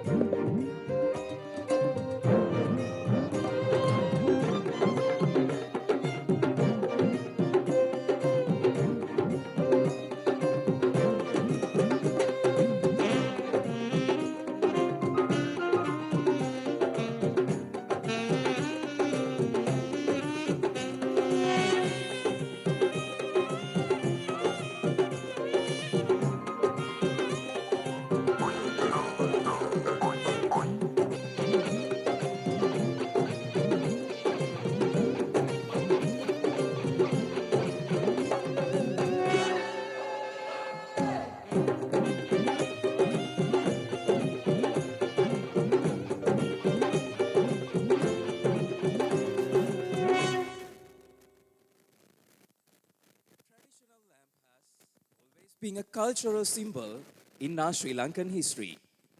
Lighting of the oil lamp prior to an event was a tradition followed by our ancestors. So Ravihar, why don't we light the oil lamp today as well in the succession of this today's evening? Yes, Ushenya. To conduct the tradition, I would like to invite Professor Sarates Kodituaku, Dean, Faculty of Agriculture, University of Peradeniya, Professor Mark Sutton, the Director of UKRI GCRF, South Asian Nitrogen Hub, a representative from India, Bangladesh, Pakistan, Bhutan, Nepal, Afghanistan, and Maldives. And Professor Spini Sankar, coordinator of the symposium, Professor Iresha Mendis, the proud pillar behind this evening, the cultural show coordinator.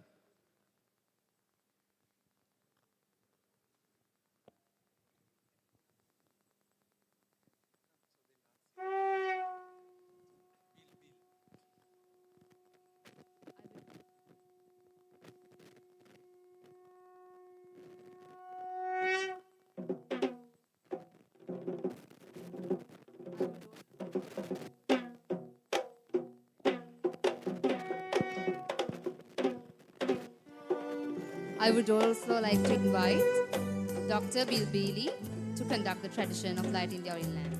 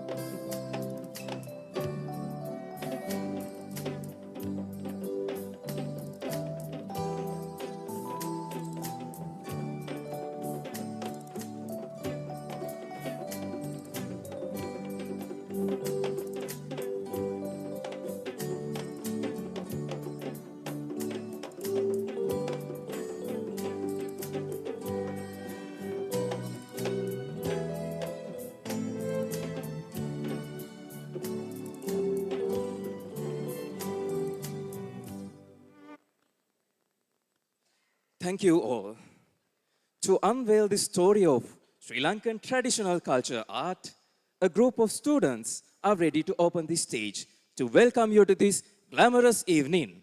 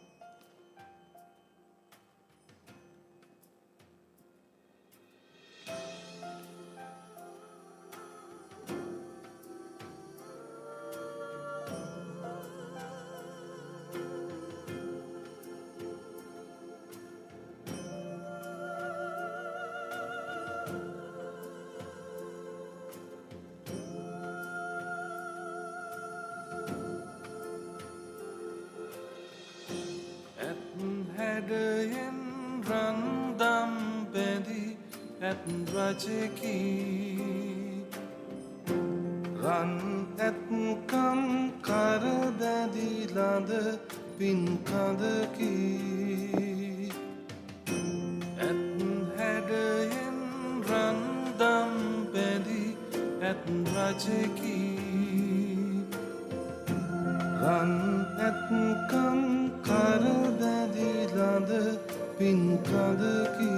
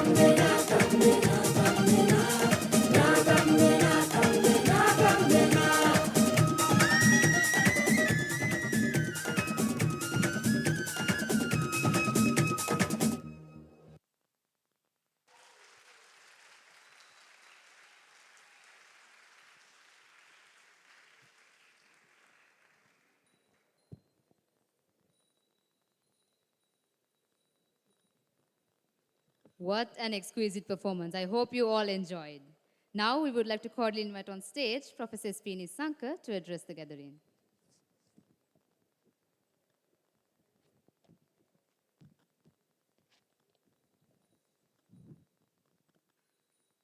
Thank you, Chandya. Good evening, everyone. Yeah, we have a long history and a wide variety of cultural differences. And we thought, we have been to Bangladesh, we have been to Nepal and India and Maldives, and we see different type of cultural arrangements. We thought of showing something we are proud of as well.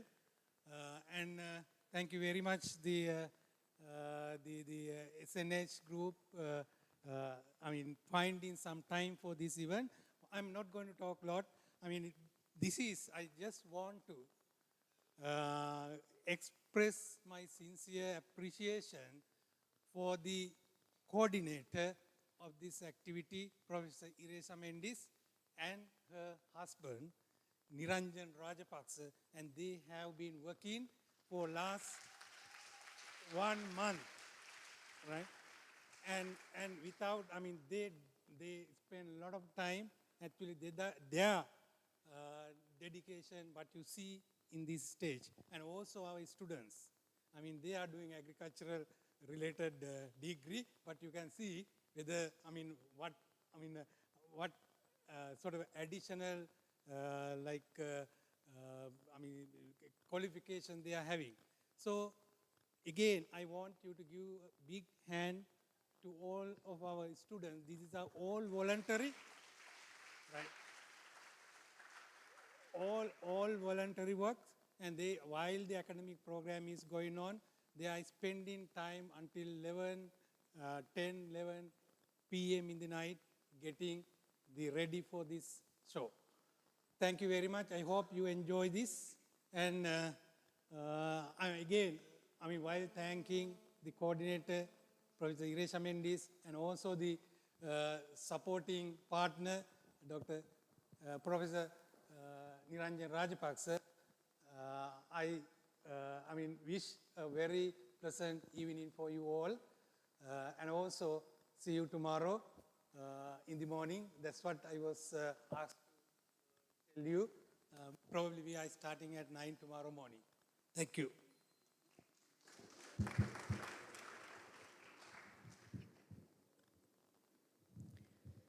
Ruresiati nalisiat leledidi vitu liya baba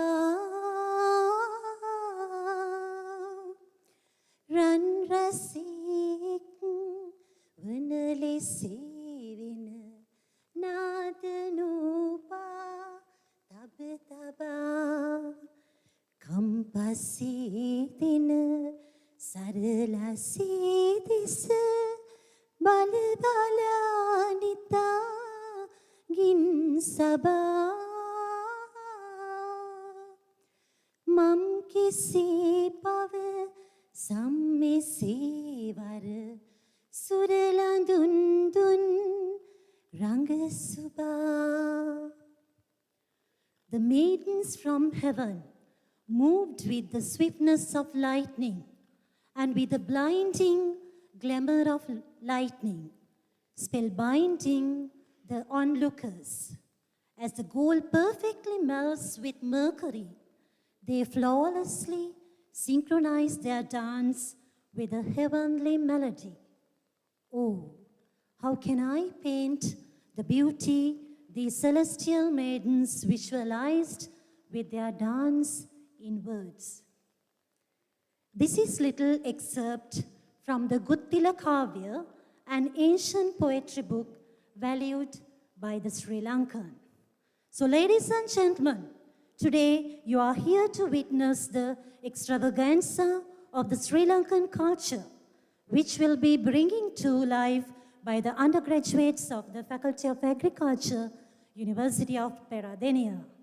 Yes, all the amazing creations you are about to witness are their efforts. As we immerse ourselves in this enchanting journey. Remember that culture not just portrays the history of a nation, it gets shaped by the beliefs of the people. Over time, with the new additions, culture becomes a heavily branched tree. Even today, at this very moment, culture is growing. So before we explore the diversity of Sri Lankan culture through music, dance, fashion, and visual art, ladies and gentlemen, let's step into a place where nature confronts human for their misdeeds.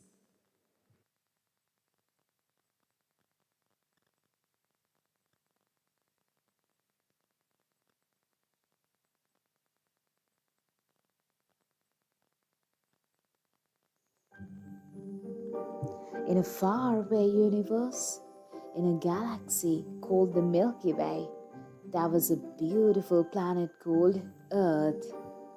There, people lived in harmony with nature until, my friends, our story begins. She's water. Yeah, she's literally water. No name, just water. There's climate. When his moods change, the climate changes. Our Mother Nature, gentle as always. Now, dear friends, it's time to step into the real world. Hestia. Her name means the goddess of the earth and the home, but her character does not relate to her name. Hades, the total opposite of the meaning of his name, the god of underworld. Oh, it's a baby and her nanny. Where's the mother? There she is. Demetrios Sadian, CEO of a multi-million-dollar agribusiness company, Hades and Hestia's boss. Let's just not talk about her.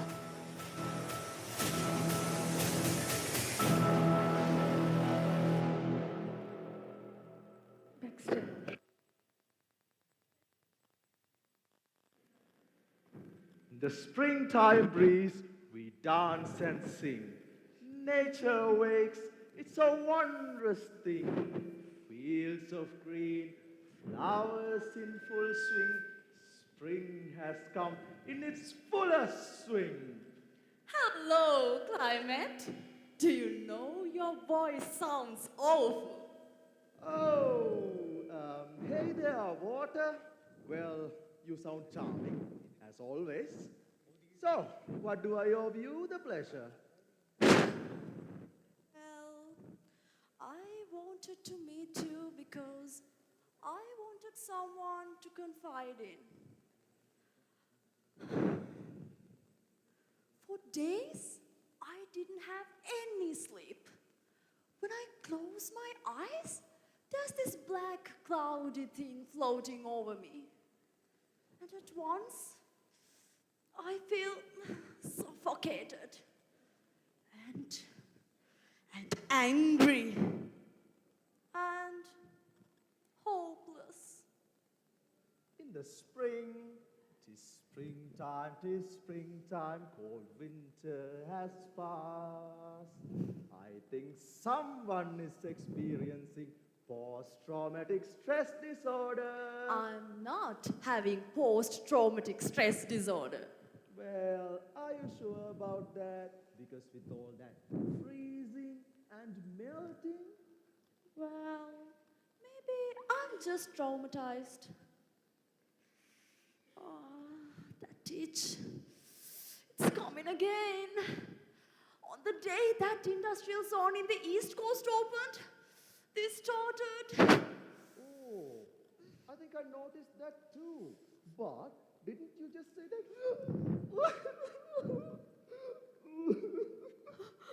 Climate? Climate, are you crying? Why are you crying like when it's raining?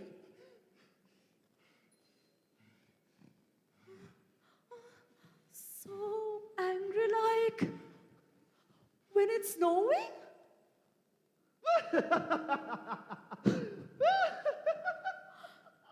It's not that sunny to be so joyous. Climate, are you all right?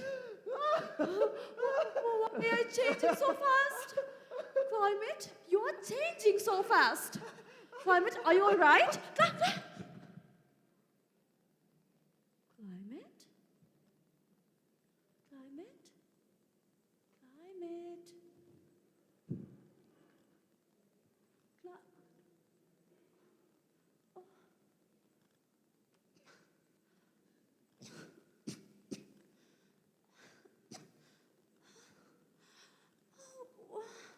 Oh.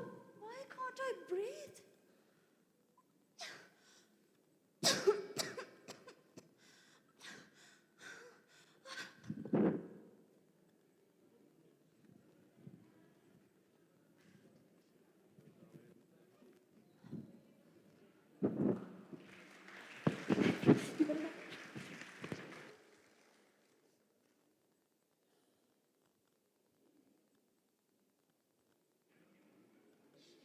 Hades?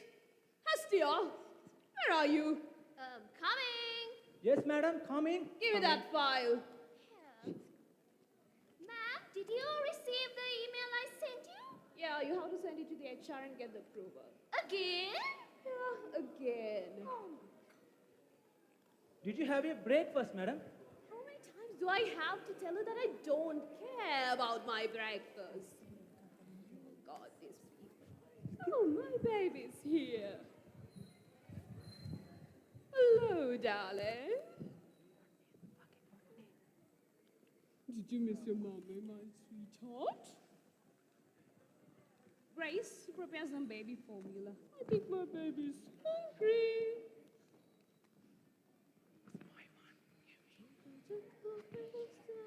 Mommy missed you so much, my sweetheart. It's bring your baby to work day. I know it's a hassle for others, but it's the only way I can spend quality time with you.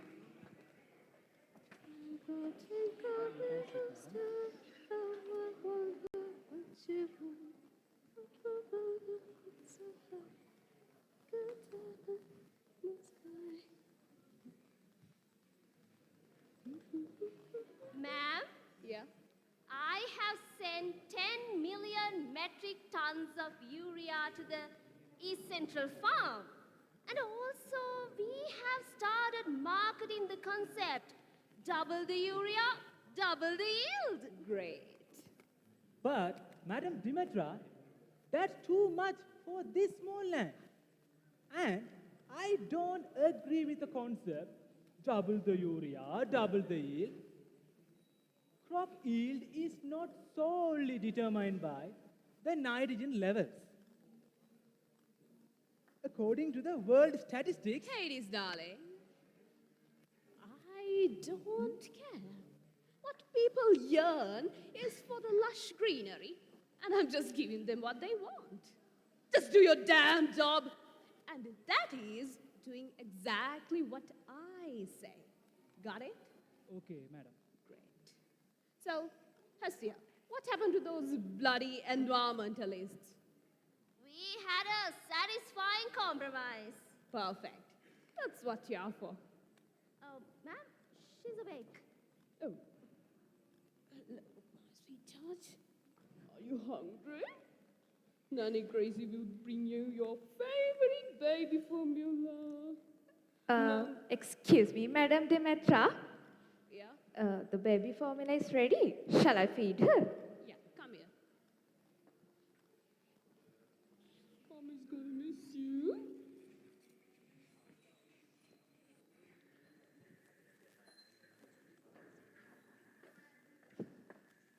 Oh, Hades, what happened to that waste beautifying thingy at the livestock farm? Madam, the finance team just sent the estimated cost, but it's $5 million. 5 million? You've got to be kidding me. Just to dump some dung? lake, right? Near the farm? Yeah. Wait, are you thinking what I'm thinking? Dump them into the lake. Then you have a solution. But madam, that's a hint of an algal bloom in the lake. So that will make the situation worse. Hades, Yes, just do your damn job. Yes, ma'am.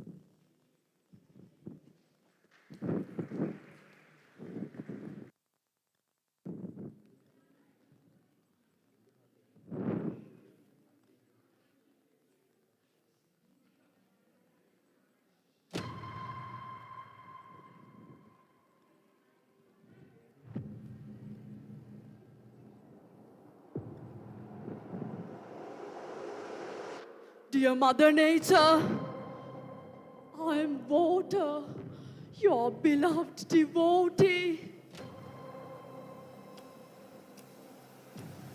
I beg you, please listen to my plea.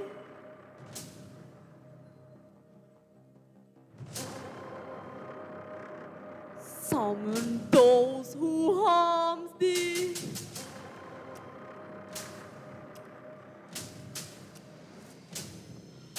Let them pay. Don't let them be free.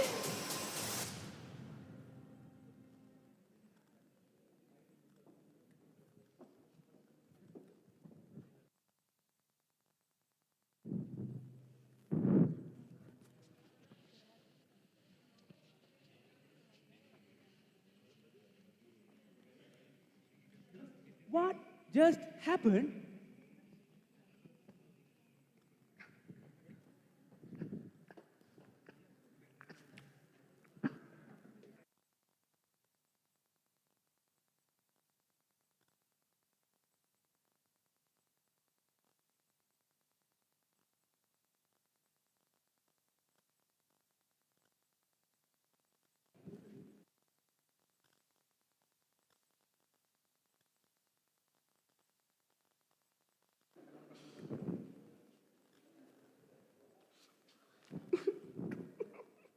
So, you are Mother Nature. And that crying man is the climate? That crazy lady over there is water? Is this some kind of a freak show? Or have I gone mad? You are mad to do all those nasty things. Hestia? Ma'am, you're not seeing things. This is the real deal. Do you even know why you are here? She doesn't know, obviously. Enlighten me then. You have been polluting my bodies and disrupting the balance of the world for your own greed. With all the nitrogen waste you dump into me and the excess nitrogen you forced upon the agrolets, it's a miracle that I am still alive. What a load of nonsense. Hestia, call my chauffeur. You cannot escape this human. You are the reason for all my mood changes, and you must pay for what you've done. You have created chaos, human. Water, I did not answer your plea for you to lunch at the human. We are here to discuss and come up with a solution. Pardon me, Mother Nature.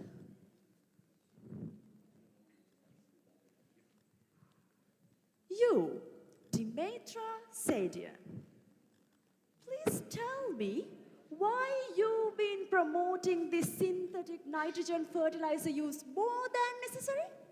By that, you're not only causing pollution, but also wasting people's money because excess nitrogen just leaches into groundwater as nitrates or run off into surface water bodies. And do you know that ammonia, which is very poisonous to humans, can be formed in the fields because of your stupid synthetic nitrogen fertilizer.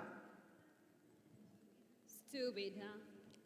Without that stupid synthetic nitrogen fertilizer, half of the world's population will starve to death. And don't you know that the nitrogen is necessary for the quality and the quantity of the yield? Huh? Yes, I do, but... Perfect. Then there's no issue, right? My child, it is not about using fertilizer. It is about the excessive usage of nitrogen. Also, the wastewater from your farm is polluting the lake and it's causing eutrophication and then it's creating dead zones. I'll give me 5 million then. She is insufferable. Demetra, your big fat factories are feeding the atmosphere with nitrous oxides, causing global warming and making my moods change, aka climate change. Oh, I need to stop talking. Wait a minute. But the environmentalists say that the smoke purifiers work properly. Then what about the sewage? Do you purify them before releasing them into the river? We do. We know you bribe them.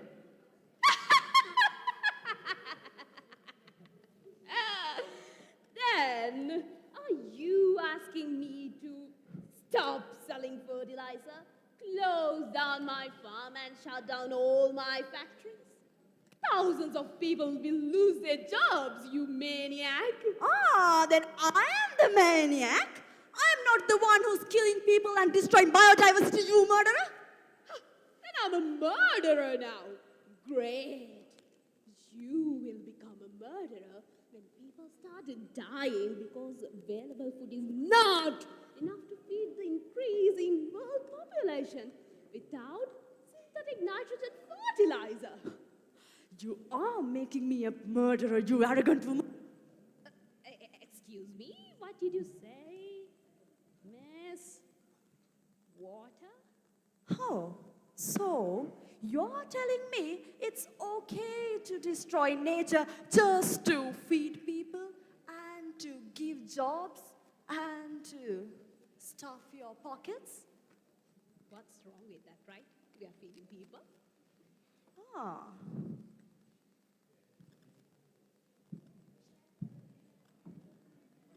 So, then is it okay if I pay a visit to your little baby daughter?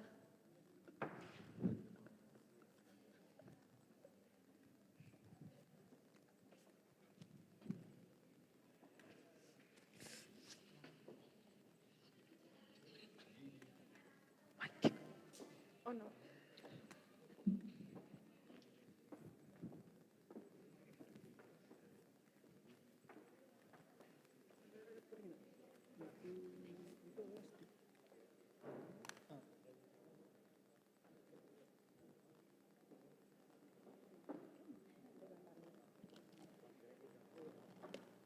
Where's my baby? Where's my baby? Did any of you see my baby? Where is she? Grace? Grace?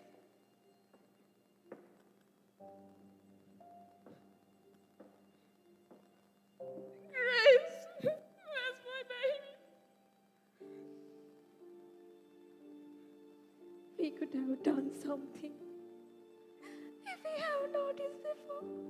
You mean? I'm sorry.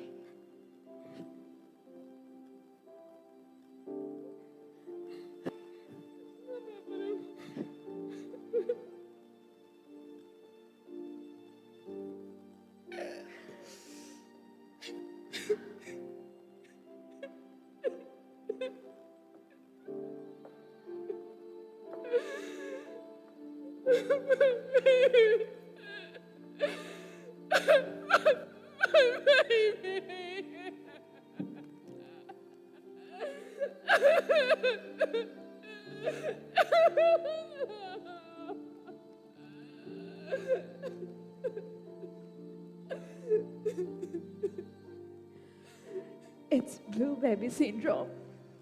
What got her?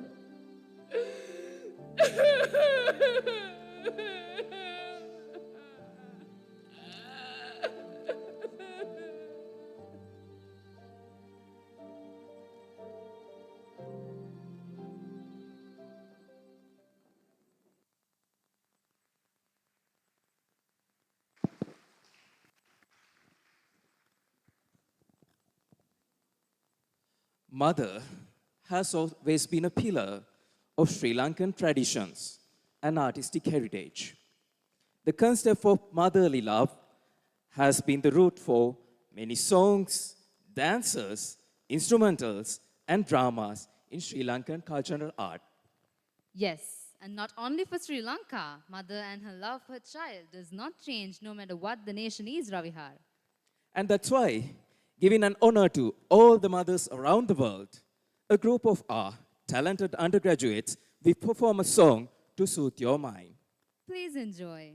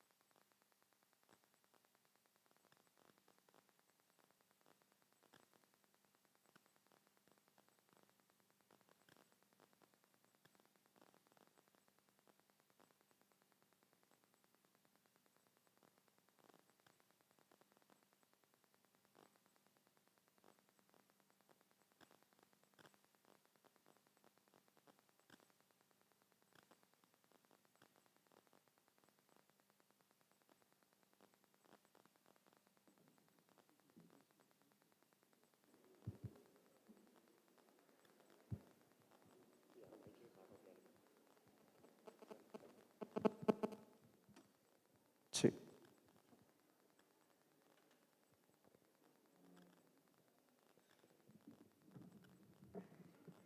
Check.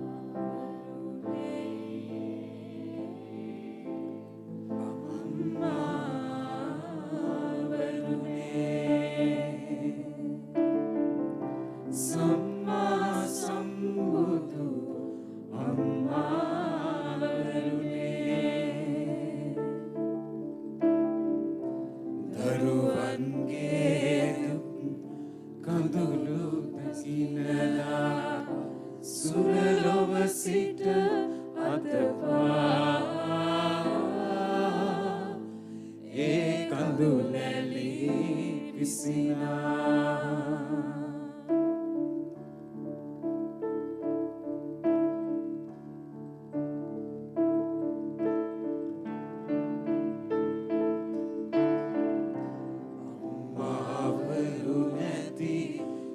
දරුවන්ගේ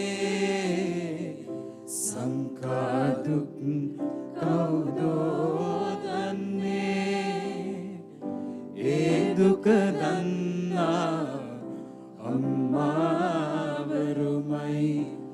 යම්මතු දිනයක බුදු වන්නේ සංසාරේ මතු බුදු වන්නේ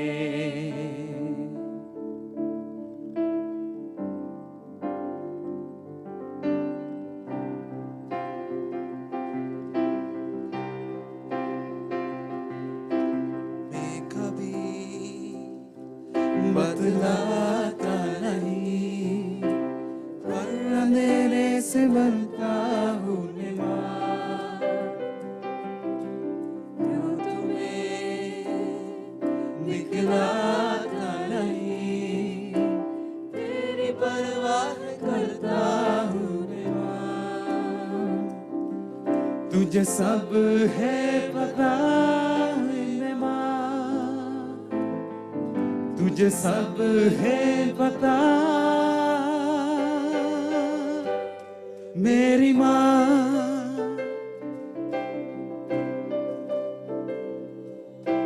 मैं कभी बतलाता नहीं पर अंधेरे से डरता हूँ यूं तुम्हें दिखलाता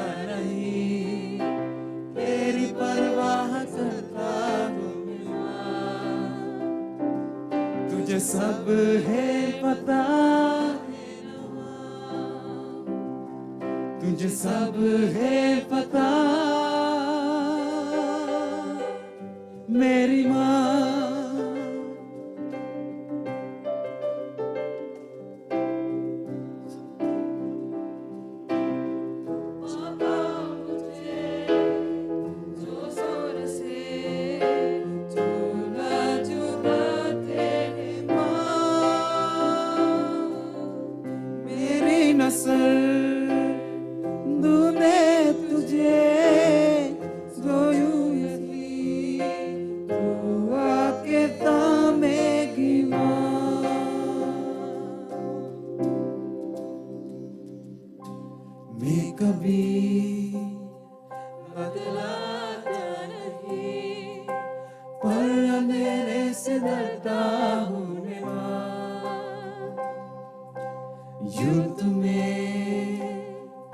दिखलाता नहीं तेरी परवाह करता होने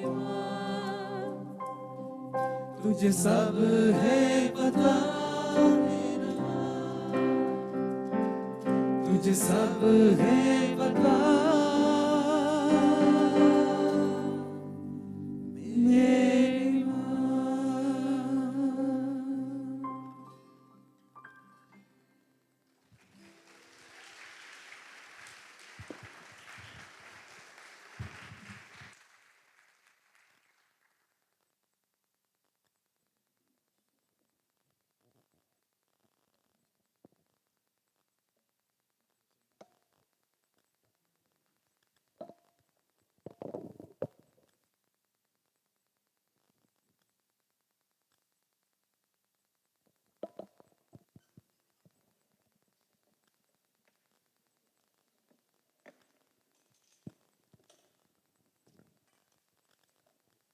There are three main styles of Sri Lankan classical dance.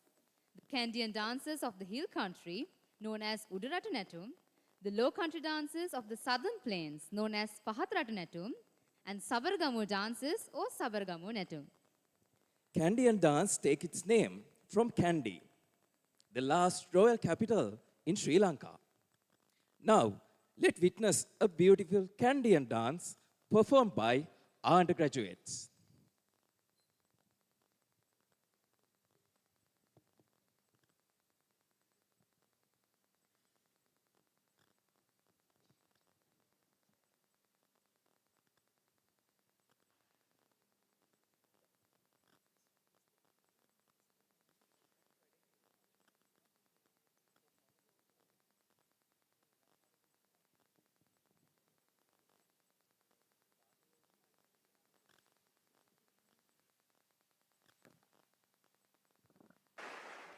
It's time for Prashasti.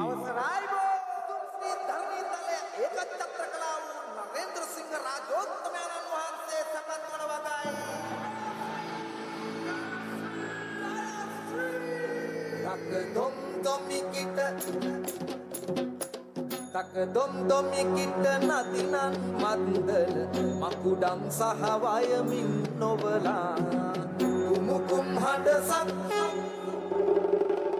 gumukum hadasak samagin masaturu ganagum wedi dedi wedi harala rankaramina kiyan hamwal udhavan rudu rupulu pubala teri kumbi kumati raje ke mana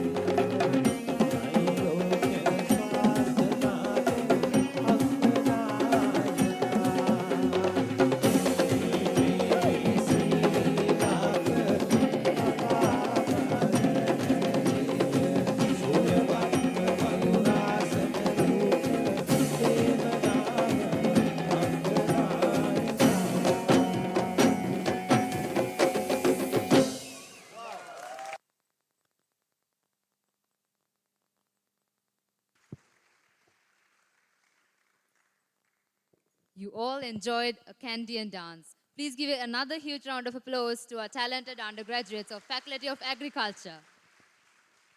So Ravihar, Sri Lankan history of fashion and traditional clothing holds a special place in Asia and around the world. We have arranged something special, that's something that you can hardly see in a cultural show. So what is it, Ravihar? So, do you have any guesses? I don't think they have any idea what's going to happen next on our stage. What is it? It's a fashion parade inspired by our own Sri Lankan culture, representing queens, kings, ancient nobles, and various ethnicity groups in Sri Lanka. You'll now witness the glamour of Sri Lankan fashion.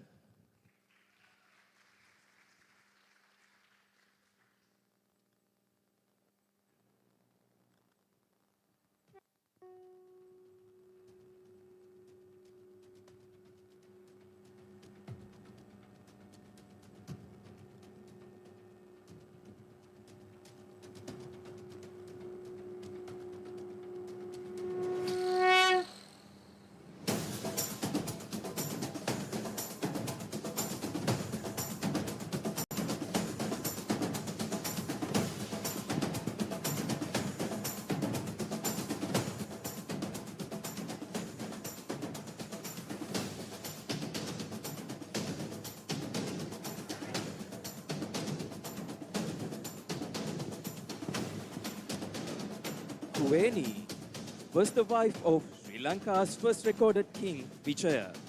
As known in Sri Lankan chronicles, she was weaving a cotton cloth when King Vijaya arrived to the island from India back in 543 BC. She was belonged to the Rakshas and the Sri Lankan Aboriginal population, but thus is known to be descendant from her children.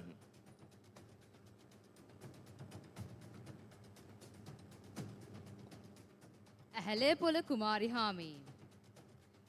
A truly glamorous figure in Sri Lankan history, she was known for her elegance and grace, captivating the hearts of many with her regal presence and braveness. Her beauty and charm were legendary, making her a symbol of sophistication and refinement.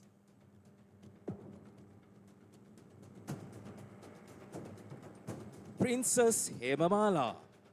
As the Princess of Kalinga embarked on a remarkable journey to Sri Lanka, carrying the sacred tooth relic of Lord Buddha. Her grace and poise were unmatched, making her an iconic regal alloy. Princess Hemamala's legacy continues to shine brightly. She was a descendant of Brahmadatta royal family in India, relations to Siddhartha Gautama. King Dutugamunu the Great, a king of the Anuradhapura kingdom who reigned from 161 BC to 137 BC. He is renowned for first uniting the whole island of Sri Lanka by defeating and overthrowing Elara, the Tamil prince from Chola kingdom, India. Queen Anula was a captivating figure shrouded in both power and controversy. As the first queen regnant in Sri Lankan history and the first documented female head of state in Asia, her personality adds an air of integrity to Sri Lankan history. The West traditional costume. It was used by King Malaya, who came to heal the Pandavas' king by Dividosa disease. The sacred West costume called Susatabnanam, meaning 64 ornaments, is traditionally only worn by the male Kandyan dancers. Queen Vihara Mahadevi, a true epitome of glamour in Sri Lankan history, was the queen mother of King Dutugamunu. There's a story where she offered herself as a human sacrifice to the sea for the belief of protecting the nation from a tidal sea wave. The next is a traditional Sinhala woman, wearing a simple and comfortable attire. This two-piece clothing was known to be worn by traditional Sinhala women back in the day, and you'll see them today as well.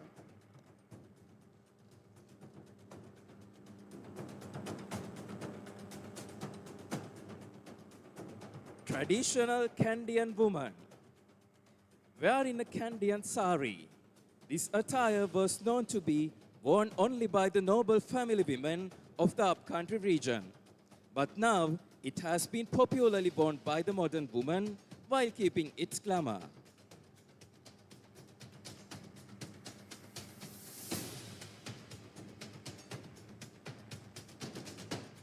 A traditional Sinhala man.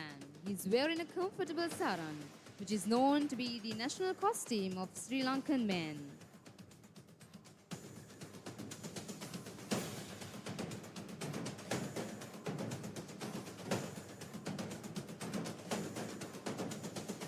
A Kandyan bride. wearing the well-known Kandyan bridal attire, known as osari. Each and every jewel that she wears carries a special symbolic meaning. Some of them includes bringing prosperity to the husband, staying with her husband till eternity, and so on.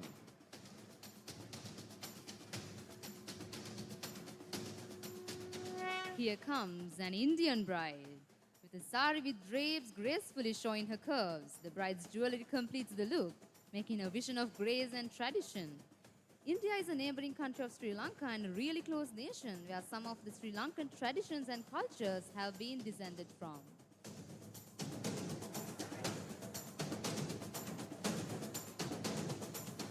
Tamil is one of the major ethnicity groups of the country, whom have arrived to the island around 5th century BC.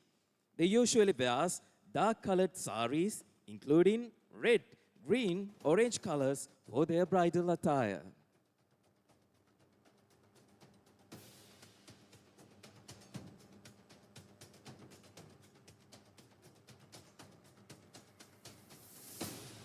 A traditional Tamil woman, again wearing a comfortable and a simple clothing that she wears to visit the Kovil, then religious place.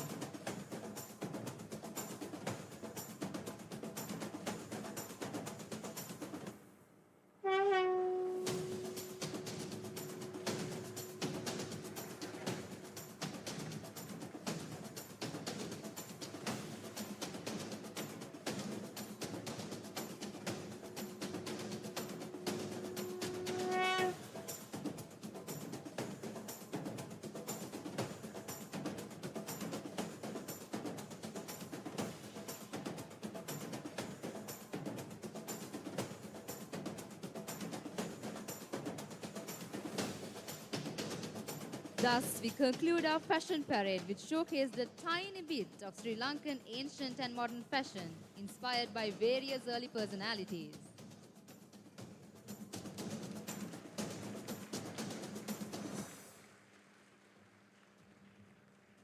Again, I give a please huge round of applause to our talented fashion designer, a third-year undergraduate of our faculty, and her inspiring models.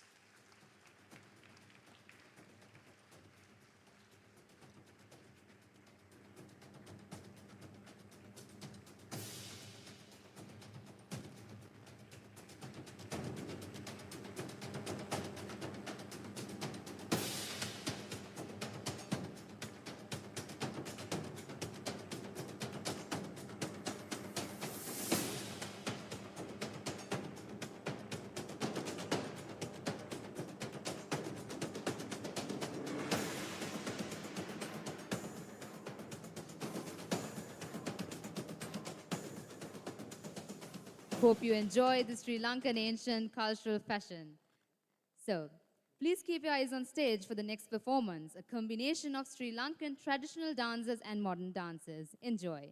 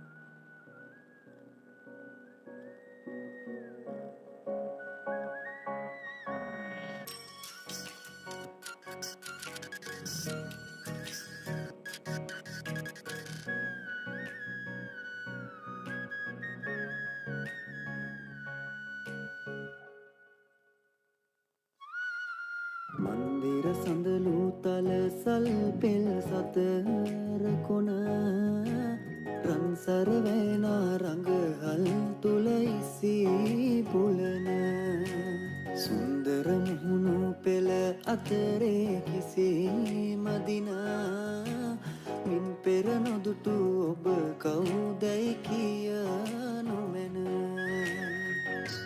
ඈත දුරක පිපෙනා රුවදෑසට හමු නොවනා කෝල නිහඬ වදිනා මුදු සීත ගුණය දැනුණා මේ කිවිවරු කියනා වනමාලදැයි සිතුනා මන්දිර සඳලු තල සල්පිල් සතර කොන රන්සර වෑනා රඟහල් තුල ඉස්සී ගුලන සුන්දර මුහුණු පෙළ අතරේ කිසි මදිනා මින් පෙර නොදුටු ඔබ කවුදැයි කිය නොමැන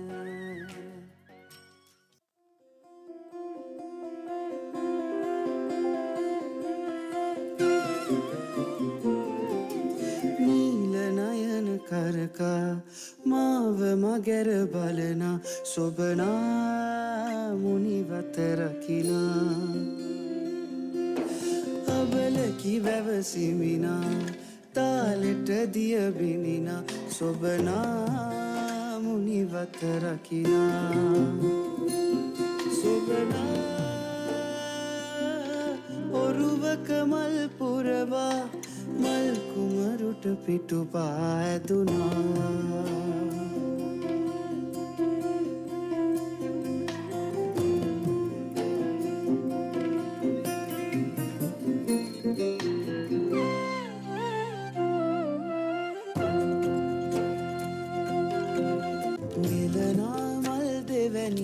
වනරු විනාමල් කුමරි නොයමී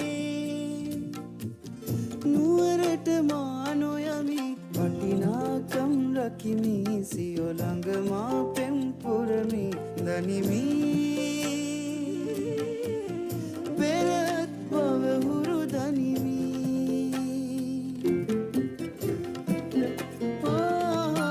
තව ඉන්න හිතනා පිටවන් දමන හැඟුමේ තනියේ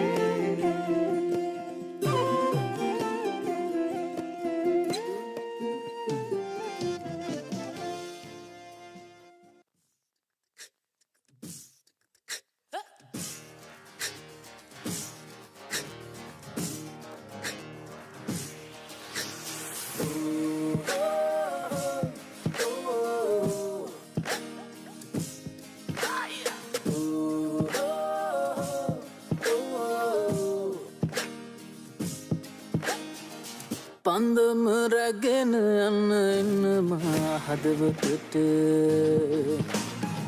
නිතු දැහැන් බිඳින ආරන් සලුව ඇඳ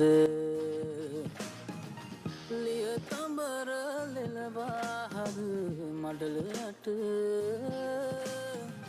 දෙන්න වැනිකේ මගේ පපුවට කින්දර වේදුරදිවි කතරේ අතරමඟදි දකලා නැති රුවකට නැත ගැටුනේ කතරක වැසි වැටෙනා දැනේ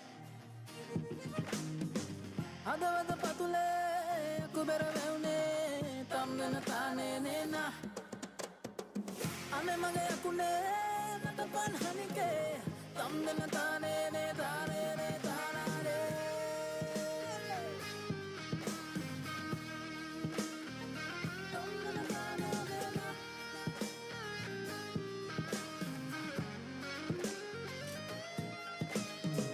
ඉන වට බැඳව මුතු පොට සැලෙන කොට පන්දම දැවෙනවා හදුගින් ලබාගෙන වැහි කළුව එනවා නුඹ නැතිතාට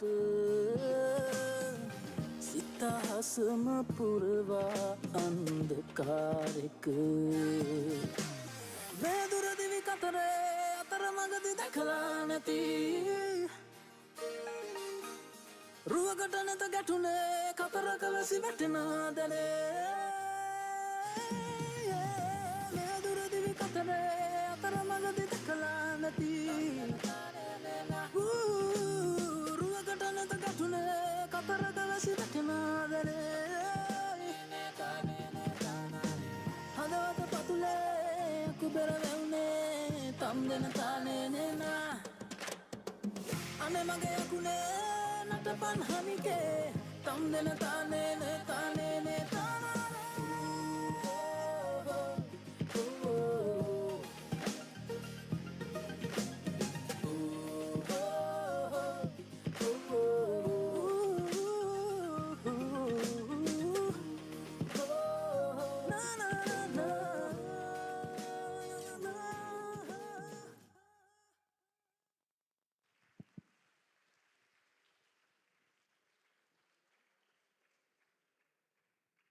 Hope you enjoy the performance.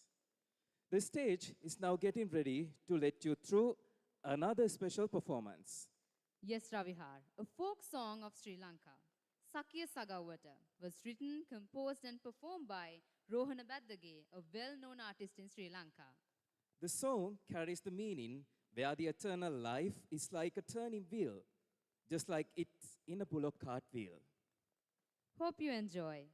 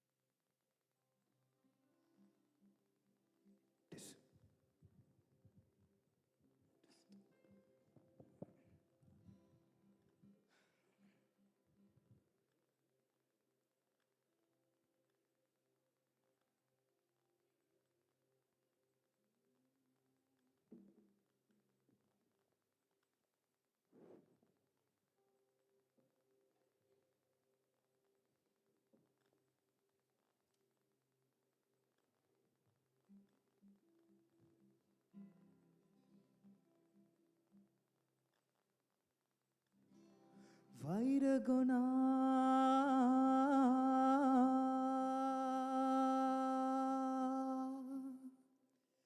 දන ගහලා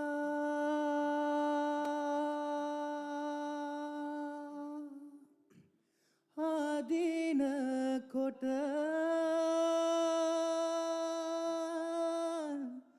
මයින ගොනා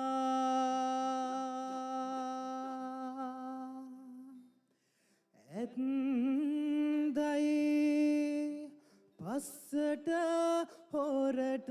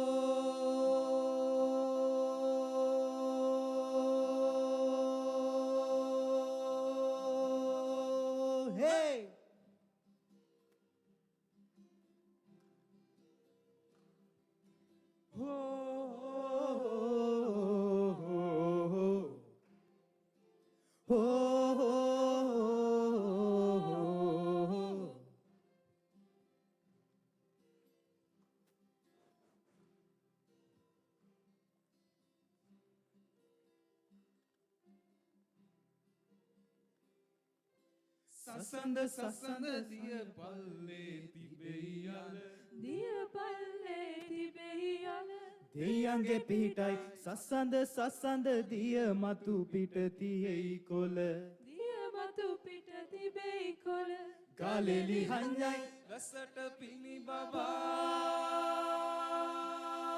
මෝරණ කැකුළු මල හා හොයි මස්තකයින්ට මුතු කුඩයකි නෙළුම් මල මස්තකයින්ට මුතු කුඩයකි නෙළුම් මල සකිය සගව්වට රෝදය කැරගෙනවා සසඳ සසඳ අපි මහපාරේ යනවා සකිය සගව්වට රෝදය කැරගෙනවා සසඳ සසඳ අපි මහපාරේ යනවා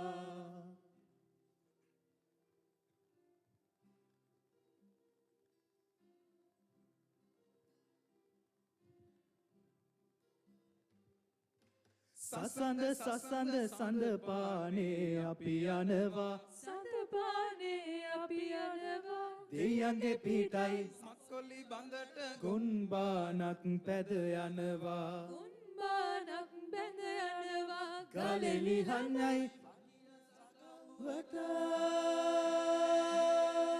රෝදය කරකෙනවා හොයි කොළට නාරම්මල ලත වෙනවා රත් කැකුලට නාරම්මල ලත වෙනවා සකිය සගව්වට රෝදය කැරකෙනවා සසඳ සසඳ අපි මහපාරේ යනවා සකිය සගව්වට රෝදය කැරකෙනවා සසඳ සසඳ අපි මහපාරේ යනවා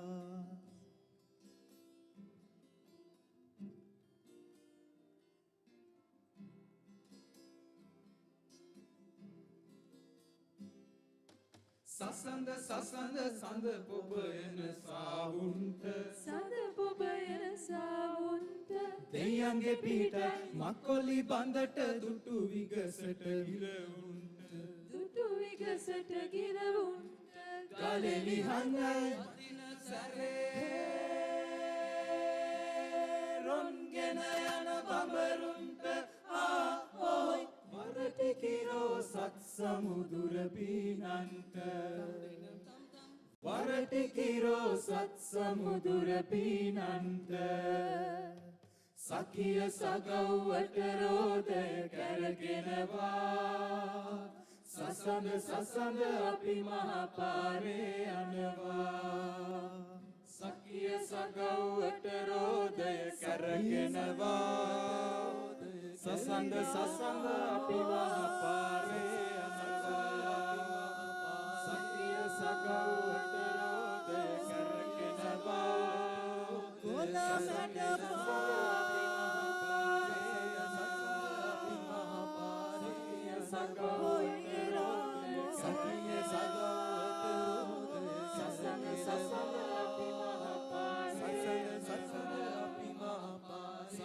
සගව්වට රෝදය කැරකෙනවා සසඳ සසඳ අපි මහපාරේ යනවා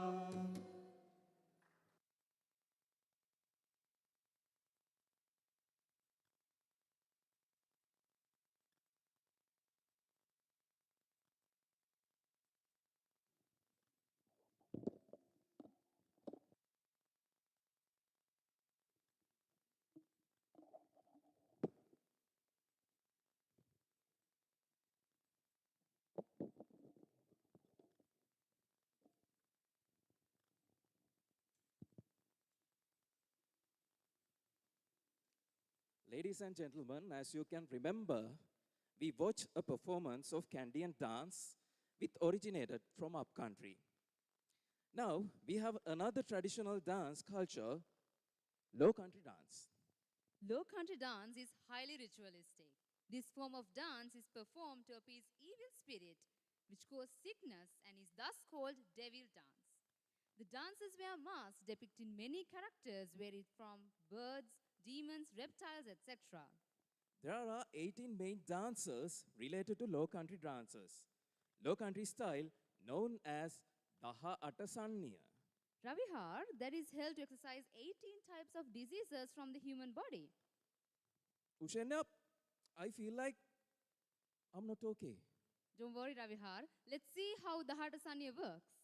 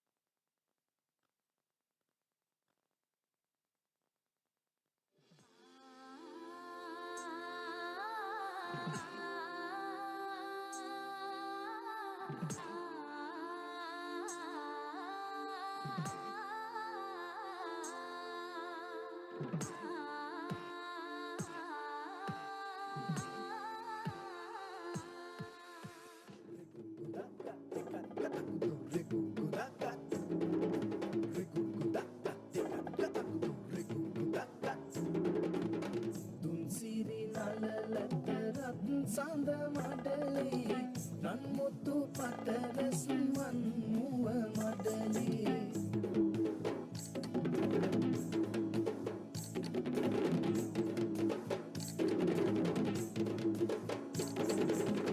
සත්සාද කිරමින් පිසින් සඳ මඩලේ සත්තාඳලිය රඟ දෙයි රඟ මඩලේ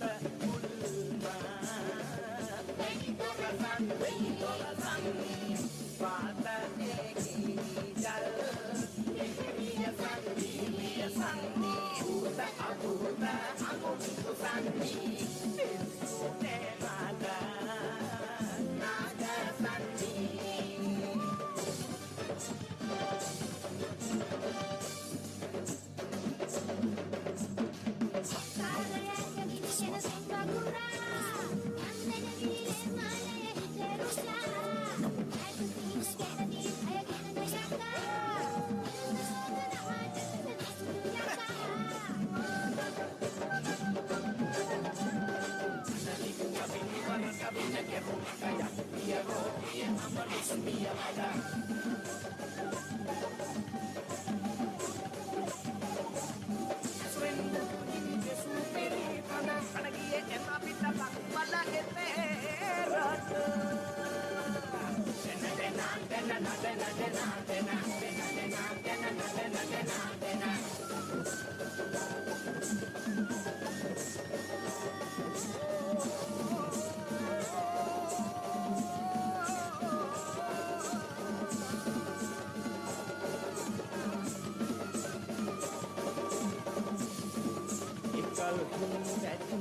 ශ්‍රී ගෞතම සම්බුද්ධ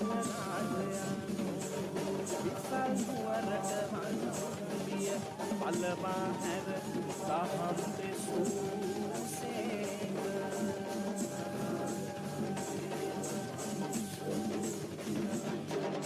බුද්ධං නමස්සාම සුවන්ති හෝතු.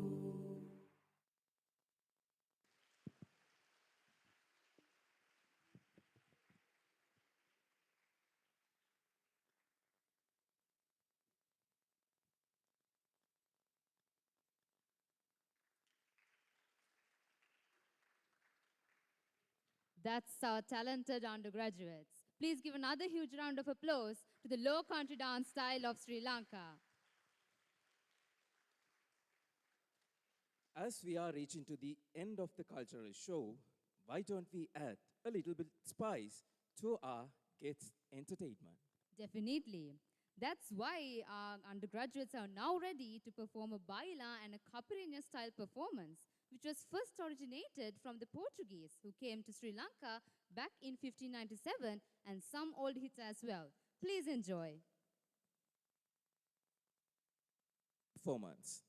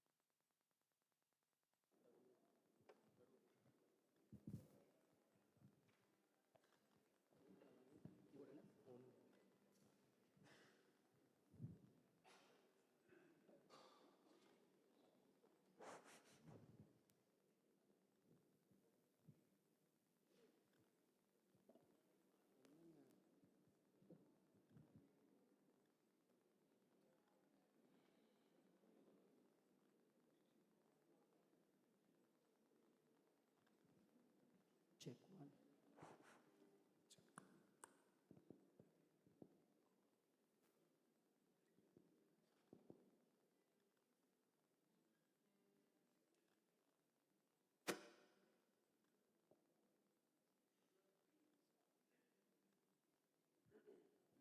Final event, it's time to dance.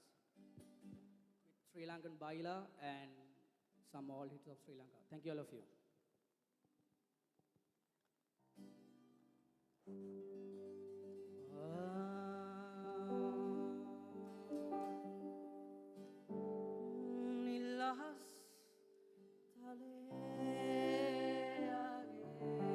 Sing with us.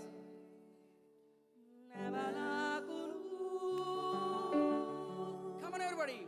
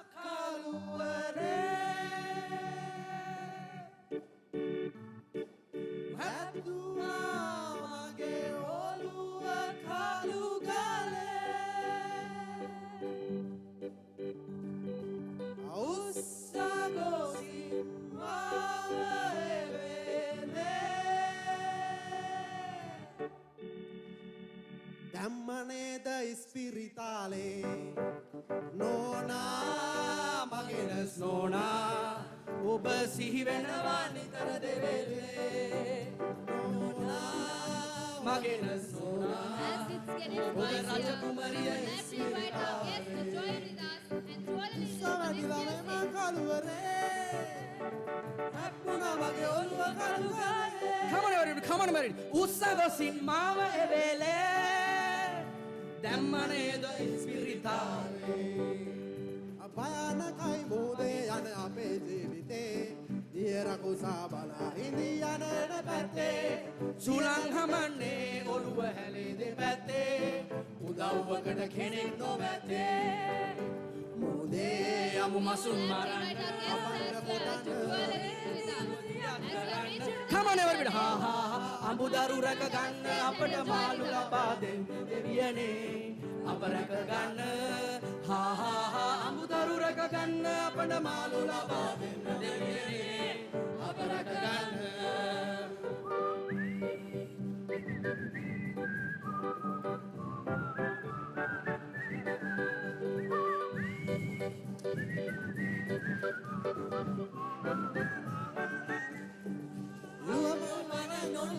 You're my ever loving. I am your one and only candy loving sea. එතකොට වයි මයියෝකා සුදු බෝනිකා I am your one and only candy loving sea. Sweet Molly, come to me. I am your one and only candy loving sea. Ayo arama se palaya I am your one and only candy loving sea.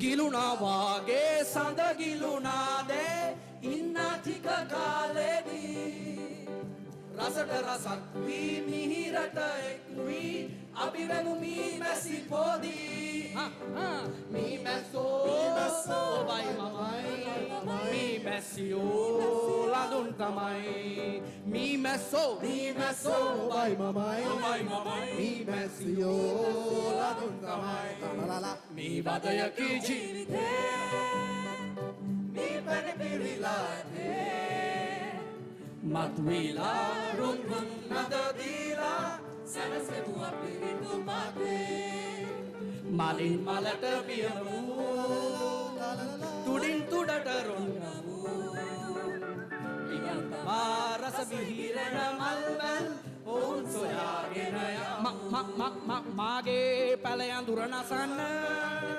සිතනවා මනාලියගෙන සිවසේ දුර එළිය කරන්න අද විනෝදයෙන් කාලෙ ගෙවන්න මාගේ පැලයන් දුර නසන්න හිතනවා මනාලියගෙන Come on everybody සිවසේ දුර එළිය කරන්න මඩ විනෝදයෙන් කාලෙ ගෙවන්න මාගේ පැලේ ඇඳ පුටු නැත සැපට නිදන්න ඔය සිනිදු සේල නැත පල දෙන්න ආහාරන් මිනි මුතු මාල වලලු නැත මට දෙන්න මම දුප්පත් බව නිතර සිතන්න ඔය රන් මිනි මුතු මාල වලලු නැත මට දෙන්න මම දුප්පත් බව නිතර සිතන්න මාගේ පැලේ අඳුර නසන කොටන්න එනවා මඩලිය කෙරෙන්න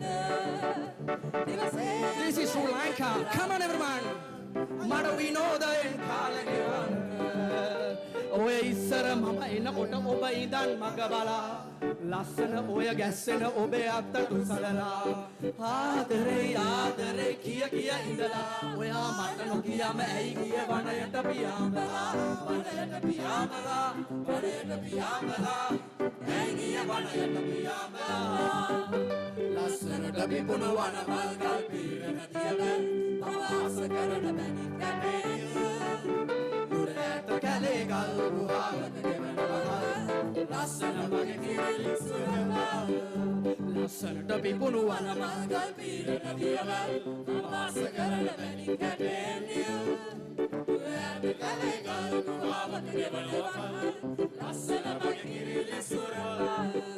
මගේ ශෝක සුසුම් පාවේ රස පිහින පැතුම් ආවේ නිතර ඔබේ දෙසයි බලන්නේ පෙනීරි ගීතරාවේ ඒ බඹර තුඩට ආවේ ඔබේ පිටෙන් බවයි දැනෙන්නේ කවියන්ගේ අමර ලෝකේ රස දෙමින් රසක සෝකේ සුරතලේ ඔබ තමයි ලඟුනේ මහත මන්දිරේ සමේ කෙනෙන සුන්දරී මාගේ රෝසමල් කුමාරි මා පියාවේ මහත මන්දිරේ සමේ කෙනෙන සුන්දරී මාගේ රෝසමල් කුමාරි මා පියාවේ සීන ලෝවේ මීන මැවුමාලි සිනාරේ ඔබයි මනා put your hands up guys Dasan දෙවා සුර කෙල්ලක් වාගේ කොමලි වරගන්න මීරේ සීන ලෝවේ මීන මැවුමාලි සිනාරේ ඔබයි මනාලි දසන් දෙවා සුර කෙල්ලක් වාගේ කොමලි වරගන්න මීරේ පාරේ අඩන්නේ වටින් පිටින් සෙනග පිරෙනවා ඔයා අඬනවා ඔයා වියසතු වෙනවා ඔය බලන් ඉන්න මට දැනෙනවා සුරාගනි සුරාගනි සුරාගනි මාළු ගෙනවා මාළු මාළු මාළු මෙවැන්නේ ආපු මාළු සුරාගනි මාළු ගෙනවා මාළු නැතේ මොකද මේ පැත්තේ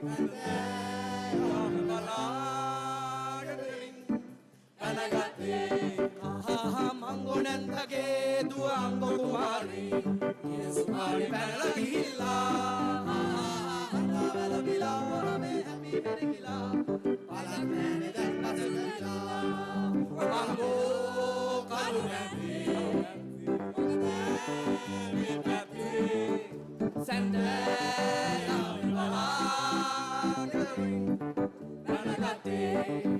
Pulate kai, pilate kai, malate kai, nadate kai. Ami hamada somiye innawa.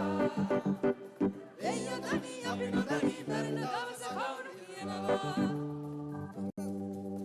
Aatate kai, nadate kai, langate kai, durate kai, mada khalai metenda ave. Hey, nage male ale dole apna dana dawe enawa. Oya apita hatuna hamma ledatam amma dunna ekama beheta.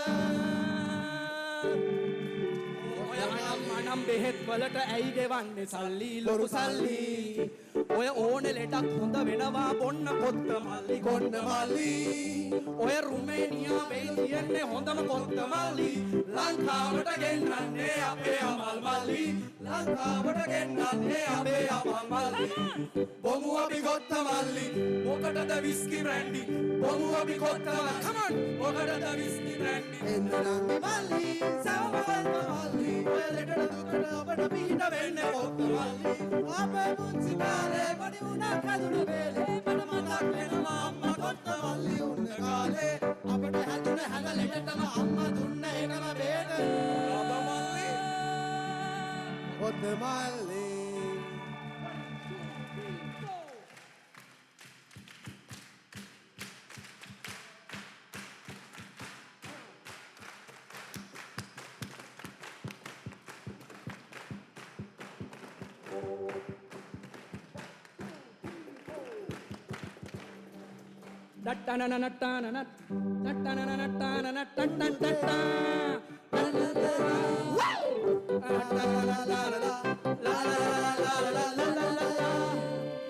අපි දෙන්න එක් වීලා පන වාගේ ලොවේ හැඩපෙන්න හිනහිලා සහයෝගෙන් වැඩේ දෙන්නේ රජගෙයටයි පැල්පතටයි එක වාගේ සලකන්නේ ලෝකෙම හඳුනන්නේ ලුණු හාදෙහි අපි දෙන්න එක් වීලා පන වාගේ වැඩේ දෙන්නේ හැඩපෙන්න හිනහිලා සහයෝගෙන් වැඩේ දෙන්නේ සමතන සමවිත එක වගේ ගැටපෙන කටදිව විනවන රසගුණ ගෙන දෙන ලුණු දෙයි අවදක් කොතනක් කාගෙත් සිත්පත් ජනහද ජයගත් කෑම විරස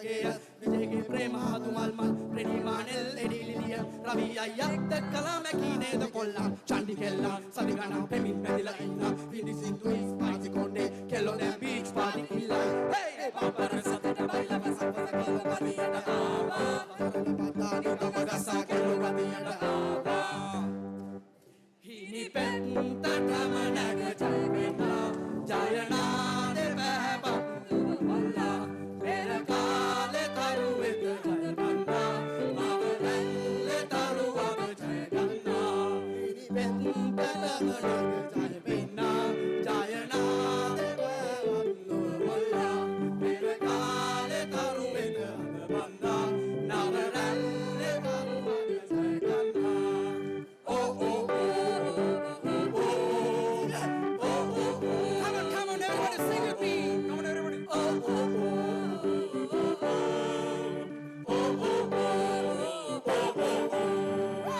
Thank you very much.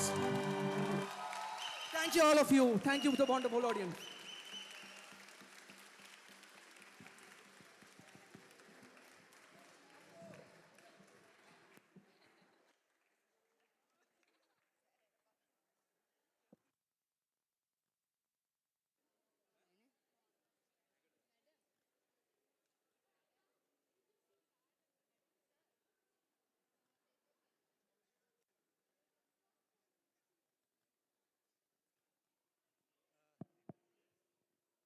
Thank you very much for your attention, and I hope you have a good time.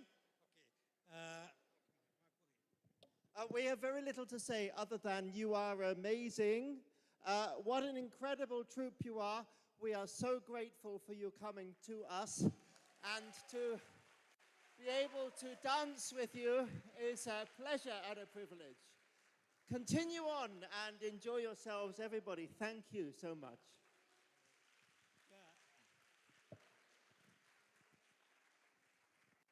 Once again, thank you very much, and you have done a wonderful job. Right. And once again, Professor Grace Mendis and our team, and thank you very much. Yeah. The SNH participants, your lunch dinner is ready in the place you had the lunch.